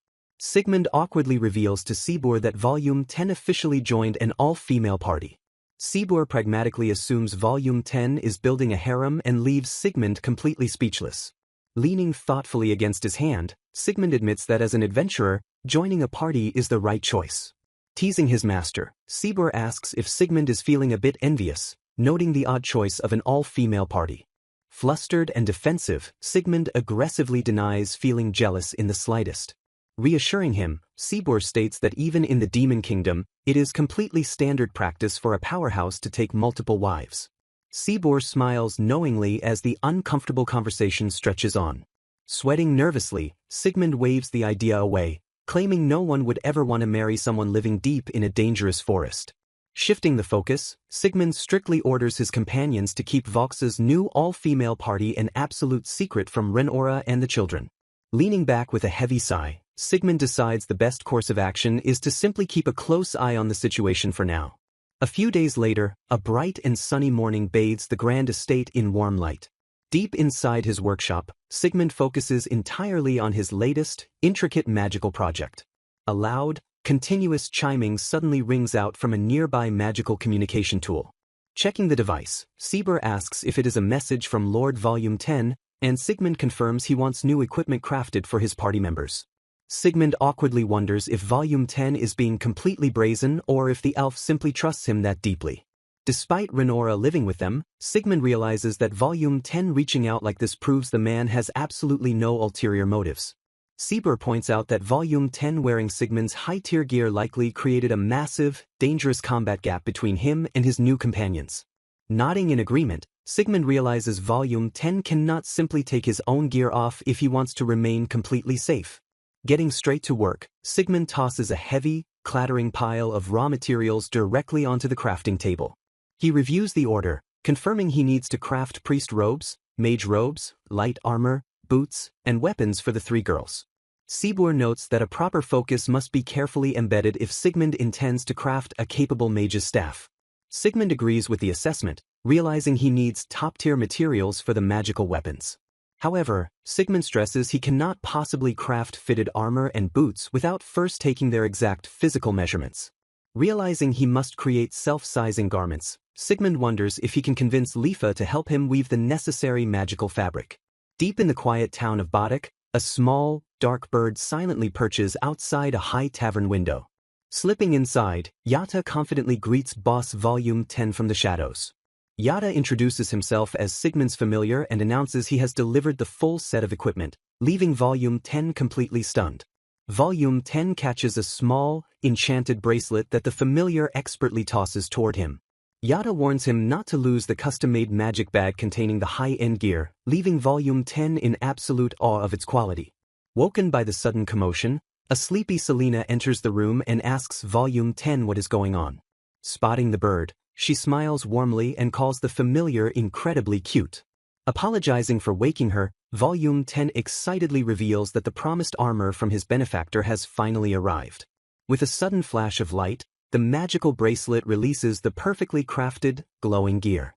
Trying on the equipment, an amazed Selena wonders if his mysterious benefactor is some kind of world-renowned craftsman. Testing her mobility, Milk enthusiastically praises the armor's incredible lightness and vastly superior defensive power. Standing nearby, Marl thoroughly inspects the intricate magical details of her stunning new robes. Tugging at the fabric, Marl happily confirms the self-sizing garment is an absolutely perfect fit. Fascinated by the convenient magic, Marl openly wonders if she can learn the technique by studying the clothes, proving the gear is a massive hit. Modestly deflecting their deep gratitude, Volume 10 insists he merely placed the order and deserves no real thanks. Turning back to Yata, Volume 10 politely asks the familiar to pass along his sincerest thanks to Sigmund. Yata nods sharply before asking if the elf has any other messages he wishes to send. Hesitating slightly, Volume 10 asks if his family is doing well before resolving to only contact them when he can truly stand before them with pride. The scene opens with the sharp sounds of heavy woodworking echoing across the quiet estate. Hammering away at sturdy wooden planks, Sigmund rapidly constructs a new outdoor structure. He skillfully aligns the heavy timber frames, effortlessly lifting the massive pieces into perfect position. Wiping sweat from his brow, Sigmund proudly announces that his latest project is a brand new chicken coop. Recalling the high cost of groceries, he wonders if they could simply buy eggs directly from a local poultry farm. His companions stare at him in utter confusion, forcing Sigmund to realize that poultry farms do not actually exist in this world. Lifa explains that gathering wild eggs is a dangerous adventurer's job, which Sigmund instantly recognizes as a massive hassle. Confirming the steep prices, Lifa notes that wild chickens constantly attract dangerous predators and hungry monsters. She warns that gathering a large flock in a single location inevitably draws terrifying threats right to their doorstep. Absorbing this grim reality, Sigmund realizes that traditional farming is essentially a massive monster magnet. Lifa stresses that keeping a stationary flock is suicidal, though small-scale nomadic herding remains a slight possibility. Sibur confidently assures Sigmund that his overwhelming power makes raising chickens entirely possible, promising to procure some from the Demon Kingdom. Recognizing his finite wealth, Sigmund finishes building the coop to ensure their absolute self-sufficiency. Staring at the empty wooden structure, he eagerly anticipates vastly expanding his culinary options with a steady egg supply. Sometime later, Sigmund stares in absolute shock as the newly procured livestock finally arrives. He reels back in sheer disbelief, realizing the massive birds are vastly larger than normal chickens. Standing nearly a meter tall, the gigantic birds immediately draw the excited attention of the cheering children. A bewildered Sigmund questions if these colossal creatures are actually chickens, while Sibur calmly assures him they are. The fearless young girls happily admire the massive birds, completely unfazed by their intimidating size. Fearing for the children's safety, Sigmund worries about training them, prompting Yata to scold his master for underestimating avian intellect. The familiar explains that the giant chickens are absolutely terrified of Sigmund's immense magical aura and will never misbehave. Sighing in relief, Sigmund apologizes for his anxiety, admitting their massive beaks and razor-sharp claws made him incredibly nervous. Crouching down to their eye level, he firmly asks the trembling giant birds if they understand his absolute authority. He coldly threatens to destroy them if they ever harm his family, prompting the terrified birds to nod vigorously. Shiro and Kuro suddenly step forward, letting out protective meows as they flank the giant chickens. Chuckling warmly, Sigmund realizes the tiny feline familiars are fiercely vowing to protect the children from the massive birds. Turning to his loyal wood golems, Sigmund officially names them Jack, Oliver, and Tom before delegating the coop's management entirely to them. He strikes a firm deal with the giant birds, promising them safe shelter and food in exchange for their precious unfertilized eggs.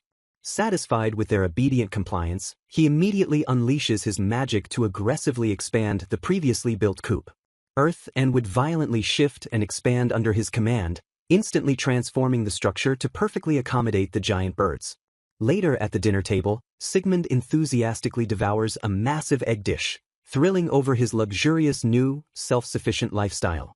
Emboldened by his agricultural success, he eagerly declares his new grand ambition to start producing his own fresh milk and dairy.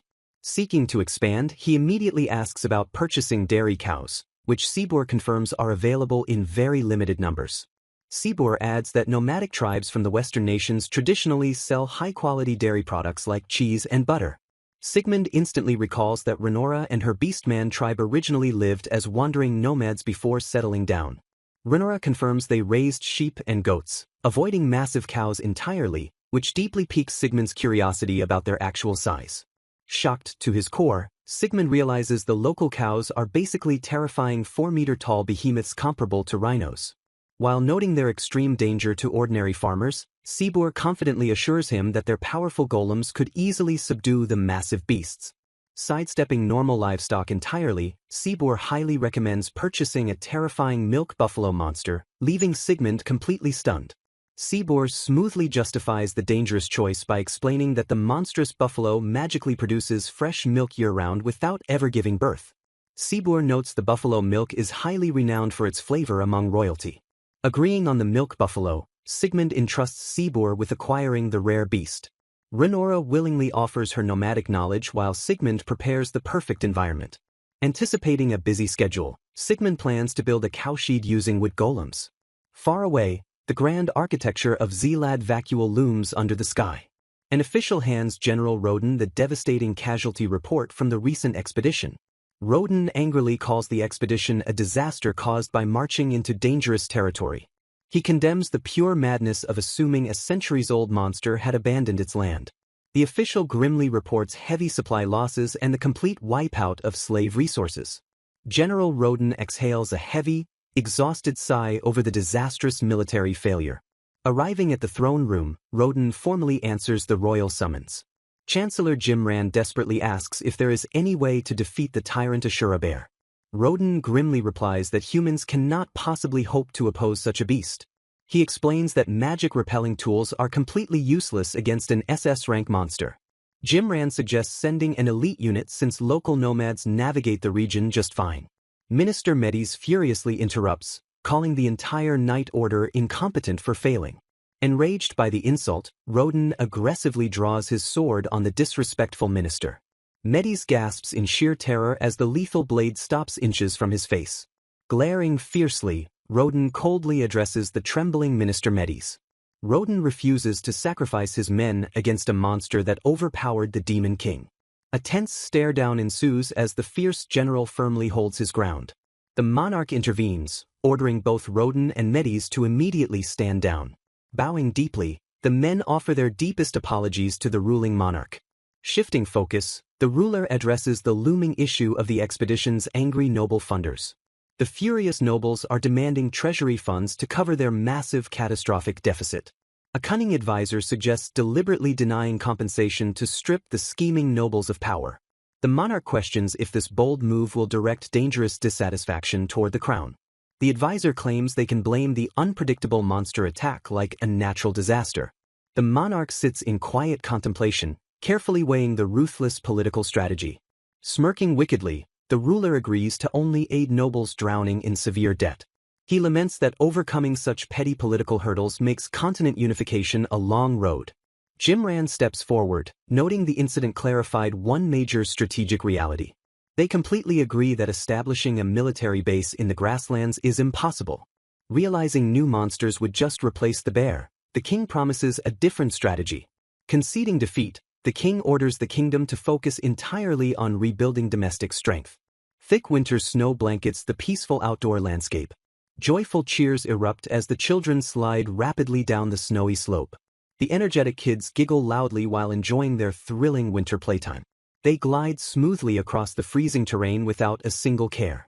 Crashing into a soft snowbank, the girls laugh wildly. Shaking off the heavy frost, they prepare for another exciting run. Lifa gently bundles the kids up so they avoid catching colds. A bouncing Lala excitedly begs for one more turn on the slide. Sigmund chuckles warmly and agrees to let them ride down again. He strictly reminds them they still have afternoon lessons to finish. The children trudge happily through the thick snowdrifts. Sigmund notes Mill and Lala are growing well through their various academic and magic lessons. He proudly observes his homemade sled and snow hill are a massive hit. A distant voice suddenly calls out that a hot lunch is finally ready. Dropping their toys, the hungry kids sprint eagerly toward the dining room. They scramble quickly into their wooden chairs at the grand table. Cutlery clinks loudly as the family begins devouring their delicious meal. The group enjoys a peaceful and highly satisfying afternoon lunch. Sigmund confirms Sibor is currently rescuing the remaining slaves trapped in the Holy Kingdom. A quiet moment of reflection passes over the dining table. Taking a bite, the kids excitedly praise the incredibly delicious cookies. Lifa reveals they used luxury sugar recently imported from the Demon Kingdom. Sigmund plans to plant the acquired seeds to eventually produce their own sugar. He firmly states his absolute desire for the household to become completely self-sufficient. Renora praises their current olive oil extracts as incredibly high quality. Sigmund greedily admits he wants a cooking oil that is much easier to mass-produce. Renora smartly suggests harvesting an oil tree that bears naturally oil-rich fruit. Surprised by this blind spot, Sigmund realizes it grows wild deep in the Abyss Forest. He notes this newfound knowledge would have been incredibly useful in his past life. He decides vegetable oil is far better for the girl's health than heavy monster lard. Ready to experiment, he plans to use alchemy to extract crude oil from the fruits. He will then apply purification magic to completely remove any lingering impurities. The magical extraction process begins smoothly within the busy workshop. Sigmund carefully seasons raw monster chicken with sake, salt, and pepper. He expertly coats the meat using homemade flour and fine potato starch. Dropping the cuts into a pan, he happily fries them in the hot vegetable oil. The hot oil bubbles and hisses violently as the chicken crisps up. He skillfully flips the golden brown meat to ensure a perfectly even cook. The delicious aroma of fried food quickly fills the entire kitchen. Plating the meal, Sigmund proudly announces the fried chicken is finally done. The hot oil violently bubbles as the seasoned chicken sizzles perfectly in the deep pan. Offering a freshly fried piece, Sigmund eagerly asks his companion to try the hot food. She carefully takes a small bite of the golden, crispy chicken to test its flavor. Her eyes light up with pure delight as she happily declares the meal absolutely delicious. Smiling warmly at her positive reaction, Sigmund expresses his deep relief and profound culinary satisfaction. He turns his attention toward the energetic children waiting anxiously nearby for their own portions. Gesturing to the loaded platter, he generously invites Mill and Lala to enjoy the food. The excited girls cheer over the yummy, crispy texture as they eagerly devour the chicken. Noting the lack of deep frying in the Demon Kingdom, Sigmund understands their unfamiliarity with oil. He promises to teach Lifa the basics, knowing her incredible skills will quickly surpass his. Shifting his culinary focus entirely, Sigmund curiously asks if they happen to grow any soybeans. Lifa confirms they grow plenty of beans specifically to feed their incredibly diverse livestock. Inspecting a heavy burlap sack filled with raw beans, Sigmund prepares for his next experiment. He scoops up a handful of beans and confidently declares they will work perfectly. Tilting her head in pure curiosity, Lifa wonders aloud what he plans to use them for. Sigmund excitedly reveals his plan to recreate a highly nostalgic seasoning from his distant hometown.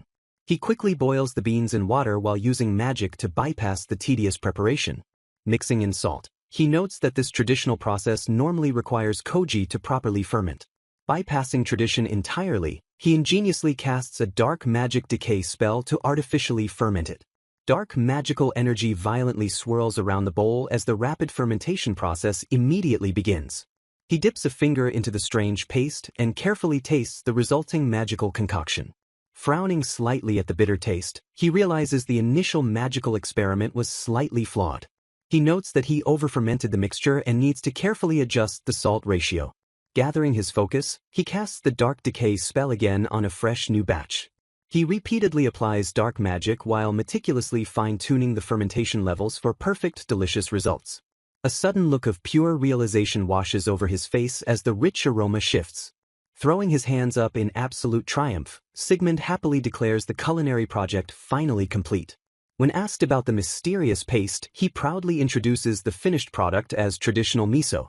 He explains it can be dissolved in hot water or mixed into savory stir-fry dishes.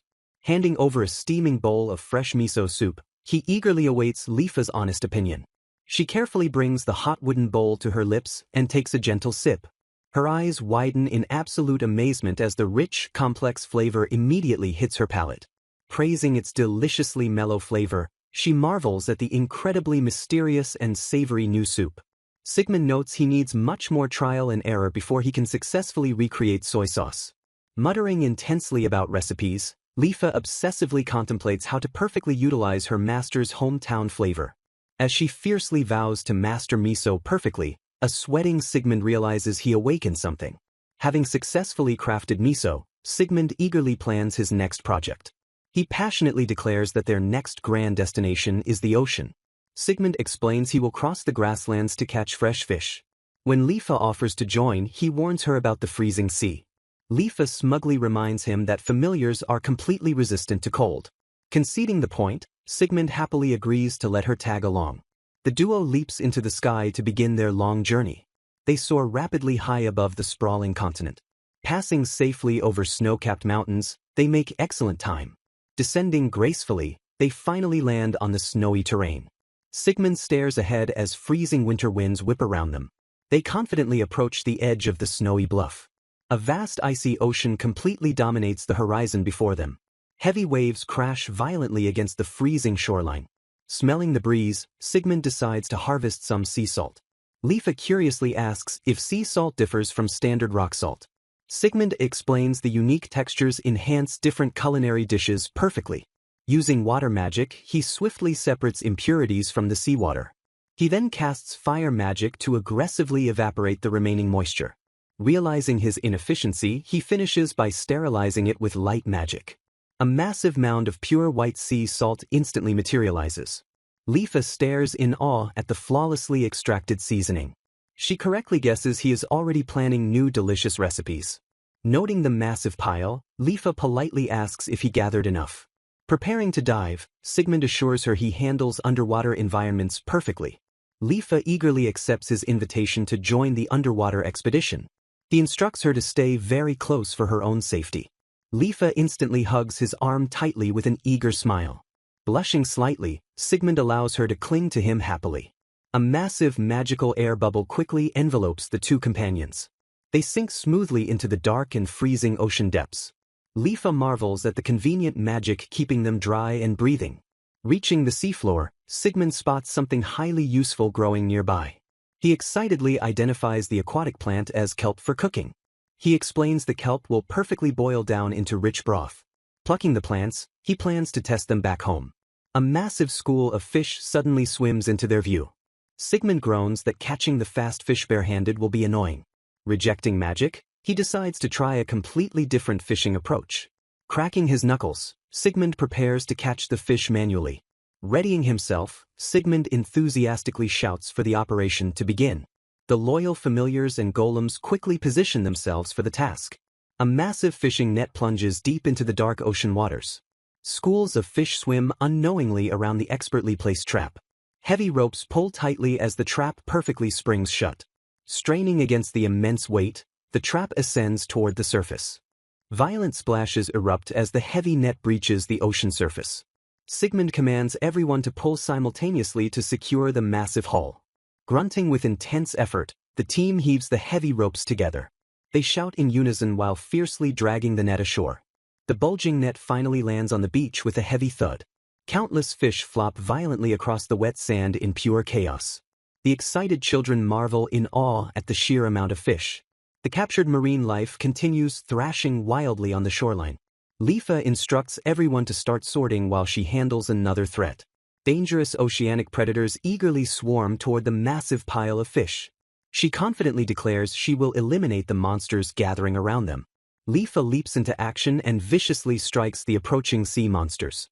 Her swift and brutal counterattack completely neutralizes the aquatic threats. Sigmund asks Renora to prepare the barbecue while he handles dangerous fish. Renora cheerfully agrees and recruits Mill and Lala to help her. The group swiftly gathers supplies to build a large beachside fire. A warm, roaring campfire crackles to life on the sandy shore.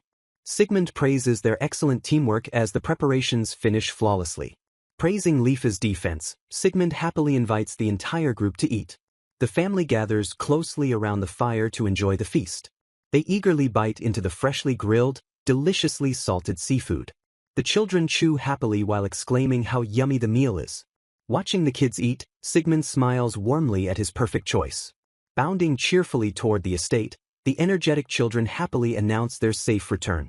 Sibor stands at the grand entrance and warmly welcomes the weary travelers back home. Sigmund greets Sibor, who immediately asks how the important negotiations went in the Demon Kingdom. Sibor proudly reports they successfully rescued every enslaved brethren trapped within the Holy Kingdom. He notes lingering challenges regarding the survivors' mental care but promises to handle it. Sibor adds they are steadily moving forward with processing the rescued non-demon slaves.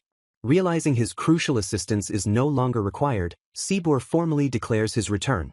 The Demon King deeply thanks Sibor, promising to deliberate on a proper reward later. Bowing respectfully, Sibor states the Demon Kingdom remains his homeland and his master's neighbor. The young monarch earnestly hopes they can maintain this highly amicable diplomatic relationship. Sweating profusely, the Demon King admits the powerful vampire always makes him incredibly nervous. Sigmund sympathetically urges the exhausted Sibor to get some proper rest after the discussions. Rolling up his sleeves, Sigmund eagerly announces he will start prepping the fresh fish. Staring at the massive haul, he carefully begins separating the fish meant for cooking. He smartly divides the catch for drying, bonito flakes, and fertilizer processing. Storing the food securely, Sigmund recruits Blanc and Noir to memorize the preparation process. He expertly instructs the girls to remove the heads and fillet the fish perfectly. Gripping his sharp blade, he cleanly slices off the slippery fins and heavy head. He quickly hollows out the fish, removing unwanted internal organs with expert precision. Finishing the gutting process, he thoroughly cleans the raw cavity to ensure perfect quality. Pressing the knife down flat, he smoothly runs the sharp blade along the spine. He slices cleanly through the opposite side, efficiently removing the entire rigid spine. Holding up the beautifully butchered fillet, he highlights the perfect cut of fish.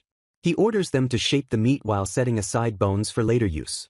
The diligent familiars mimic his actions, chopping the fillets with incredible speed and skill. They successfully carve the raw meat into identical, perfectly portioned fish blocks. Admiring the uniform cuts, Sigmund hopes the delicate meat holds together during boiling. Blanc curiously asks if he plans to boil the fish, which Sigmund quickly confirms. He explains boiling naturally firms the meat, despite lacking true professional culinary knowledge. Sigmund marvels at how these strange cooking facts survived his blurry past life memories. Using appraisal glasses to monitor parameters, he initiates the boiling process with precise magic. He magically manipulates the boiling water to extract fat, applying his recent miso experience. Staring at the hard, blackened block, Noir worriedly questions if it is actually food. Sigmund agrees it looks terrible but explains the hardened block must be shaved down. He excitedly suggests using the newly shaved bonito flakes to enhance their miso broth. Tasting the delicious new miso, they agree refining the process will deepen its rich flavor. Enjoying the traditional soup, Sigmund admits he is really starting to crave some rice. He explains rice was his homeland's staple food, inspiring their specific culinary seasonings. Sibor recalls that rice is cultivated in the southern regions of the Western nations. Intrigued by the agricultural lead, Sigmund firmly decides to look into sourcing some. Sibor suddenly interrupts the conversation to announce he brought the requested milk buffalo. Heavy footsteps echo loudly as the massive agricultural beasts slowly enter the courtyard. The group stares in absolute shock at the incredibly huge, towering livestock. Despite their terrifying size, the giant creatures behave in a surprisingly docile manner. Sibor explains they are sensing the master's overwhelming magical strength. He adds they are highly intelligent monsters that submit willingly to strong leaders. Prioritizing the children's safety, Sigmund decides to form a familiar contract with them. Sigmund entrusts their daily care to golems Henry and Ben, enabling their speech. The loyal golems immediately step forward to manage the massive new livestock. Sigmund respectfully asks the giant beasts if the large barn accommodates their size. Acknowledging their long journey, he leads them to a newly prepared washing area. Water splashes loudly as the thorough grooming process officially begins. He carefully brushes the thick fur, ensuring the massive beasts are completely clean. He notes hand-washing offers a much better experience than simply using purification magic. The giant monsters clearly enjoy the relaxing and thorough grooming session. With the beasts cleaned, preparations immediately begin for the first milking. Sigmund marvels that they produce fresh milk without ever giving birth to calves. Inspecting the udders, he curiously asks if daily milking is strictly required. Sibor explains their unique monster biology prevents old milk from spoiling and causing illness. Sigmund chuckles that monster biology is a total mystery, though he cannot judge. Planning to make cheese, Sigmund faces a question about sourcing coagulation rennet. Knowing the enzymes come from calf stomachs, he flatly refuses to slaughter one. Since the golems handle processing, he must invent an alternative without using magic. Analyzing the meager number of rescued compatriots, an observer notes that the actual survivors represent only a fraction of those originally captured. He solemnly theorizes that the missing prisoners were likely worked to death over the agonizing span of the past decade. While 10 years feels brief to a demon, he acknowledges the unbearable weight of that time for the families waiting at home. He condemns the enemy for violating wartime treaties by outright refusing prisoner returns in favor of brutal enslavement. Reflecting on past leadership, he grimly notes that the previous demon lord would have launched a ruthless retaliatory massacre. A loyal subject addresses his majesty, hanging on his impending response. Prioritizing his people's safety, the current leader firmly rejects the idea of sparking another devastating war. Shifting the focus, he turns to Sibor to finalize the reward for the successful prisoner retrieval mission. Glancing over the modest requests, he questions if Sibor is truly satisfied with such a humble bounty. The requested items include nothing more than simple crop seeds, spice plant seedlings, and milk buffalo. The leader expresses surprise that the heroes desire neither gold nor expansive land for their extraordinary efforts. Sibor and his companion decline material wealth, insisting that their retired lifestyle makes such a modest reward perfectly sufficient. Despite their humble assurances, the ruler still hesitates because he feels the payment is painfully inadequate. Offering a compromise, Sibor suggests the kingdom simply owe him a favor to settle the debt. The ruler anxiously admits that owing Sibor a favor is terrifying, though he is reminded that the rescued captives will still need future support. Sibor acknowledges that the demon kingdom is still struggling to recover its post-war industry and has only just stabilized its food supply. He respectfully reveals his awareness that His Majesty has been personally funding the kingdom's recovery out of pocket. Trying to ease the tension, a companion notes that Lord Sigmund wouldn't make unreasonable demands, leaving the ruler wishing for a more absolute guarantee. The scene transitions silently to an outdoor area, shifting the narrative focus toward a lively training exercise. Swift movements stir the air as a character actively prepares to launch a sudden attack. A burst of triumph rings out as a character celebrates landing a highly successful strike. A stern warning to never drop their guard cuts through the celebration, prompting a quick, compliant response as another hit lands. The rapid exchange of physical exertion continues to echo across the lively training ground. An instructor praises Mill for her excellent technique as leaves rustle from the sudden burst of movement. The trainees maintain their intense momentum as they push forward with dynamic, continuous action. Observing the spar, an onlooker notes with satisfaction that both trainees are visibly improving their combat skills. He praises the elves' flawless magic handling and arrow power, speculating that Lady Lunora and her group might eventually undergo evolution. Seeking confirmation, someone asks if an evolved elf becomes a high elf, receiving an immediate affirmative. They quickly question the rarity of this phenomenon, noting that evolution is not a standard occurrence. A companion confirms that evolving is a lifelong miracle, revealing that she and Lifa only achieved it through the blessing of becoming their master's dependents. Reflecting on her Arachne past, a companion warns that the unevolved elves cannot safely wander this treacherous forest. Absorbing this grim reality, the protagonist suddenly realizes the true, overwhelming peril of their surrounding environment. He quickly rationalizes that their familiar's constant protection makes forcing an immediate evolution unnecessary for basic survival. Prioritizing the girl's safety above all else, he resolves to carefully observe the situation before acting. He cautiously notes that evolution drastically and irreversibly alters appearance and lifespan, a sentiment his companion readily accepts. Having previously treated evolution as a casual dungeon pastime, he admits underestimating the ridiculously high hurdle for ordinary beings. Reflecting on the deadly abyssal cave, he deduces the slaughtered black dragon was among the world's absolute strongest entities. Calculating his own absurd power after defeating the legendary beast, he quickly drops the terrifying thought to maintain sanity. Clearing his throat to dismiss the overwhelming realization, he rapidly shifts his focus back to the immediate conversation. He cheerfully concludes that surviving this extreme forest guarantees Mill and Lara will never lack strength elsewhere. A bright, cheerful cry suddenly shatters the calm atmosphere as a girl enthusiastically calls out to her older brother. Sprinting forward with pure excitement, the girls proudly announce their combined attacks successfully brought down a wild rabbit. The narrative dramatically reveals their supposed prey is actually a hell rabbit, a notoriously ferocious and carnivorous monster. Oblivious to the creature's true lethality, he warmly praises the girls for slaying the massive beast entirely alone. His companion notes the monster usually brings certain death but realizes questioning her master's warped common sense is completely pointless. Smiling brightly at the victorious hunters, he eagerly promises to have the freshly caught monster meat prepared for dinner. The girls instantly erupt into joyful cheers, utterly thrilled at the prospect of feasting on their massive, hunted prey. Watching the chaotic scene, the companion eagerly anticipates Mill and Lara becoming true powerhouses with battle-hardened demon mindsets.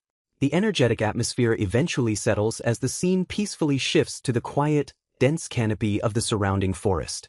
He appreciates the endless monster supply spawning in the woods, casually noting he himself suddenly spawned here recently. A sprawling, endless forest stretches wide from the continent's bustling center to its distant northeastern borders. Terrified inhabitants revere this forbidden land, whispering its ominous name as the dreaded Abyssal Forest. Deep within lies the Abyssal Labyrinth, an ancient seal forged by a despised creator god.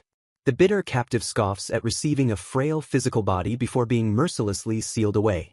Exulting in a sudden miracle, the dark prisoner rejoices as the labyrinth inexplicably vanishes forever.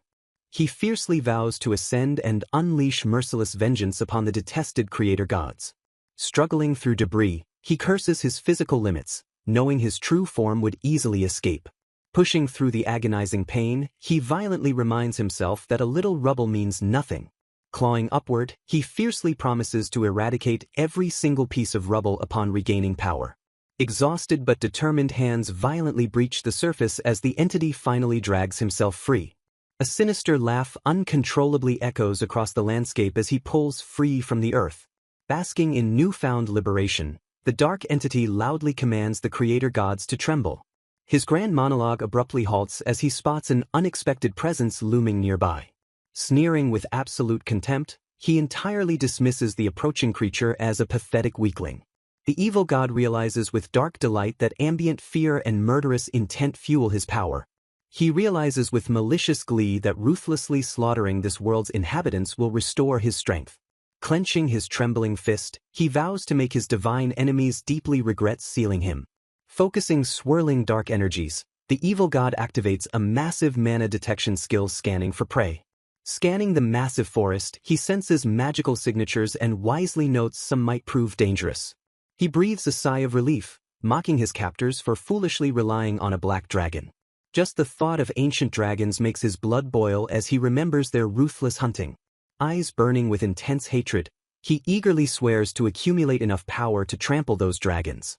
Ready for his dark crusade, the evil god sets his sights on butchering easy prey. A sinister grin stretches across his face as he spots humans lurking within the deep forest. He violently glares at the distant figures, viewing them as filthy insects squirming beneath the sun. Pure malice drips from his chilling voice as he gleefully ponders exactly how he will torture them. The evil god violently flinches in absolute shock as an overwhelming force shatters his sadistic fantasies. A human suddenly materializes, coldly demanding to know who directed murderous intent toward his family. The evil god forcefully stumbles back in sheer disbelief at the terrifying mana radiating from the mortal. Paralyzed by rising terror, the deity realizes this human's aura vastly eclipses any ancient dragon. Panicking wildly, the evil god instantly activates his devastating signature skill to obliterate the terrifying threat. Screaming with desperate fury, he commands the immense destructive energy to completely pulverize the intruder. The human nonchalantly praises the ability while the evil god shrieks in absolute horror at its failure. The calm human simply explains that his own hyperregeneration vastly outpaces the incoming destructive damage. Analyzing the attack with chilling indifference, the human casually speculates he could probably just nullify it.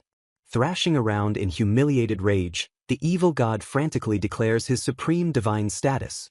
The unfazed human gently tilts his head slightly, repeating the word God without any reverence. The human casually wonders if this entity belongs to a local religion, enraging the clueless deity. Ignoring the pathetic outburst, the human calmly questions how the strange being managed to suddenly appear. Putting the pieces together, the human accurately deduces the entity escaped from the abyssal labyrinth. The human innocently theorizes that superior monsters simply overshadowed the evil god's weak presence. The evil god's angry tirade is cut short as a dizzying weakness violently washes over him. Realizing the horrific truth, the trembling deity shrieks in terror as the human siphons his power. Completely stripped of his immense arrogance, the desperately flailing god begs for mercy and answers. The pathetic god attempts bargaining, but the human brutally notes there is no benefit to serving weaklings. Staring down with cold eyes, the human seals the false god's fate for targeting his precious family. Having effortlessly disposed of a literal god, the powerful human happily turns to harvest his vegetables. A somber stillness settles over the imposing architecture of the vast demon kingdom. A heavy, exhausted sigh suddenly echoes through the otherwise perfectly quiet castle halls. An attentive subordinate glances up, respectfully asking if His Majesty is deeply troubled. Demoris pledges his unwavering assistance, wondering aloud if the Holy Kingdom caused trouble. The weary demon lord gently dismisses the assumption, clarifying his headache stems elsewhere. Recognizing the king's utter exhaustion, Demoris carefully guesses it involves troublesome Prince Barg. The king confirms his son grows increasingly ruthless, having caused another violent disturbance. In a flashback, the arrogant prince aggressively kicks a civilian from his seat.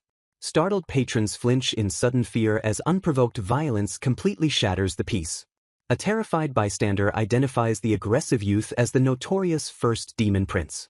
A frustrated civilian demands to know why the prince cannot simply wait patiently. Smirking disdainfully, Barg challenges the complainant to win by force like true demons. Realizing the extreme danger, intimidated patrons quickly cut their losses and wisely retreat. Sycophantic lackeys eagerly surround the prince, blindly praising him as the rightful successor. Barg settles into his stolen seat, radiating a toxic aura of entitled superiority. The prince bitterly complains that peace created weaklings, insisting absolute power is law. He passionately declares that his grandfather, former demon Lord Baal, was truly worthy. Burning with misplaced vengeance, Barg furiously vows he will never forgive his father. Rowdy lackeys cheer wildly as Barg proudly promises to restore military state glory. Back in the present, the current demon lord releases another heavy, world-weary sigh. The king admits he understands the demonic draw toward Barg's undeniably great strength. Demoris firmly counters that despite immense arrogance, the prince still cannot defeat them. The king reflects that his father only maintained rule by mercilessly crushing opposition. Demoris laments that the foolish prince cannot understand why the current king rebelled. The exhausted king reveals his foolish son is actively advocating for continental conquest. The charismatic prince gathers radicalized youths just as the nation has finally stabilized. Catching himself, the king quickly apologizes for needlessly burdening his loyal retainers. Taking full responsibility, the king admits being overwhelmed prevented properly raising his sons. Having lacked a proper father figure, the king sadly confesses his parenting ignorance. Demoris warmly reassures his sovereign, happily noting the second prince David is gentle. The king looks up, quietly wondering if his second son is turning out well. Demoris astutely observes Prince Barg's reckless warmongering stems from never actually experiencing war. Elsewhere, Prince Barg loudly interrupts his younger brother David's peaceful library study session. David politely questions the rare visit, prompting Barg to complain about his tutor. The lazy brother violently dumps heavy assignments onto David with a mocking order. David calmly notes his brother's arrogant lackeys are merely unaccomplished, low-ranking noble sons.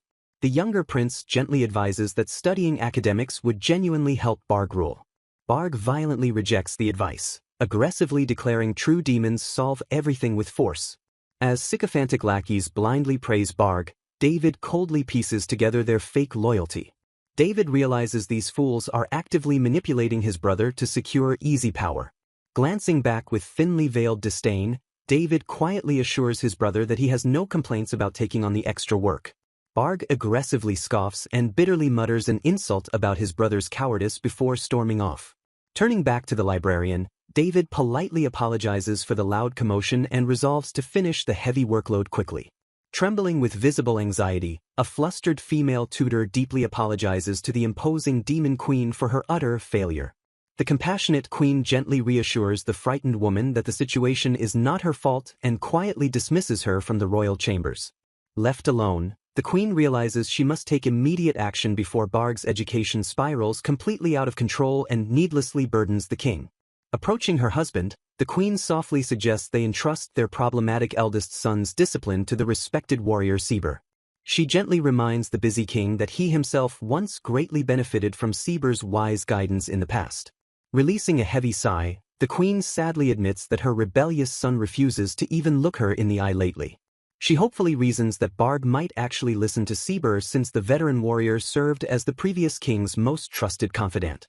The king immediately agrees with the brilliant plan, knowing Seber's involvement would instantly erase any of their lingering parental anxieties. A shadow of doubt crosses his face as he wonders if the retired warrior would even accept the royal request after leaving the kingdom. Ignoring his hesitation, the queen silently presents a neatly stacked pile of academic papers for her husband to examine. The confused king stares blankly at the unexpected documents, silently questioning their relevance to the current conversation. The queen smoothly explains that these papers represent the difficult academic tasks recently assigned to Prince Barg. The king initially praises the surprisingly excellent work before noticing a second stack belonging to Prince David. Examining both assignments closely, he slowly connects the dots as a dark realization dawns upon him. His eyes widen in absolute fury upon realizing his lazy eldest son cruelly forced David to complete all the grueling coursework. Boiling with immense rage, the protective father immediately jumps to his feet and violently declares he is going to beat Barg senseless. The queen desperately grabs Vanderd's arm, urging her furious husband to stop and think before doing something reckless. She sternly warns him that a public physical conflict between the king and the crown prince would completely shatter the nation's fragile peace. The king violently grits his teeth and lets out a frustrated groan as he forcefully suppresses his boiling parental rage. Forcing a strained smile, he warmly apologizes to Jules while affectionately noting how lovely she looks when she is fiercely angry. The king seriously explains that the throne is entirely merit-based, vowing he would gladly surrender his crown to anyone stronger and smarter for the nation's sake. Acknowledging this brutal truth, the queen insists they must educate their son properly because history always favors royal bloodlines. She notes that under normal circumstances, either Barg or David will inevitably rise up to inherit the demanding demonic throne. Staring intently at her husband, she firmly declares they absolutely cannot compromise on preparing their children for such a heavy burden. Above all else, she fiercely insists they must do everything in their power to prevent another bloodthirsty tyrant like Baal from rising. The king violently shudders at the horrific thought, forcefully agreeing that he never wants to see a reincarnation of his cruel father. Shifting to a lighter topic, the proud father praises David's impressive intelligence after seeing the perfectly executed homework firsthand. The queen happily agrees, proudly sharing that their gentle younger son is incredibly popular among civil officials and tutors alike. She dreamily notes that David would be an absolutely perfect successor if only he possessed the raw physical strength required of a true demon. A sudden spark of inspiration hits her as she excitedly suggests asking Seber to violently train David in martial arts alongside his brother. The king chuckles with mild pity for David's impending suffering, ultimately agreeing it is a perfect opportunity to forge both their minds and bodies. Meanwhile, deep within the abyssal forest, a respectful Seber formally approaches his master Sigmund for an important consultation. The relaxed Sigmund casually tilts his head, curiously asking his loyal servant what is on his mind. Seber politely requests a short vacation to handle an incredibly interesting assignment from the Demon Kingdom, instantly piquing his master's curiosity. The seasoned warrior explains he must educate the two princes, noting with concern that the eldest wildly idolizes the warmongering former king. Sigmund rubs his chin thoughtfully, recalling that the previous ruler was a notorious tyrant who dragged the entire world into brutal warfare. Sieber gravely confirms that Barg fully intends to mimic his grandfather's terrifying goal of violently unifying the entire continent. Realizing the extreme danger of radicalizing a prince, Sigmund sighs and completely understands why the royal parents desperately requested Sieber's intervention. Curious about the other student, Sigmund casually asks for more details regarding the second royal pupil. Hearing David described as gentle and brilliant, Sigmund innocently questions why they do not simply bypass the warmonger and crown the smart brother. Sieber firmly explains that a demon king must possess overwhelming physical might, otherwise ambitious subordinates will inevitably stage a violent rebellion. Sigmund nods in quiet understanding, fondly recalling that Sieber and Lifa originally pledged their absolute loyalty strictly because of his own monstrous strength. Waving his hand dismissively, Sigmund happily grants Sieber full permission to handle the royal request however he sees fit. However, a mischievous glint flashes in Sigmund's eyes as he casually asks if he can tag along to silently observe the intense lessons. Sieber violently flinches in sheer panic, desperately begging his overwhelmingly powerful master to abandon such a disastrous idea.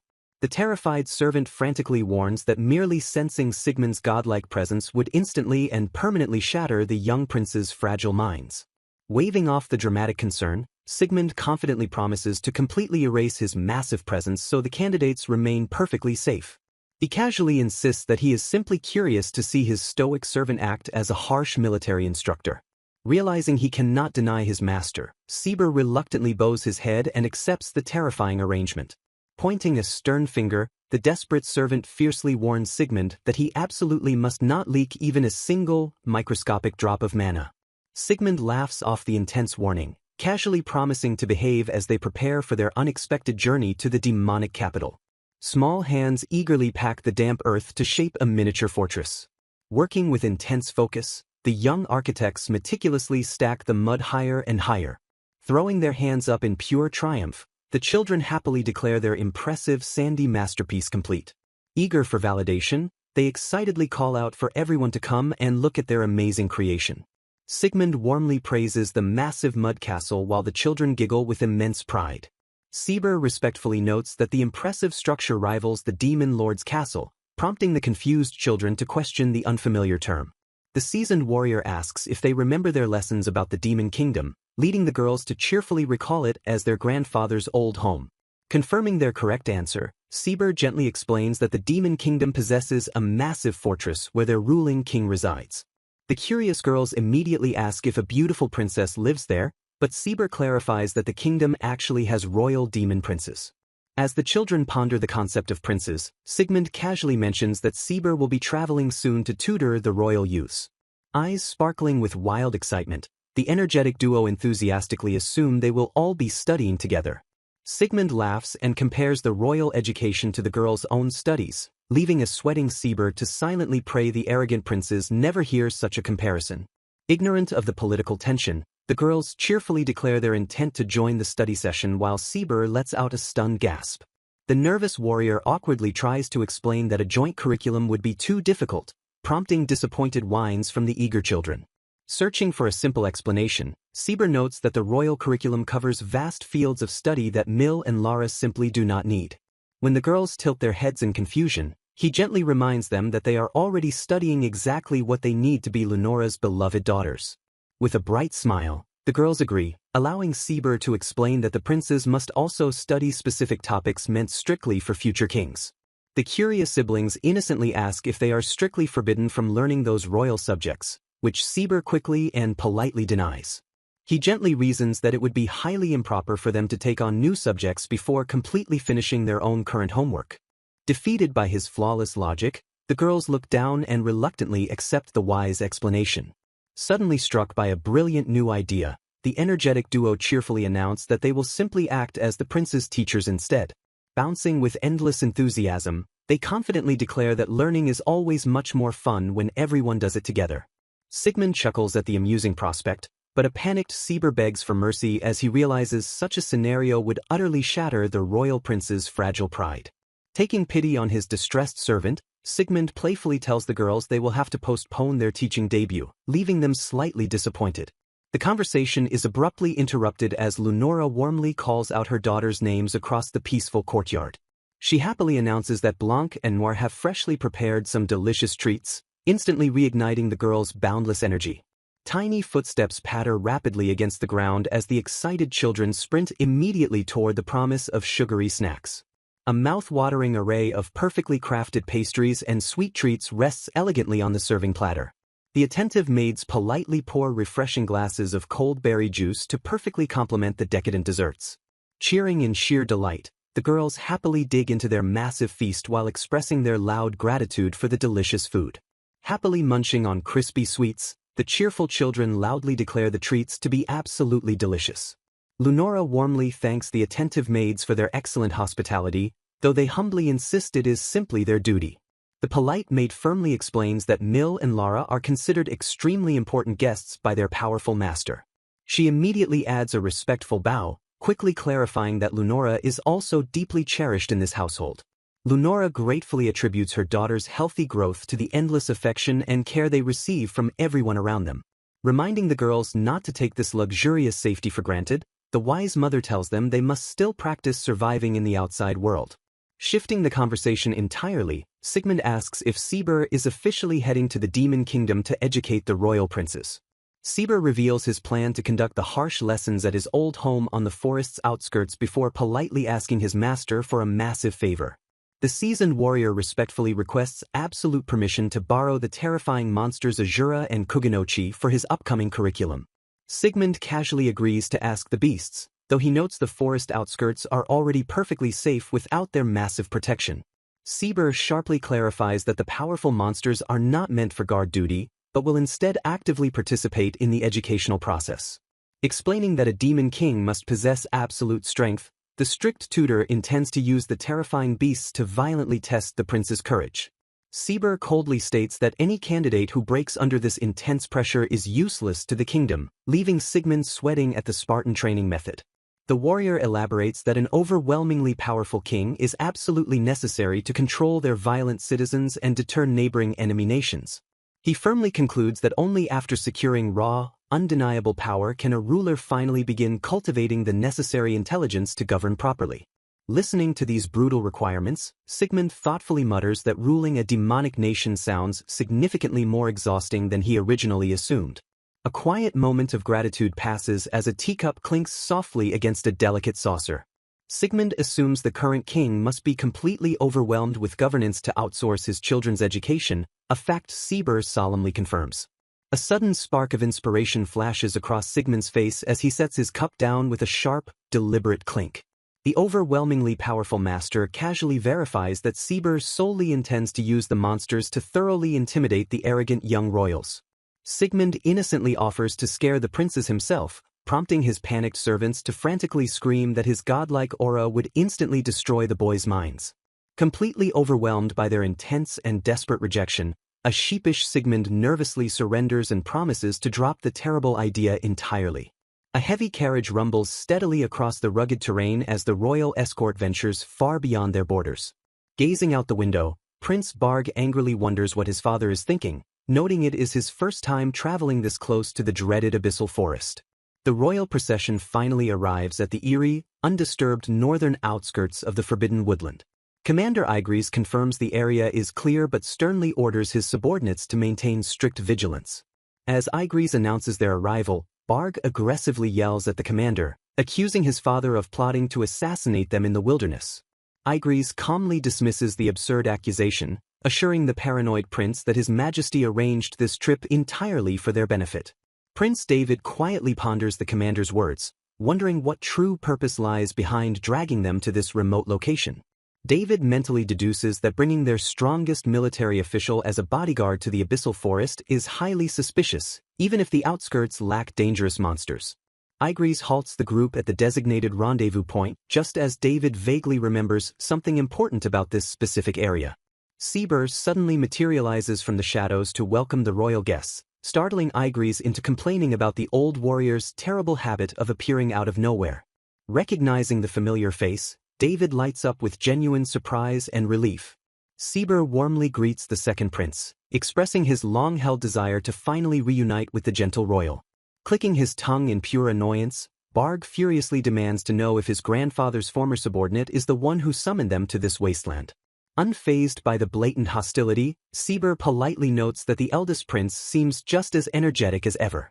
Barg sneers at the veteran warrior, aggressively asking if he brought them all the way out here just to deliver another pointless lecture. Smoothly defusing the rising tension, Sieber politely invites the royal guest to follow him deeper into the clearing. David stares in absolute disbelief as he spots a perfectly maintained, cozy house built right on the edge of the dangerous wilderness. From a hidden vantage point, unseen eyes carefully observe the royal procession as they approach the residence. Watching from the shadows, Lifa recognizes Commander Igris as the military leader who bravely led the rescue mission for the enslaved demons. Sigmund closely observes the two demon princes, casually pointing out the massive difference in how the brothers treat their host.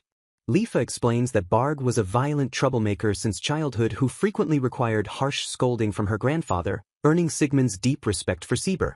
She happily adds that Sieber actually used to tutor the gentle Prince David back when the old warrior still served at the demon castle.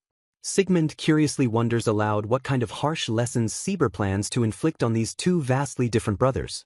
Back in the clearing, Sieber formally announces that the demon lord personally commissioned him to conduct a special educational session for the princes today. Barg aggressively dismisses the entire concept as garbage and immediately orders Igris to take them back to the castle. Igris coldly refuses the royal command, firmly stating they will not return home until the lesson is completely finished. As Barg furiously glares at him, the commander boldly challenges the angry prince to defeat him in combat if he truly wishes to leave. Realizing he cannot win against the veteran commander, Barg violently grits his teeth and suppresses his boiling rage. Sieber mentally applauds the king's brilliant strategy, knowing Barg would only submit to demonic logic where the stronger warrior dictates the rules. With the rebellion swiftly squashed, Sieber cheerfully claps his hands together and declares the start of their special lesson. Sieber kicks off the curriculum by asking the royals what they believe the current demon kingdom needs most to secure its future. Barg violently dismisses the question as trivial, boldly claiming that the ultimate goal of the demon race has been set in stone since ancient times. The arrogant prince passionately declares that their nation requires absolute, overwhelming military might above all else. Sigmund sweat drops while asking if all demons think so violently, prompting Lifa to nervously admit it is a common mindset before Sieber asks David for his answer. David calmly counters his warmongering brother, smartly stating the kingdom desperately needs to expand diplomatic trade while establishing its own unique industries. Barg scoffs in complete confusion, aggressively demanding to know how peaceful trade could possibly enrich their proud warrior nation. The violent prince argues that true demons simply plunder wealth from weaker nations, proudly declaring it has always been their absolute right. David firmly rebukes his brother, pointing out that mindless plundering isolated their country and gave the Holy Kingdom the perfect justification to invade and destroy them. Refusing to listen to reason, Barg violently rejects reality while stubbornly insisting that demons are a flawless, superior race. The arrogant prince passionately cites their incredibly strong grandfather, demanding to know why his family refuses to blindly trust in the absolute physical power of their own people. David calmly turns to his brother, clarifying he absolutely did not mean to distrust their own citizens. Watching from afar, Sigmund quietly asks Lifa if invading neighbors means fighting the entire Western Alliance. Lifa confirms their vast, indefensible southern border touches multiple Western nations, making full defense utterly impossible. Sieber demands to know Barg's grand plan, reminding him that countless demonic lives hang on his decisions. Boiling with blind rage, Barg furiously screams that his ultimate goal is complete continental unification. Unfazed, Sieber asks for his strategy, prompting Barg to recklessly declare a full-scale invasion to crush everything. Redirecting smoothly, Sieber casually asks Commander Igris to provide his professional military opinion on this reckless strategy. Igris bluntly states maintaining active fronts against every neighboring country simultaneously is completely impossible even with maximum conscripts. Barg aggressively snaps, shouting that their grandfathers successfully fought all surrounding nations for many glorious years. Igris coldly shuts the foolish prince down, flatly reminding Barg that he is not former King Baal. He harshly reveals the late king lacked strategy and mercilessly sacrificed citizens just to satisfy his own bloodlust. Sigmund recalls the current king assassinated the former precisely to protect their battered nation from this madness. The arrogant prince violently grits his teeth, visibly struggling to accept his idolized grandfather's horrific, bloody legacy. Refusing to yield, the stubborn prince weakly argues that the strong must inherently rule over the weak. Raising his voice, Barg passionately insists the continent's most powerful demon deserves absolute and unquestioned domination. Sieber counters immediately, pointing out humans fundamentally differ from demons and will never submit to raw power. Sieber sharply asks what Barg plans to do against vastly stronger opponents, causing the prince to scoff. A dark grin crosses Sieber's face as he ominously reminds them they border the dreaded abyssal forest. Suddenly, a massive shadow looms over the treeline as a terrifying presence aggressively crashes through the foliage. The ground violently shakes as a colossal beast steps into the clearing, unleashing a spine-chilling, suffocating aura. Sieber calmly gestures toward the towering monster, sternly stating that this overwhelming horror represents true, pure power. Barg screams in absolute terror, frantically scrambling backward in a desperate bid to escape the monstrous threat. The panicked prince instantly recognizes the beast, wildly shrieking its terrifying name as a tyrant Asura bear. Sieber casually corrects the horrified royal, politely noting it is actually a great tyrant Asura bear. Completely broken by the pressure, Barg violently turns and desperately attempts to flee for his pathetic life. His cowardly escape is thwarted instantly as the massive serpent Kuganochi aggressively blocks his path, hissing terrifyingly. Watching from afar, Sigmund awkwardly grimaces, realizing unleashing both horrific monsters is absolute overkill for young princes. Barg desperately clutches his head, cowering helplessly on the ground while completely paralyzed by sheer suffocating dread. Observing the chaotic scene, Sigmund expresses genuine surprise upon noticing David remarkably holding his ground despite the fear. The hidden master openly praises the boy's immense willpower for not collapsing under the monster's combined intimidation. Sieber internally notes David's shocking calmness, realizing the introverted young prince might actually possess true kingly makings. Slowly forcing his trembling body to move, David bravely steps forward to check on his terrified older brother. He gently reaches out to the violently shaking Barg, bravely offering a supportive hand despite his own fear. David softly asks if his brother is unharmed, while Barg merely stammers incoherently in absolute, mind-shattering shock. Turning his composed gaze back, David asks whose monsters these are, prompting Sieber to reveal his master. David's eyes widen in sheer disbelief as he struggles to comprehend Sieber's unimaginably powerful, godlike master existing. Sieber sharply asks Barg if he finally understands stronger entities exist, questioning his absolute reliance on raw force. David intelligently summarizes the harsh lesson, correctly noting true leadership requires much more than just sheer physical might. The younger prince admits it is completely unrealistic for regular citizens to ever reach such godlike heights. Sieber solemnly nods but warns David never to underestimate power, as it remains absolutely vital for defending peace. He concludes that using power strictly for invasion invites devastating retaliation, urging them to deeply reconsider their goals. Sometime later, Commander Igris formally approaches David to ask for his final thoughts on Sieber's terrifying lesson. David offers a self-deprecating smile, humbly admitting he feels pathetic because his body still violently trembles from terror. Igris gently reassures the young royal, respectfully confessing the horrifying ordeal deeply unnerved even a veteran like himself. Staring thoughtfully, David firmly resolves that demons absolutely must learn diplomatic methods outside pure military force. Igris quietly gazes toward the dense treeline, silently pondering the terrifying unknown master ruling the abyssal forest. Deep within the demon kingdom, a tense silence fills the grand conference room. Breaking the heavy silence, the demon lord asks for an update on Prince Barg's current condition. A nervous subordinate stammers that the terrified prince has completely barricaded himself inside his royal chambers. Outside the heavily locked door, an instructor announces combat class while Barg desperately screams his refusal to leave. Clutching his trembling knees, the completely broken prince mutters that he will instantly die if he steps outside. When the baffled instructor tries to calmly reason with him, Barg viciously orders him to shut up. The bewildered tutor sighs in pure confusion, remembering how much the prince used to love his violent combat lessons. Back in the conference room, the officials note with great surprise that Barg's rowdy lackeys have suddenly started frequenting the library. Baffled by this sudden shift, They realize the former military hopefuls have cowardly switched their career paths to safe civil service. The room shares a collective shudder as they deeply wonder what horrific event transpired during the prince's recent field trip. The demon lord rubs his temples, quietly wondering if exposing his eldest son to such absolute terror was a terrible mistake. Commander Igris respectfully defends the boy, admitting that even seasoned veterans completely freeze up when facing a great tyrant Asura bear. Leaning forward with intense interest, the demon lord questions if these mysterious beasts are truly that overwhelmingly powerful. Igris grimly confirms that just one beast could annihilate the country, prompting the king to doubtfully ask if the wood golem could simply be burned. The veteran commander shakes his head, gravely warning that not even the kingdom's greatest pyromancer could singe that terrifying monster. A fierce smirk crosses the demon lord's face as his battle-hungry warrior instincts suddenly flare to life.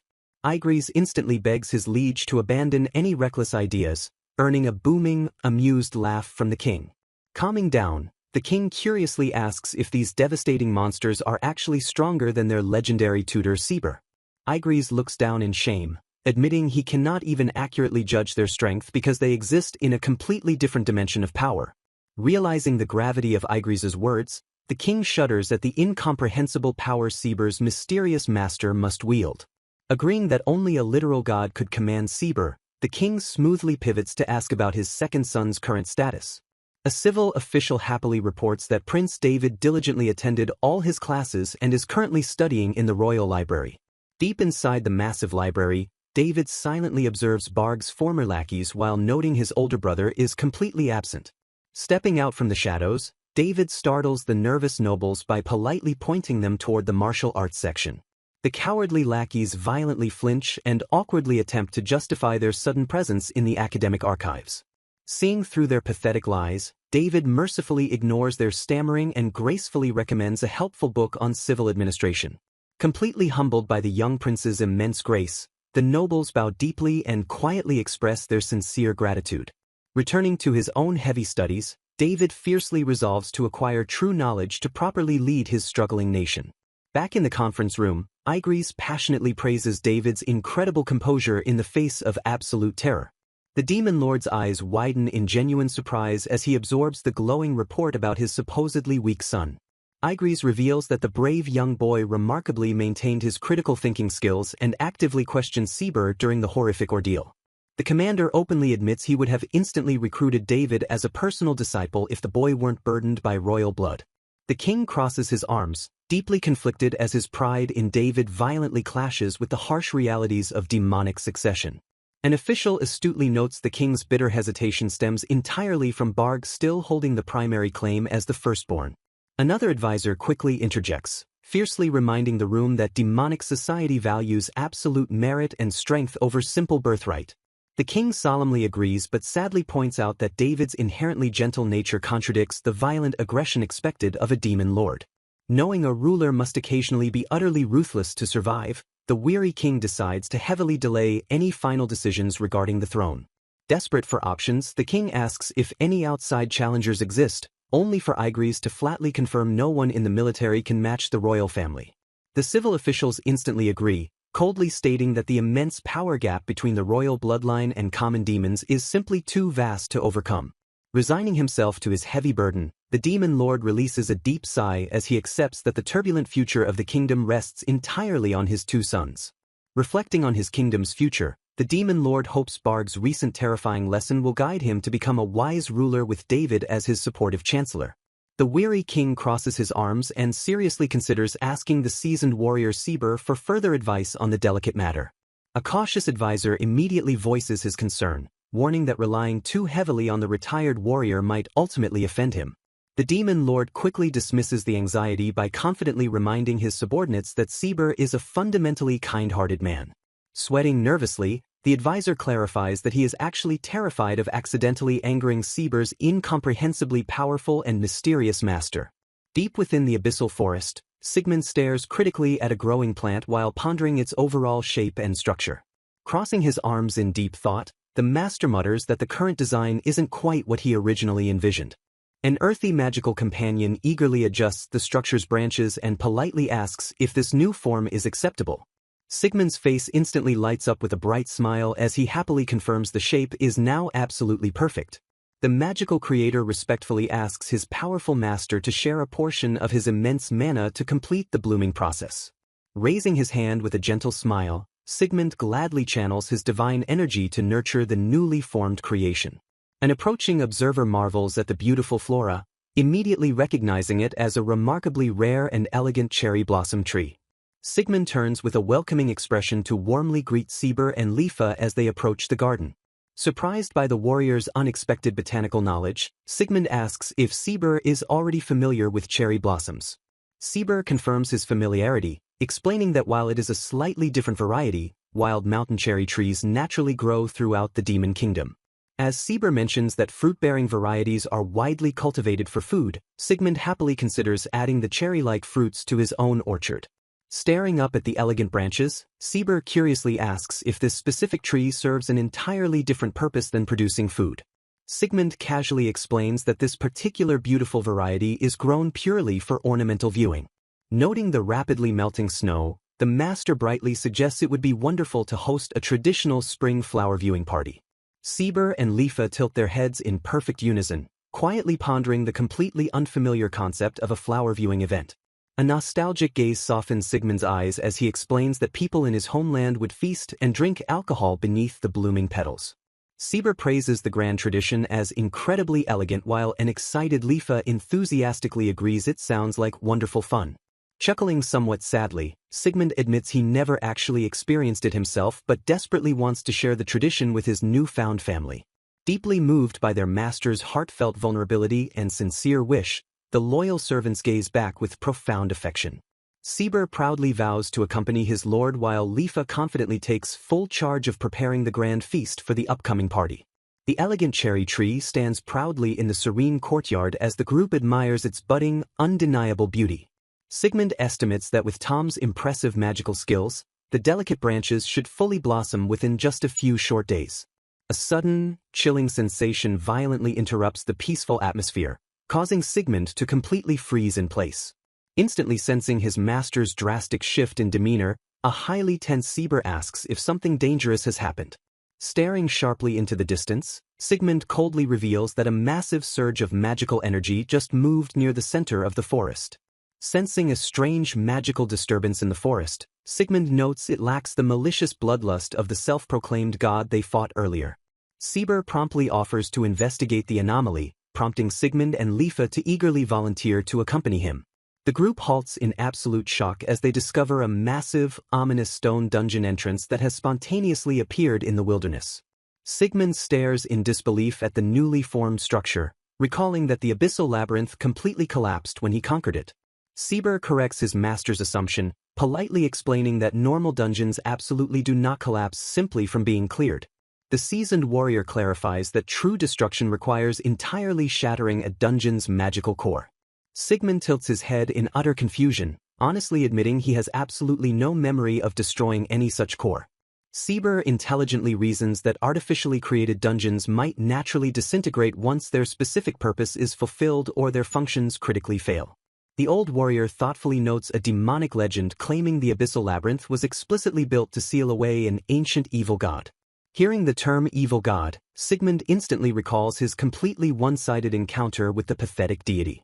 He casually brushes off the horrific implication, deciding the connection is probably just a ridiculous coincidence. Analyzing the magical flow, Sieber concludes that this new dungeon lacks artificial tampering and must be a completely natural phenomenon. Sigmund accepts the explanation while musing how bizarre it is that monsters, dungeons, and even he himself suddenly pop into existence in this world.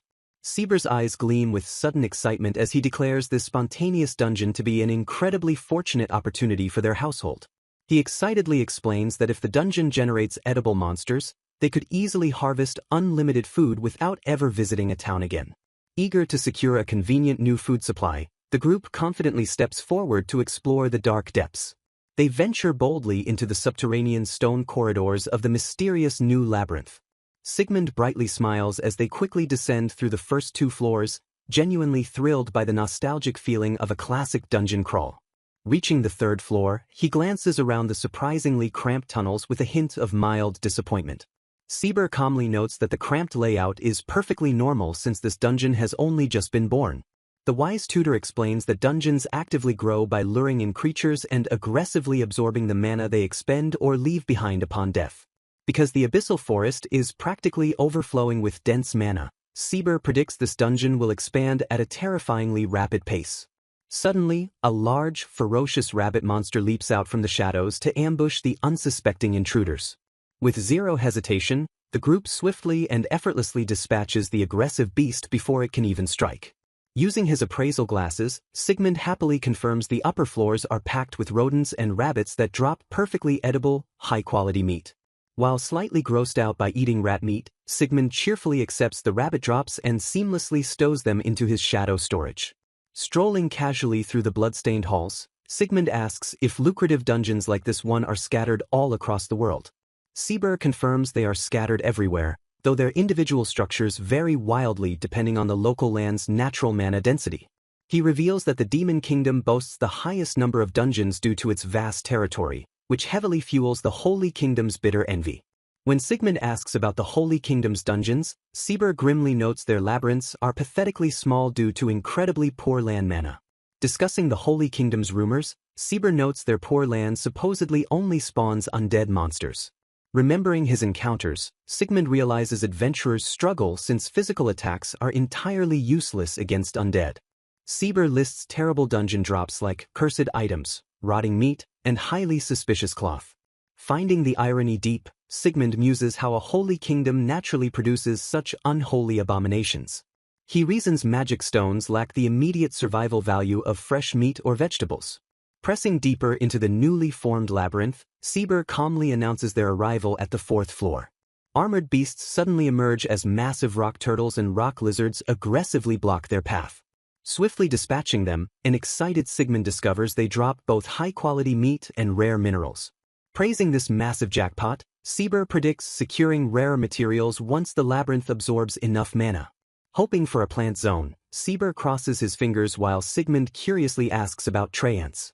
Sieber smoothly explains mutated plant monsters yield valuable loot ranging from reinforced wood to delicious fruits. Anticipating his master's agricultural obsession, Sieber teases the possibility of discovering rare exotic materials.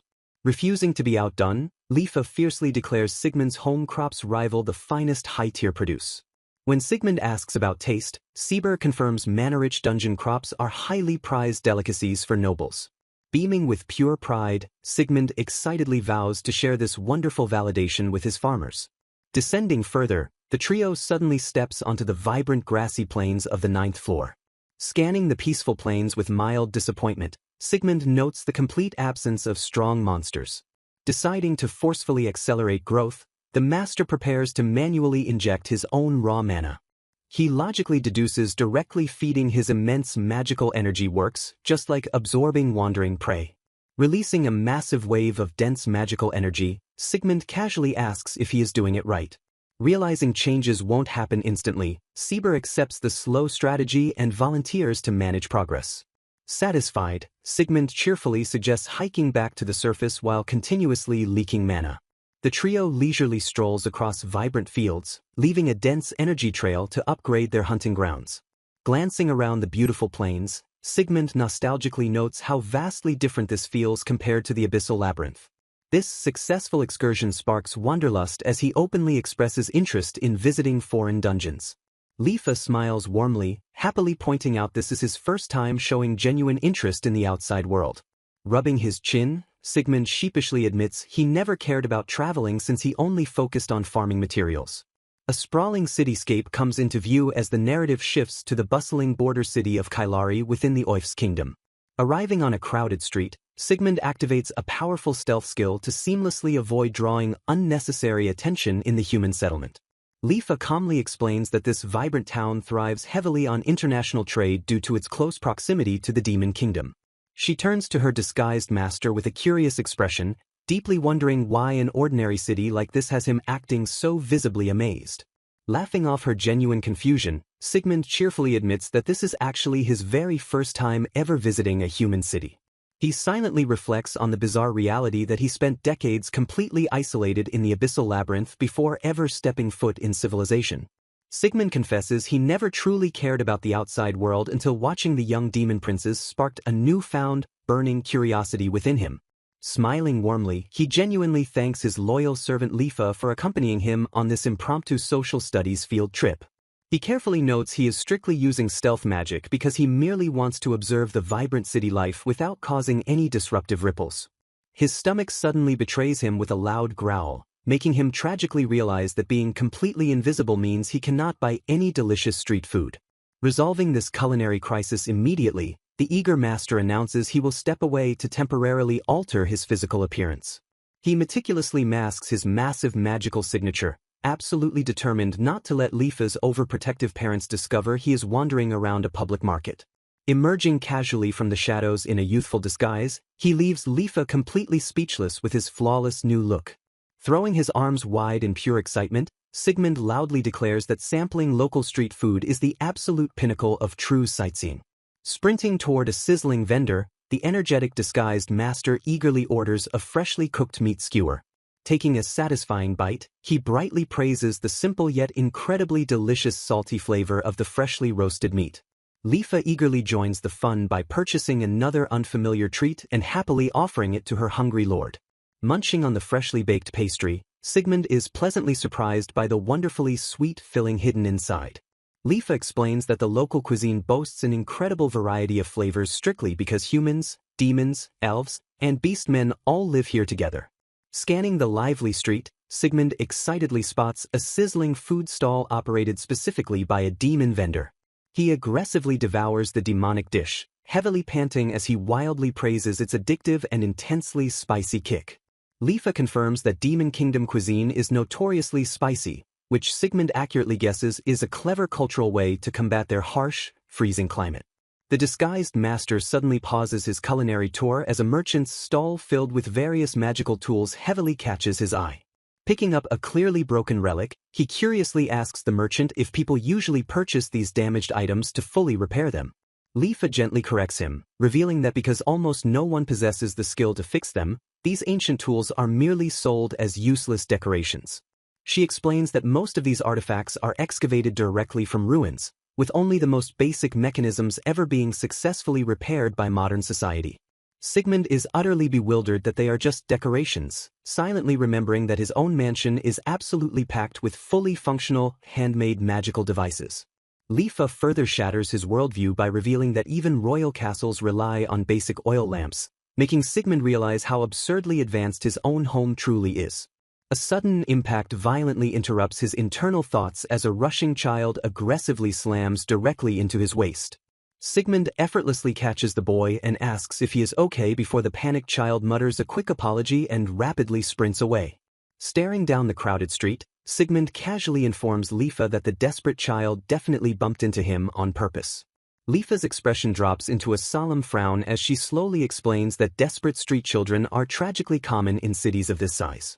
When Sigmund asks about local protection facilities, Lifa vaguely recalls that Kailari has an orphanage but admits she does not know its exact location.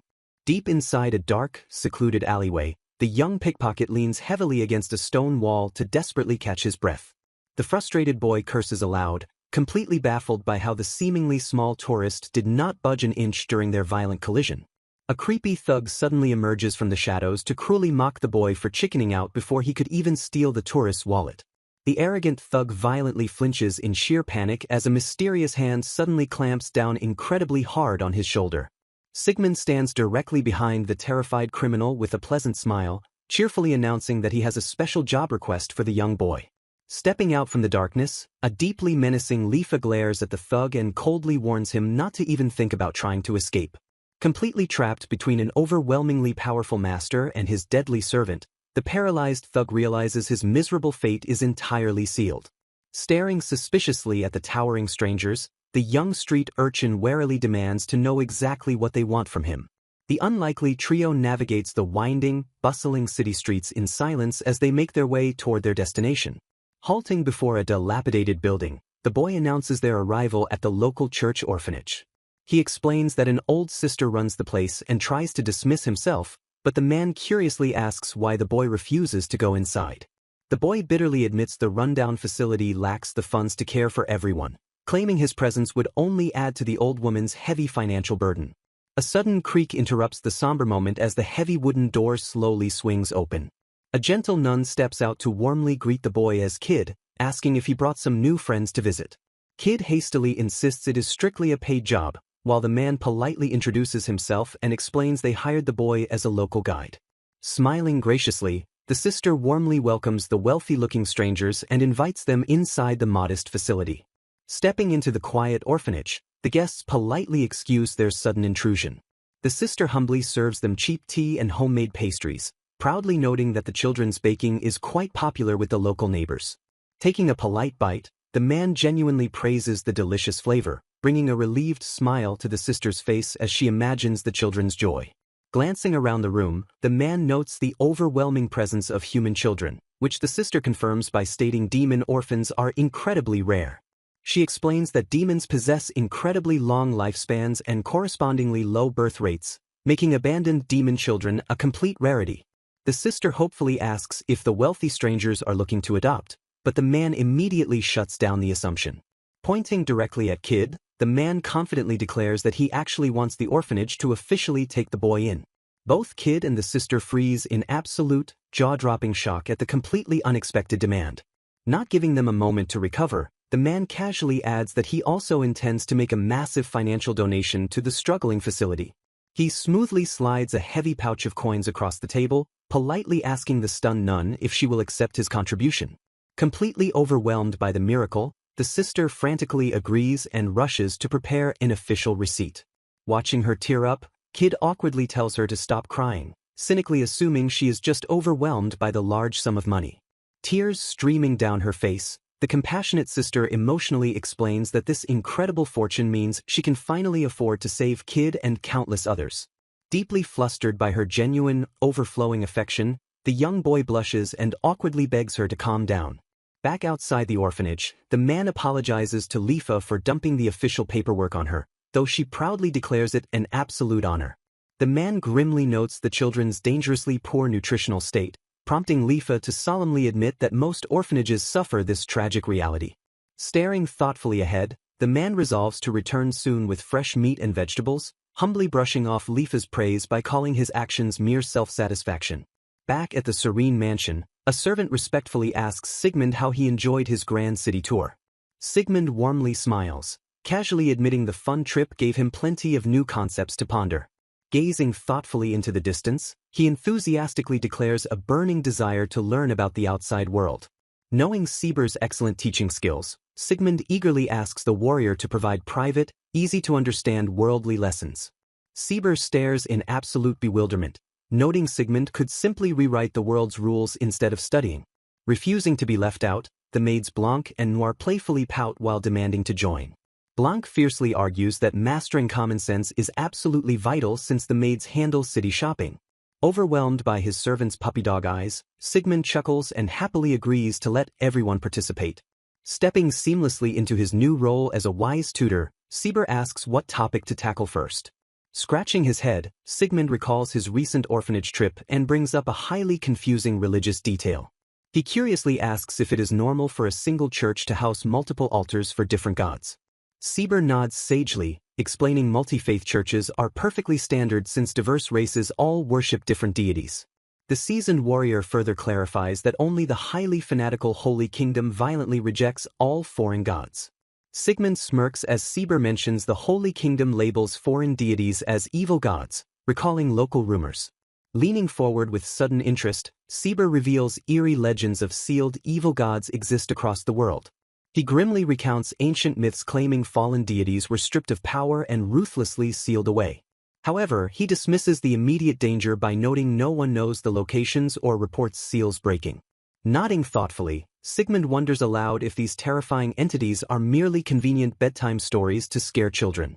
Adding another intense layer, Sieber mentions ancient dragons are supposedly tasked with guarding these divine prisons. He explains these emissaries dwell on the dragon continent and only descend to annihilate awakening evil gods. A sudden string of coincidences violently strikes Sigmund's mind as he pieces the recent dungeon events together. Sweating profusely, he realizes with horrifying clarity that he personally shattered a seal and mugged the escapee. Desperately refusing to accept the massive political implications, he violently resolves to completely ignore the terrifying truth. Forcing a bright smile, Sigmund cheerfully concludes the world is perfectly safe since no one confirmed anything. Sieber narrows his eyes suspiciously at his master's sudden, highly suspicious shift in overall demeanor. Clearing his throat awkwardly, the wise warrior decides not to pry into whatever horrifying secret his master realized. Sieber explains that while major threats vanished, the fanatical Holy Kingdom remains a constant spark for skirmishes. Frustrated by lacking human intel, Sieber mutters that sending his familiar Yada is their only reliable option. Thrilled by covert missions, Sigmund eagerly offers to infiltrate as Mist, only for Sieber to scream refusal. Pouting like a child, Sigmund offers to become a bat, but a terrified Sieber shuts the idea down. Sieber frantically warns that if a being as powerful as his master were to accidentally leak even a fraction of his mana, the results would be catastrophic. The loyal servant grimly declares that such a magical leak would be nothing short of a literal disaster. He stresses that even a single stray aura could easily result in mass casualties, leaving Sigmund groaning at the heavy responsibility. Sigmund chuckles awkwardly while silently wondering if his overprotective servant is simply exaggerating the deadly threat. Small footsteps suddenly patter across the wooden floor as Mill and Lara cheerfully announce they have finally finished their studies. The energetic girls bounce up to Sigmund, innocently asking if their big brother is busy studying too. Lunora urgently calls out from down the hall, strictly reminding her excitable daughters not to run inside the house. Sigmund kindly reassures the flustered mother that it is completely fine, waving off her polite apologies for the sudden interruption. Crouching down to their level, Sigmund warmly praises the girls for working so hard on their daily lessons. The proud siblings excitedly explain that they learned all about special leaves today and how to turn them into healing medicine. Sigmund smiles brightly, playfully declaring he will rely on them to cure him of any future injuries or illnesses. Lunora gently pats their heads, reminding the aspiring healers that they still have a lot more to learn before reaching that level. She then casually asks if they originally planned to go play with Shiro and Kuro today, instantly shifting their focus. Remembering their furry friends, the excited duo instantly spins around and dashes off toward the sunny garden. Watching them sprint away, Sigmund fondly notes how incredibly passionate the girls have become about their academic studies lately. Blanc helpfully explains that the girls' current ultimate goal is to independently read the picture book their master previously acquired. Lunora sighs softly, explaining that their harsh nomadic past left absolutely no time or energy for a proper education. Sigmund listens sympathetically as he asks if their previous roaming lifestyle was truly that difficult to endure. The devoted mother confirms the hardship, recounting how endless chores like hunting, crafting, and tending livestock completely consumed every waking hour. She solemnly adds that they also lived in constant, exhausting fear of sudden attacks from roaming monsters and ruthless bandits. Despite recounting the grim memories, Lunora forces a gentle smile and quietly admits it was not entirely filled with suffering. Sigmund quietly observes her resilient spirit, realizing she endures all these heavy thoughts specifically to secure a better life in this safe haven. When she tilts her head in mild confusion, he silently notes that her absolute priority will always be Mill and Lara's future. Shaking off his deep thoughts, Sigmund openly praises Lunora's incredible strength as a mother, leaving her blushing and humbly denying the high compliment. A few days after visiting the human city, Sigmund considers exploring another foreign nation next. Lifa's companions eagerly insist on tagging along to handle future shopping supplies together. Her grandfather offers to teach them essential Demon Kingdom knowledge in just 3 short days. Startled by the 3-day lecture, Sigmund silently resolves to sneak off and farm instead. Shortly after, the group safely arrives at Bastel, a vibrant city inside the Demon Kingdom. Sigmund notes this former frontline border town now peacefully hosts diverse, multiracial populations. Sieber explains that demons naturally accept changing political tides whenever a new demon king ascends. Reassuring him further, Sieber highlights that international relations remain surprisingly peaceful and stable. Sigmund muses that this lasting harmony stems directly from the current demon king's good governance. Lifa marvels with delight at the wide variety of uniquely styled buildings lining the streets. Sieber clarifies that architectural styles vary greatly due to massive physical differences among demon races. He lists local inhabitants ranging from Oni and werewolves to arachnes and massive giant tribes. Sigmund realizes building standards must adapt to vastly different sizes and distinct lifestyle needs. Spotting a reptilian passerby in the crowd, Lifa curiously asks if he is a lizardman. Sieber quickly corrects her, explaining that the proud individual is actually a noble dragonote. Warning that confusing them with monsters is insulting, Sieber prompts Sigmund to promise extreme care. Sigmund observes that even within the giant race, numerous distinct tribes live alongside local humans. Continuing his scan of the marketplace, he notices several beastmen mingling casually among shoppers. Looking further down the bustling road, he also spots elves navigating through the dense crowds. Spotting several dwarves, Sigmund wonders aloud if elves and dwarves are rare sights locally. Sieber notes elves rarely visit towns, whereas sturdy dwarves run highly prosperous, sought-after blacksmith shops. He adds that their incredible physical strength allows many dwarves to excel as rugged adventurers. Pleased by her master's sharp recall, Lifa proudly praises him for remembering her grandfather's lessons. Walking deeper into the city center, Sigmund notices a complete absence of homeless street children. Sieber credits post-war state policies where merchants and government fund orphanages to protect war victims. Skeptical of greedy merchants, Sigmund learns their compliance stems from an instinct to obey strength. Recognizing its practical convenience, Sigmund chuckles at how useful such base instincts are during recovery.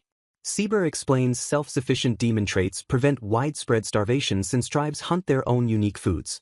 Connecting the dots, Sigmund realizes this self-reliance protects the nation from devastating, human-style food crises. Recalling past lessons, he notes that naturally low demon birth rates keep population demand stable. Given these favorable conditions, Lifa optimistically assumes the local orphanages must be functioning flawlessly. Hesitating slightly, Sieber wisely advises against assumptions until they inspect the actual orphanages themselves. Halting before an impressive structure, the group finally arrives at their main destination, Bastel Church. Sieber points out that the highly praised local orphanage operates directly behind the main chapel. Noticing his sudden hesitation, Lifa asks if he intends to step inside the holy building. Remembering his undead nature, Sigmund sheepishly confesses that he occasionally forgets his own monster status. Though immune to holy damage, Sigmund chooses to remain outside out of respect for believers. Approaching the quiet facility gates, Lifa calls out until a swift voice answers from within. A staff member politely asks them to wait outside while fetching the facility director. Watching the workers scurry off nervously, Sigmund wryly observes their heavy suspicion toward visitors. Taking advantage of the brief wait, Sigmund decides to act quickly. Approaching the group, Rosalie introduces herself as the head director overseeing the orphanage. She politely inquires about the exact nature of their unexpected visit to the church. Apologizing for the sudden intrusion, Sigmund explains they arrived to offer a substantial donation. Surprised by the generous offer, Rosalie immediately expresses her sincere gratitude. Without hesitation, Sigmund extends a heavily loaded pouch of currency toward her. Shocked by the immense weight, she nervously questions if accepting such wealth is truly acceptable. Confirming the gift, Sigmund also presents a large haul of fresh food supplies for the children. Overwhelmed by his generosity, Rosalie cautiously admits they have absolutely nothing to offer in return. Sigmund smoothly deflects by claiming the Demon King commanded this aid, successfully securing her acceptance. Glancing around the facility, Sigmund notices a surprisingly large number of human children running about. Rosalie confirms mostly human children reside here due to the city resting near the border. She explains that while demon lands remain stable, many human citizens desperately struggle to survive. Driven by absolute desperation, impoverished humans seek asylum across the border as their final hope. She solemnly notes the orphanage houses children who survived perilous crossings or tragically lost parents. Absorbing the grim reality, Sigmund nods quietly in solemn understanding. A younger sister bitterly declares powerless human children stand zero chance in meritocratic demon society. She fiercely insists that without Rosalie's sanctuary, every single child would have perished long ago. Chastised slightly by Rosalie, Maria quickly apologizes for her sudden emotional outburst. Rosalie gently reveals that Sister Maria was once an orphan raised within these very walls. She explains older graduates constantly return between work shifts to desperately keep the struggling facility afloat. Bowing deeply, Rosalie expresses profound gratitude that the donation will finally ease their heavy burdens. Sigmund humbly deflects the praise, genuinely glad his wealth could alleviate their immediate suffering. Curious about local dynamics, Sigmund softly asks Lifa if humans naturally struggle surviving here. Lifa explains that capable adults easily find sufficient employment opportunities across the nation. She points out post-war industrial booms created a massive labor shortage across the kingdom. Sigmund realizes that despite the booming economy, young orphans still face impossible odds surviving alone. A curious orphan approaches Sigmund, playfully asking if the older man intends to start working. Correcting the child to call him brother, Sigmund watches Lifa gently deny being a new sister. Peeking into the kitchen pots, excited children cheer loudly upon discovering hearty stew cooking. Their excitement explodes further when they spot actual meat simmering inside the massive cooking pots. Smiling warmly, Sigmund invites the eager children to help him prepare the massive feast together. A triumphant roar echoes through the courtyard as the orphans celebrate finishing the delicious meal. Despite the joy, Sigmund internally worries his finite wealth cannot indefinitely sustain these massive donations. Admitting endless charity is not his style, he receives warm praise from Lifa for his underlying kindness. The chaotic but heartwarming day concludes with peaceful resting sounds filling the lively orphanage. Returning to the tranquil abyssal forest, the scene shifts to Sigmund's sprawling estate. Meeting with his mechanical servants, Sigmund curiously asks Blanc and Noir how their first city visit went. The duo confidently report memorizing all merchant practices and conversation etiquette, eagerly requesting to handle all future shopping trips. Smiling at their enthusiasm, Sigmund gladly agrees to rely on their newly acquired expertise. He mentally decides to leave the direct management of those logistics to Lifa and Sieber. Shifting the conversation entirely, his companions bring up the pressing matter regarding the orphanage. Wishing to hear everyone's perspective, Sigmund instructs them to gather Tom, Runola, and the rest of the household. The heavy wooden doors swing open as the residents quickly assemble at their master's summons. Seeing everyone gathered in the meeting hall, Sigmund officially calls the strategy conference to order. Explaining his recent impulsive donations, he emphasizes the need to brainstorm a sustainable, long-term support plan for the orphans. Runola warmly praises his charitable efforts, having heard the wonderful news from Sieber during her outing. Despite the praise, Sigmund firmly states that relying solely on spontaneous donations lacks any real future viability. Recalling previous discussions, the group notes his personal funds are finite since he currently lacks formal employment.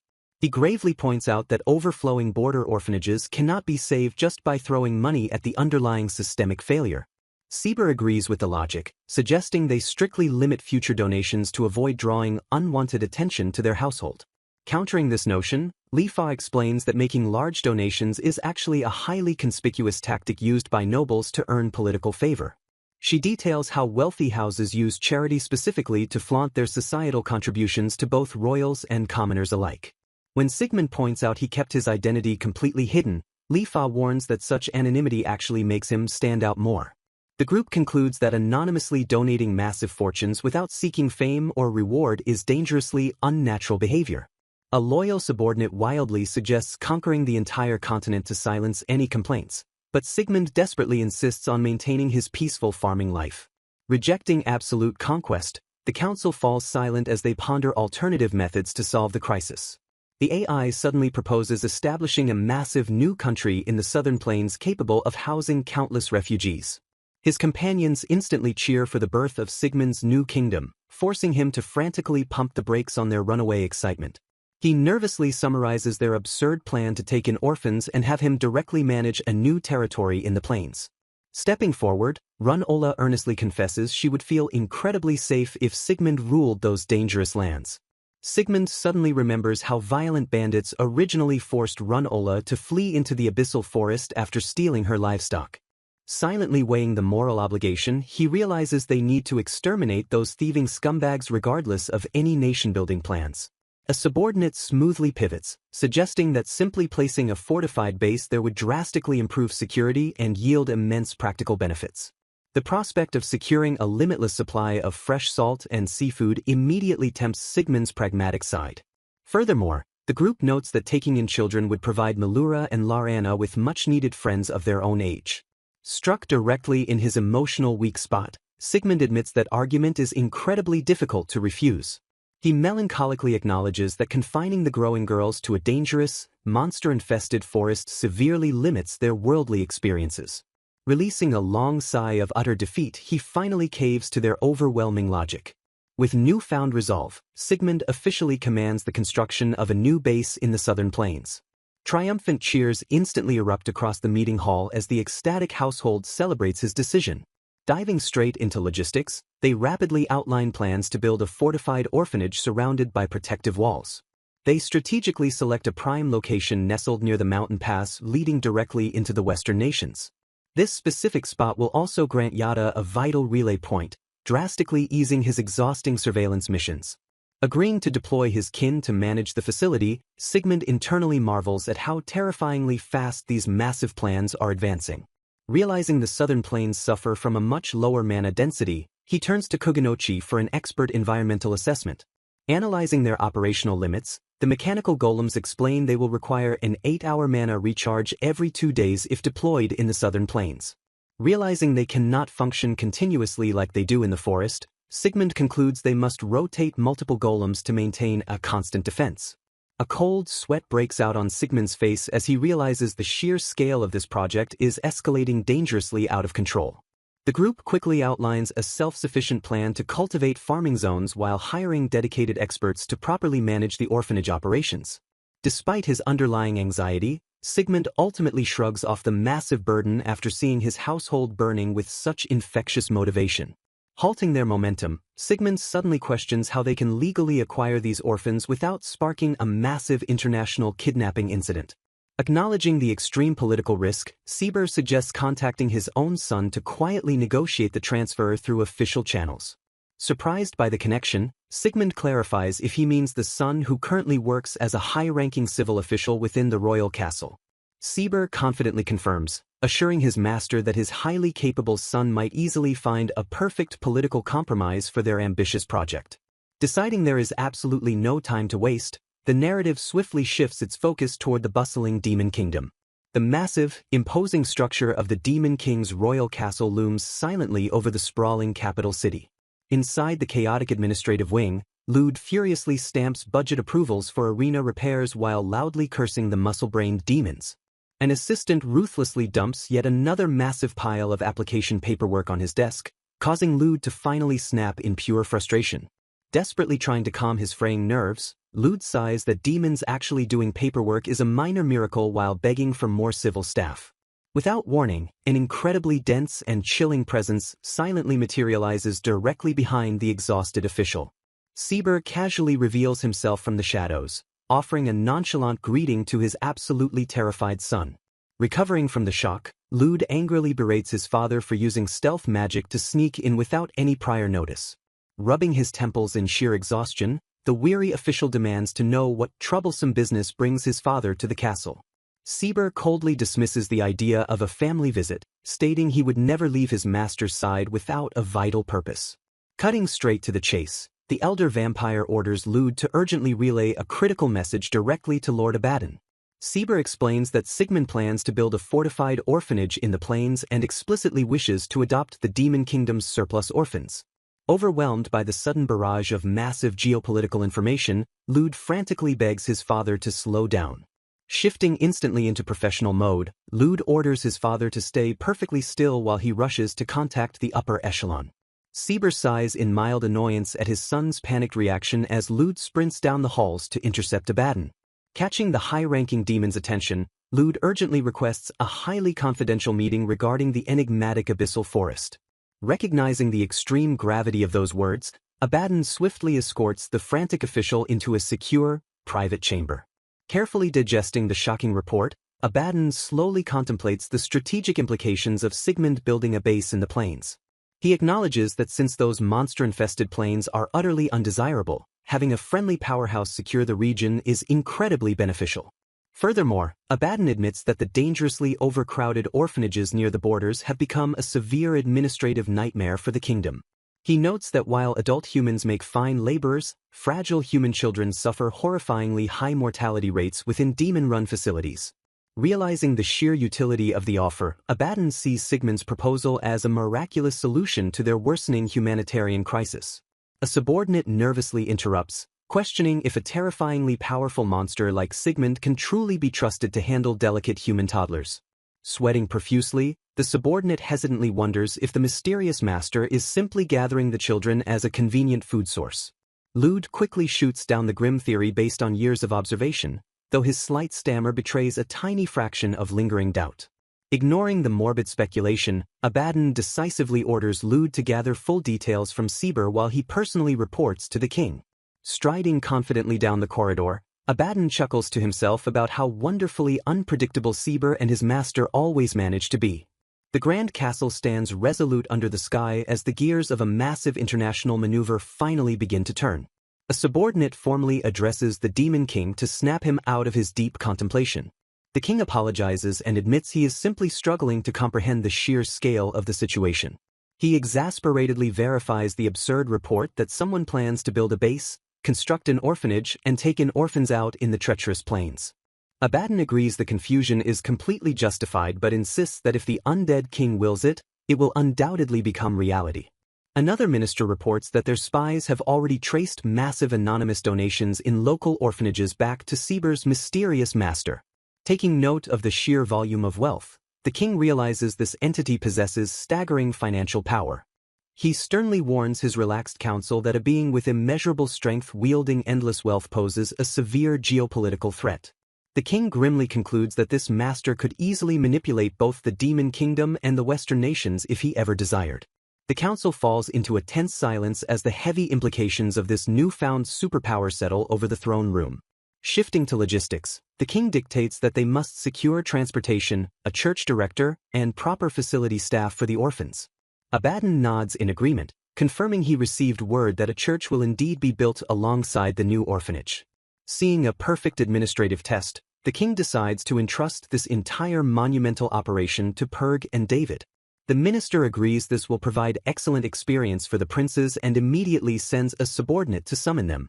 Shortly after, the two royal princes confidently enter the throne room and announce their presence. The king wastes no time, formally declaring that he has a critical new assignment for Purg and David. Purg immediately flinches, nervously asking for the details of this sudden work. Panicking over past trauma, Purg desperately prays it has nothing to do with the abyssal forest, prompting the king to reassure him and ask Demoris to explain. Demoris politely details their mission to arrange transportation and secure personnel for a newly established church and orphanage outside the borders. Purg sighs in massive relief at receiving a normal bureaucratic task, while David breaks out in a cold sweat over a looming bad premonition. Stepping into a professional role, Demoris asks to discuss the facility's scale and logistics alongside Abaddon in a private meeting. The ministers swiftly escort the princes out of the room, leaving David groaning in absolute dread. The king orders a subordinate to guard the princes to the plains, receiving a promise that safe passage along the mountains will be secured. Meanwhile, the scene transitions to the vast, untamed expanse of the southern plains. Sigmund stretches his arms wide, thoroughly enjoying the incredibly refreshing ocean breeze. He gazes across the open fields, warmly praising the gentle wind blowing in from the deep south. The towering mountains stand silently in the background, framing the massive territory they now occupy. Sieber points out the optimal location for a windbreak forest, leaving the actual construction to Tom and Kogenochi. Lifa turns to her grandfather, suggesting that alongside the fort, they must build a magnificent castle to the east fitting for their master. She passionately argues that constructing a grand castle in the plains will unequivocally prove their master rules this entire territory. Calculating the sheer scale, she excitedly notes that combining this land with the abyssal forest gives Sigmund dominion over half the continent. Sweating nervously at her escalating ambitions, Sigmund desperately tries to interrupt the runaway conversation. He admits he perfectly understands building an orphanage, a church, and even a defensive fort to repel monsters. However, he wildly protests the absolute necessity of a castle, only for Sieber to sternly insist it is mandatory. Sieber explains that humans are tragically foolish creatures and begs his master to consider the tactical reality. He details how a rich, defenseless orphanage would instantly become a prime target for human looters who lack the mana-sensing abilities of demons. Conversely, a breathtakingly opulent castle would serve as a terrifying deterrent, ensuring only the most suicidal fools would dare attack. Sigmund reluctantly concedes the logic behind the deterrence, but he firmly points out a massive underlying flaw. He frantically argues that a colossal castle requires exhausting daily maintenance and cleaning, whining that he simply wants to live a peaceful farming life. Sieber starts to offer a countermeasure, giving Sigmund a brief flash of hope that his subordinate finally understands his plight. Utterly shattering that hope, Sieber cheerfully suggests simply spawning more kin to permanently garrison and maintain the fortress. Li Fa happily chimes in, assuring Sigmund that once he finishes the initial construction, he can immediately return to his lazy lifestyle. Sieber delivers the final blow by revealing the Demon Kingdom already offered to supply the actual caretakers, leaving Sigmund completely cornered. Willfully misinterpreting his stunned silence, Li Fa triumphantly declares they have secured their master's approval and rallies everyone to begin surveying the land. Sigmund stammers in pure, unadulterated panic, internally screaming that he never actually gave his permission for any of this. He solemnly reflects that his original plan was simply to clear his conscience while securing a nice beach spot for fresh seafood.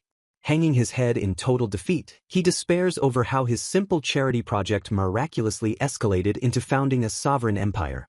Earth-shattering rumbles echo across the plains as massive golems immediately begin carving out the colossal foundations. The mechanical titans work with terrifying efficiency, rapidly shaping the raw terrain into a sprawling, fortified kingdom. Watching his beloved household work with such infectious joy, Sigmund finally abandons his protests and accepts his new reality with a resigned smile. Returning to his sprawling estate in the abyssal forest, Sigmund stretches his arms and prepares for his next task. A small familiar quietly approaches to catch its master's attention. The familiar assures Sigmund that they will handle the ongoing work in the plains, prompting a surprised but approving nod. Deciding to utilize his free time, Sigmund plans to head back to the mansion and start constructing golems for the new base. Stepping into his dedicated workshop, he mentally prepares to begin a heavy crafting session. He first outlines his exact needs, concluding that the fort requires both dedicated guard golems and construction assistants. He also notes that specialized wooden golems will be essential for handling the agricultural work. Analyzing the fort's security, he determines that the guard golems should be split into two variants for external perimeter watch and internal defense. Realizing external guards only need to repel straightforward threats, he opts for a simple, jointless design mimicking basic dungeon monsters. He acknowledges that while golems use ambient mana to compensate for missing physical parts, oversimplifying their bodies severely ruins their energy efficiency. However, since the plains lack dense mana and the gatekeepers will only move during enemy attacks, he completely dismisses the fuel efficiency concerns. Weighing the practical requirements, he confidently decides that sturdy stone golems are the perfect choice for the gatekeeper role. Gathering his focus, Sigmund channels his magical energy to begin the heavy shaping process. Raw magical power surges from his hands as he expertly manipulates the solid materials. He utilizes a large stockpile of durable rocks that he previously excavated from the western mountains. The massive boulders float through the air, automatically assembling themselves under his precise magical control. He carefully sculpts strong arms optimized for heavy lifting to assist with fort construction while keeping the overall body shape completely simple. To power the construct, he firmly embeds a high-quality magic stone dropped by a monster from the labyrinth of no return directly into its chest. With a final surge of binding magic, the imposing stone golem is successfully completed. Shifting his focus to the interior guards, he decides to install a secondary magic stone as an internal battery to guarantee prolonged operational hours. Envisioning a highly durable and powerful defender, he briefly considers forging a classic iron golem. He quickly scraps the idea upon realizing that ordinary iron possesses the exact same structural durability as the magically enhanced trees of the abyssal forest. Seeking superior strength, he chooses mithril ingots for their extreme hardness and high magic affinity to render the golem practically impervious to all attacks. Concerned about mithril's lack of weight, he activates his alchemy skill to smelt it together with heavy steel ingots acquired from dungeon treasure chests. The rare metals liquefy and merge within a blindingly bright magical crucible. Activating his blacksmithing skill, Sigmund violently hammers the glowing alloy to forge the refined components. Brilliant sparks scatter across the workshop as he rapidly hammers the dense metal into its perfect shape. Inspecting the cooled components, he smiles in deep satisfaction at the flawless quality of his alloy. Realizing he has plenty of leftover material, he efficiently decides to forge dedicated weapons for the golems to wield in combat. With expert precision, he smoothly locks the intricate mechanical pieces together to finalize his ultimate creation. Admiring his newly forged creations, Sigmund silently inspects the towering metallic defenders within his workshop. The imposing figures stand completely still, radiating an aura of immense power and unwavering loyalty. He officially names the formidable iron golems Ein and Zwei, welcoming them to his growing household. Shifting focus, he plans to construct assistant golems to handle interior building and repairs while he personally manages the fort's exterior foundations. He considers crafting automata like Blanc and Noir for detailed work, though he notes his creations technically classify as living dolls instead. Shrugging off the technicality since their performance remains superior, he eagerly gathers his leftover mithril alloy and other rare materials. He carefully selects elder skeleton bones, abyss snake skin, and creepy bat membranes for the upcoming build. Channeling his magic, he masterfully fuses the mithril alloy with the elder skeleton bones to forge an incredibly robust skeletal frame. Next, he synthesizes the abyss snake skin and creepy bat membranes to create highly durable artificial leather for their exterior. Considering their intended tasks, he realizes that having only 2 arms might make intricate solo labor far too difficult for them. To maximize their efficiency, he seamlessly attaches extra mechanical utility arms directly to their frames. He carefully clicks their eye components into place, prioritizing pure functional vision to aid their delicate construction work. Admiring his newly completed level 1 Sloyd doll, he decides to immediately craft a second one to cover the massive workspace. Asking his new creations to wait a moment, he smoothly transitions into building the agricultural wood golems. Relying on his extensive crafting experience, he swiftly gathers the exact same materials used for his previous wooden servants. With practiced ease, he triumphantly completes the sturdy wooden constructs in record time. The newly minted workforce stands shoulder to shoulder, quietly awaiting their master's final commands. Looking over his newly crafted mechanical army, Sigmund marvels aloud at the truly spectacular sight. Gathering his fading focus, he prepares to systematically bestow official names upon every single one of his new creations. He swiftly dubs the 4 imposing stone golems Rock 1, Rock 2, Rock 3, and Rock 4.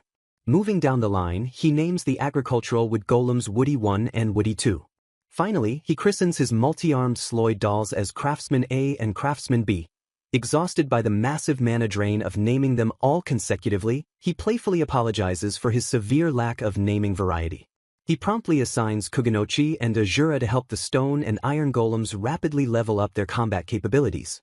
Next, he officially entrusts the multi-armed Sloyd dolls to Blanc and Noir for specialized operational training. He then orders Oliver and Jack to teach the wood golems advanced agricultural techniques while boosting their levels. As his mechanical minions scatter to train, Sigmund plans to forge interior construction tools during his brief downtime. A subordinate suddenly interrupts his peace, urgently requesting him to verify the fort's territory boundaries once he finishes crafting. Sigmund weakly agrees while internally lamenting that his supposedly peaceful slow life has become overwhelmingly busy. The scene shifts abruptly to the vast, open expanse of the untamed southern plains. Lifa calls out to her master, prompting Sigmund to mention he was brought here solely to confirm their plans.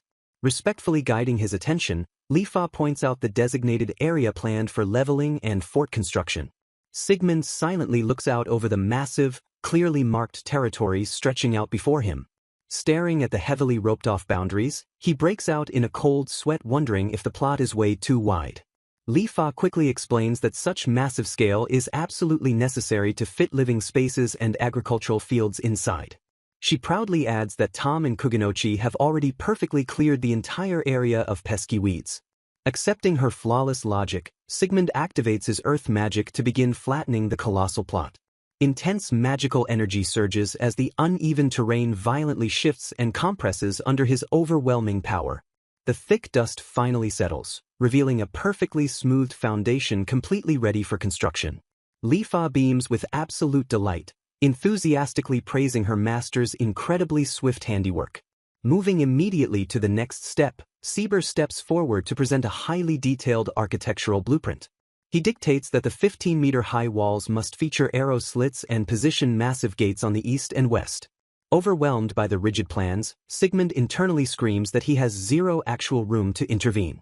Completely defeated by his overzealous retainers, he weakly agrees to follow their exact specifications. Noting the heavily planned moat, he questions the water source and learns a nearby river can easily be diverted. He briefly daydreams about building a star-shaped fort like Goryakaku but stays silent to avoid giving himself more grueling work. Confirming the inclusion of 4 corner watchtowers, he tightly grips his focus for the colossal task ahead. He slams his hands against the ground, unleashing a terrifyingly massive wave of earth-shaping magic. Colossal pillars of solid stone violently erupt from the ground in a deafening, earth-shattering roar.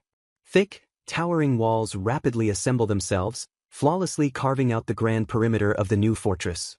The earth groans as deep trenches are simultaneously carved out to form the massive defensive moat. Elaborate gates and watchtowers seamlessly rise from the bedrock under his absolute magical control. The dust completely clears, revealing the breathtakingly massive fortress fully erected in a mere instant. Sigmund wipes his brow, proudly declaring the massive outer walls and defensive moat completely finished. Lifa bows in sheer awe of his absolute perfection, noting that only the main drawbridge remains to be built. Analyzing the drawbridge requirements, he determines they need sturdy timber exclusively sourced from the abyssal forest.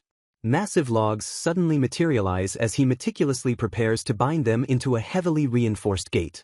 Deciding to bind the heavy logs with iron, he urgently calls for Sieber and Lifa to assist him. They readily agree as Sigmund instantly activates his alchemy skill to begin fusing the heavy materials. A heavy mechanical clang echoes sharply as the massive fortress construction continues flawlessly. Colossal iron chains slide precisely into place with a piercing metallic screech. The heavy internal gears grind loudly as the massive drawbridge mechanisms finally engage. Sparks fly intensely as the sturdy iron fittings lock perfectly into their designated slots. The colossal wooden bridge slowly begins to shift downward under the intense mechanical strain. Loud, rhythmic creaks echo through the air as the massive structural supports stabilize. Sigmund proudly calls out to his mechanical servants, ordering them to try lowering the heavy bridge. The golems enthusiastically acknowledge the command and immediately begin turning the massive deployment cranks. The colossal drawbridge smoothly descends toward the solid earth with a thunderous, satisfying thud. Observing the flawless mechanical execution, Sigmund smiles brightly and notes that the alignment looks perfect. He plans to mirror this mechanism and assigns specific golems to independently operate the east and west gates. The scene smoothly skips ahead as the opposite gate is successfully installed and fully operational. Sigmund warmly thanks his retainers for their hard work, prompting them to politely return his deep gratitude. Sieber openly marvels at Sigmund's monstrous capacity, noting that executing such colossal magic barely drained a fraction of his mana. Sigmund humbly shrugs off the massive praise, casually assuring his retainers that this level of exertion is completely trivial. Spotting a perfect stopping point in their labor, Lifa gently suggests they take a well-deserved tea break. Agreeing enthusiastically with the proposal, Sigmund nods and decides it is the perfect time to relax. Lifa gracefully gestures toward a beautifully prepared tea set waiting for them on a nearby table. She expertly pours the steaming, highly fragrant tea into a delicate porcelain cup. Taking the warm cup from her hands, Sigmund offers a gentle word of sincere thanks. Taking a quick sip, his eyes widen in pleasant surprise as he praises the tea's incredibly deep flavor. Pleased by his reaction, Lifa explains it is a premium tea from the northern demon kingdom recently purchased in town. Surprised by its origin, Sigmund curiously asks if it truly came from the demon territory. Sieber proudly adds that the northern territory of the demon kingdom is actually world-renowned for producing top-tier tea leaves. Sigmund openly admits his surprise, confessing he never really associated the rugged demon race with refined tea culture. Sieber explains that because demons consist of wildly diverse tribes, their varied lifestyles and cultures have developed in drastically unique ways. Lifa happily chimes in, providing her own Arachne homeland as an example of a region famous for producing high-end textiles. Sigmund genuinely praises her incredible skills, noting that the custom clothes she weaves for him always have the most perfect texture. Sieber bluntly informs a heavily blushing Lifa and a stunned Sigmund that praising an Arachne's weaving is essentially a highly direct romantic proposal. Deciding it is time to resume the fort's construction, Sigmund asks his companions what they should tackle next. Lifa quickly informs him that they must prioritize building the church and orphanage inside the fort walls. Sieber chimes in, noting they will also need residential quarters for the workers and a large storage warehouse. Agreeing with the plan, Sigmund heads off to summon the golems so they can efficiently divide the massive workload. He assigns the stone golems to transport materials while apologizing to Ein and Zwei as he orders the guard golems to precisely cut the stone. Turning to the craftsman dolls, he tasks the nimble duo with fabricating all the necessary furniture and interior magic tools. Sigmund then declares that he will personally lay the structural foundations alongside the woody golems. The heavy construction begins immediately as the mechanical servants spring into action. Activating his gravity magic, Sigmund effortlessly manipulates the massive terrain to shape the bedrock. Earth and stone shift violently into place under his absolute magical control. Wiping his brow, Sigmund inspects the perfectly leveled foundations and nods in deep satisfaction. Sieber approaches his master, politely requesting his attention for a new structural addition. Pointing to 3 specific locations across the grounds, Sieber asks if Sigmund can excavate freshwater wells. Confused by the primitive request, Sigmund wonders why they cannot simply rely on magical water spring tools. Sieber explains that constantly recharging those magical tools would place an impossible burden on the low mana reserves of ordinary humans. Realizing the practical limits, Sigmund agrees it is smarter to reserve magic tools strictly for drinking water while using wells for everything else. Sigmund reflects that his current household consists entirely of high mana individuals like demons and elves. Recognizing the need to accommodate powerless human orphans, he genuinely praises Sieber's incredible foresight. Confirming the exact location, Sigmund channels his earth magic to begin the deep excavation. Massive chunks of dirt violently erupt from the ground as a perfectly cylindrical shaft is cleanly carved out. He triumphantly declares the first deep well completely finished. Gathering craftsmen A and B, he swiftly calls the mechanical dolls over for a quick demonstration. Showing them how to build a manual water pump, he assigns them to construct and install the remaining 2. He expertly explains the internal mechanics, detailing how a specialized valve operates inside a hollow pipe. Demonstrating the mechanism, he shows how the valve opens on the downstroke and closes on the upstroke to draw water. He notes that simply attaching a lever to operate the valve will finalize the well's mechanical setup. Pulling the heavy lever, a steady stream of fresh water immediately gushes from the iron spout. Sigmund volunteers to handle all the underground drilling while leaving the final pump installations and roofs to the dolls. Stepping back to admire their handiwork, he proudly confirms that all the wells are fully operational. Sieber approaches once again, seeking his master's consultation on another vital matter. He asks Sigmund to pave the dirt grounds with stone to prevent muddy conditions, prompting Sigmund to dryly note his retainer's fading hesitation. Chuckling at the mounting workload, Sigmund cheerfully rallies the entire group to help with the paving process. The team works tirelessly through the afternoon, rapidly transforming the muddy terrain into pristine stone pathways. By the very next day, Sieber openly marvels at the breathtakingly beautiful, completed facilities. Sigmund delegates the remaining fine details and building decorations to the tireless craftsman dolls. Shifting gears entirely, Lifa enthusiastically declares it is finally time to build a magnificent castle to showcase their master's greatness. Pointing to a distant spot, she casually requests that he construct a 200-meter-tall rocky mountain as the foundation. Stunned by the utterly absurd scale of her request, Sigmund stammers in pure disbelief. Unfazed, Lifa happily explains the castle will sit atop the peak while he simply paves a connecting road back to the fort. Realizing she effortlessly snuck road construction into his orders, Sigmund dryly admits that a towering mountain castle will indeed provide perfect intimidation. Sieber notes that barbarians will definitely flinch at the imposing sight, a sentiment his master fully shares. Sigmund observes that while the towering terrain is difficult to attack, it will also make it incredibly hard for their own allies to safely enter and exit. Lifa casually points out that her master can simply fly, which he readily admits is true for himself. She adds that she and her grandfather can easily scale the heights using spider threads, while the mechanical golems simply never tire. Sieber smoothly suggests that Sigmund can always open a convenient warp gate for other guests, leaving his master stammering in absolute agreement. Shifting his focus back to the massive project, Sigmund activates his earth magic to begin forging the colossal mountain peak. Creating solid rock from absolute nothingness typically drains extreme amounts of mana compared to simply reshaping existing materials. Despite the massive magical toll, Sigmund effortlessly commands the earth as if the monumental task is nothing but child's play. Sieber praises his sheer brilliance while Lifa swoons with renewed affection, prompting a nervous laugh from their overwhelmed master. Wasting no time, Sigmund immediately pivots his attention toward carving out a massive stone staircase along the cliffside. Colossal boulders grind violently together as the rocky path seamlessly takes shape under his absolute magical control. Sigmund exhales deeply, wiping away a stray drop of sweat after successfully erecting the massive foundation. Taking in the breathtaking view of the plains, Sigmund notes that this extreme elevation forces them to rely exclusively on magical water tools instead of wells. When asked if they have a specific blueprint in mind, Sieber respectfully reveals he wishes to consult directly with Sigmund for the final design. Sieber smoothly pulls out a highly detailed preliminary architectural sketch, instantly catching his master's curious eye. Sigmund highly praises the rugged, practical aesthetics, though Lifa eagerly suggests making the imposing fortress far more extravagant. Sigmund points directly at the blueprint to offer a brilliant structural adjustment, immediately earning high praise from his loyal retainers.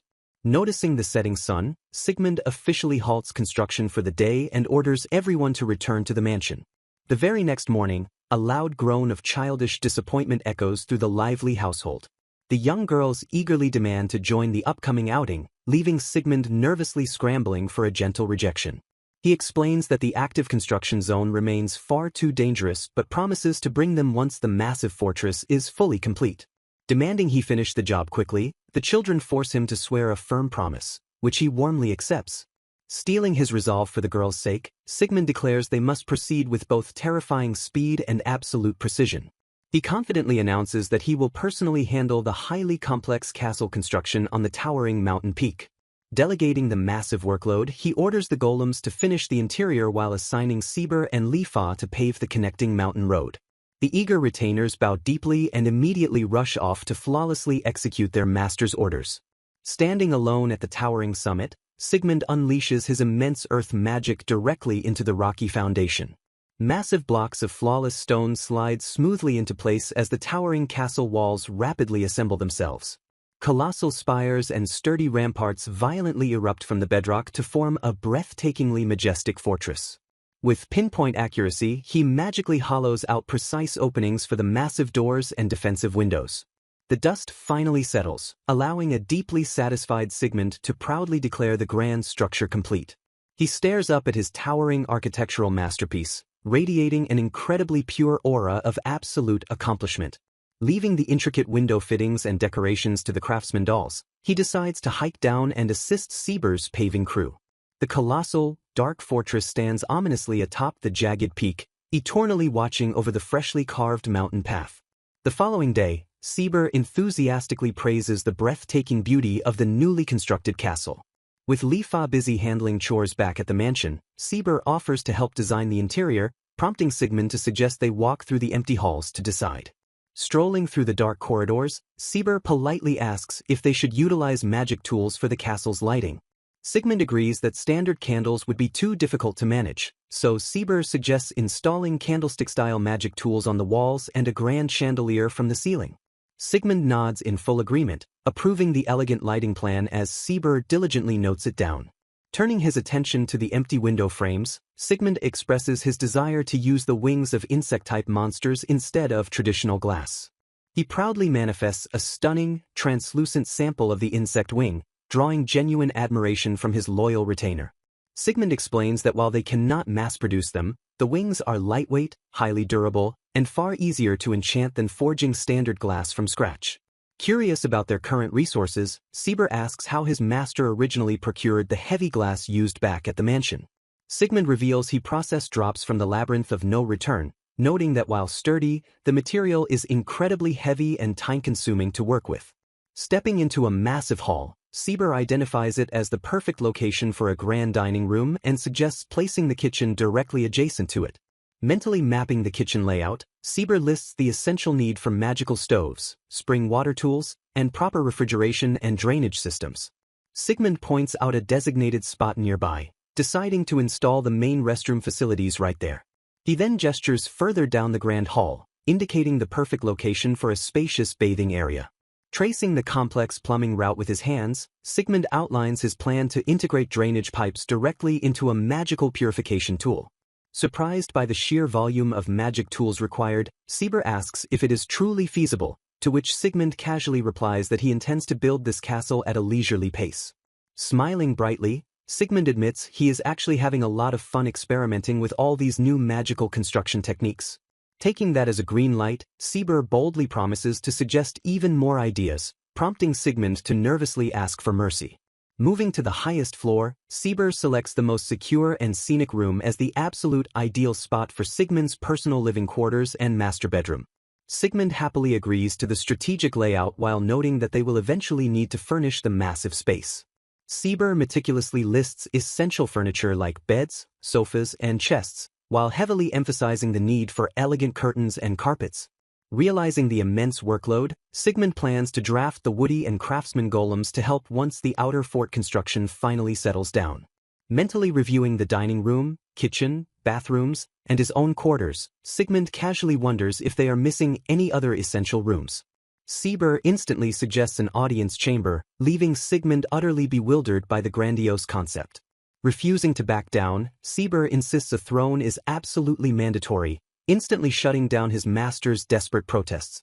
Overwhelmed by Sieber's intense lecture on projecting authority and intimidating future guests, Sigmund quickly surrenders and agrees to build the throne room. Pivoting to maintenance, Sigmund notes that his purification magic will eliminate the need for cleaners, though he considers leaving some guard golems behind.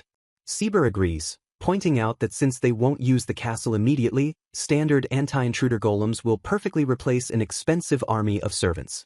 Pointing to another spacious area, Sieber asks about its purpose, and Sigmund reveals he plans to convert it into a massive crafting workshop. Sigmund warmly explains that establishing a second workshop will allow the craftsman dolls and future orphans to easily learn and create things of their own.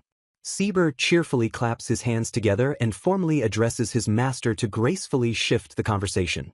He enthusiastically declares that it is finally time to begin constructing the Grand Throne, leaving Sigmund to mentally lament that changing the subject completely failed. Chuckling in utter defeat, Sigmund resigns himself to his fate and agrees to forge the imposing seat of power. He carefully studies a highly detailed reference blueprint to perfectly envision the magnificent throne's final form. Gathering his raw materials, he notes that he must first meticulously carve and shape the foundational wooden components. Wood chips fly rapidly as the heavy timber is expertly carved into elegant, ornate armrests and thick structural supports. Inspecting the beautifully carved wood, Sigmund prepares to apply a lavish layer of metallic plating directly over the raw frame. Activating his alchemy skill, he smoothly coats the wooden framework in a blinding, luxurious golden liquid. Contemplating the finer details, he decides that high-quality leather would be the absolute perfect material for the royal seat. He casually admits that despite his initial reluctance, he always ends up pouring his absolute maximum effort into a crafting project once he begins. Sieber warmly praises this exact trait as one of his master's greatest virtues, prompting a bashful laugh from Sigmund. Seeking ultimate comfort, Sigmund pulls out a magically purified stash of molted chicken feathers to heavily stuff the luxurious cushions. He meticulously packs the soft, premium feathers tightly inside a perfectly smooth cut of rare devil sheep leather. Pressing down on the incredibly soft padding, he nods in deep satisfaction at the flawlessly plush result. Sieber gasps in pure awe, boldly declaring that such a breathtaking throne simply does not exist anywhere in the Western nations or the Demon Kingdom. Sigmund politely thanks him for the massive praise while internally sweating over how wildly exaggerated his loyal retainer always sounds. Shifting his focus, Sigmund announces he will temporarily return to help at the fort while Sieber plans a crucial trip to the Demon Kingdom. Sieber promises to meticulously coordinate the transportation, required personnel, and precise schedule for safely escorting the incoming orphans. Sigmund warmly thanks his retainer for handling the heavy logistics, while Sieber bows and insists the vital task is an absolute honor. Wasting no time, Sieber swiftly turns on his heel and confidently marches off to execute his critical diplomatic mission. Meanwhile, back at the bustling fort site, heavy construction continues flawlessly under the bright sky.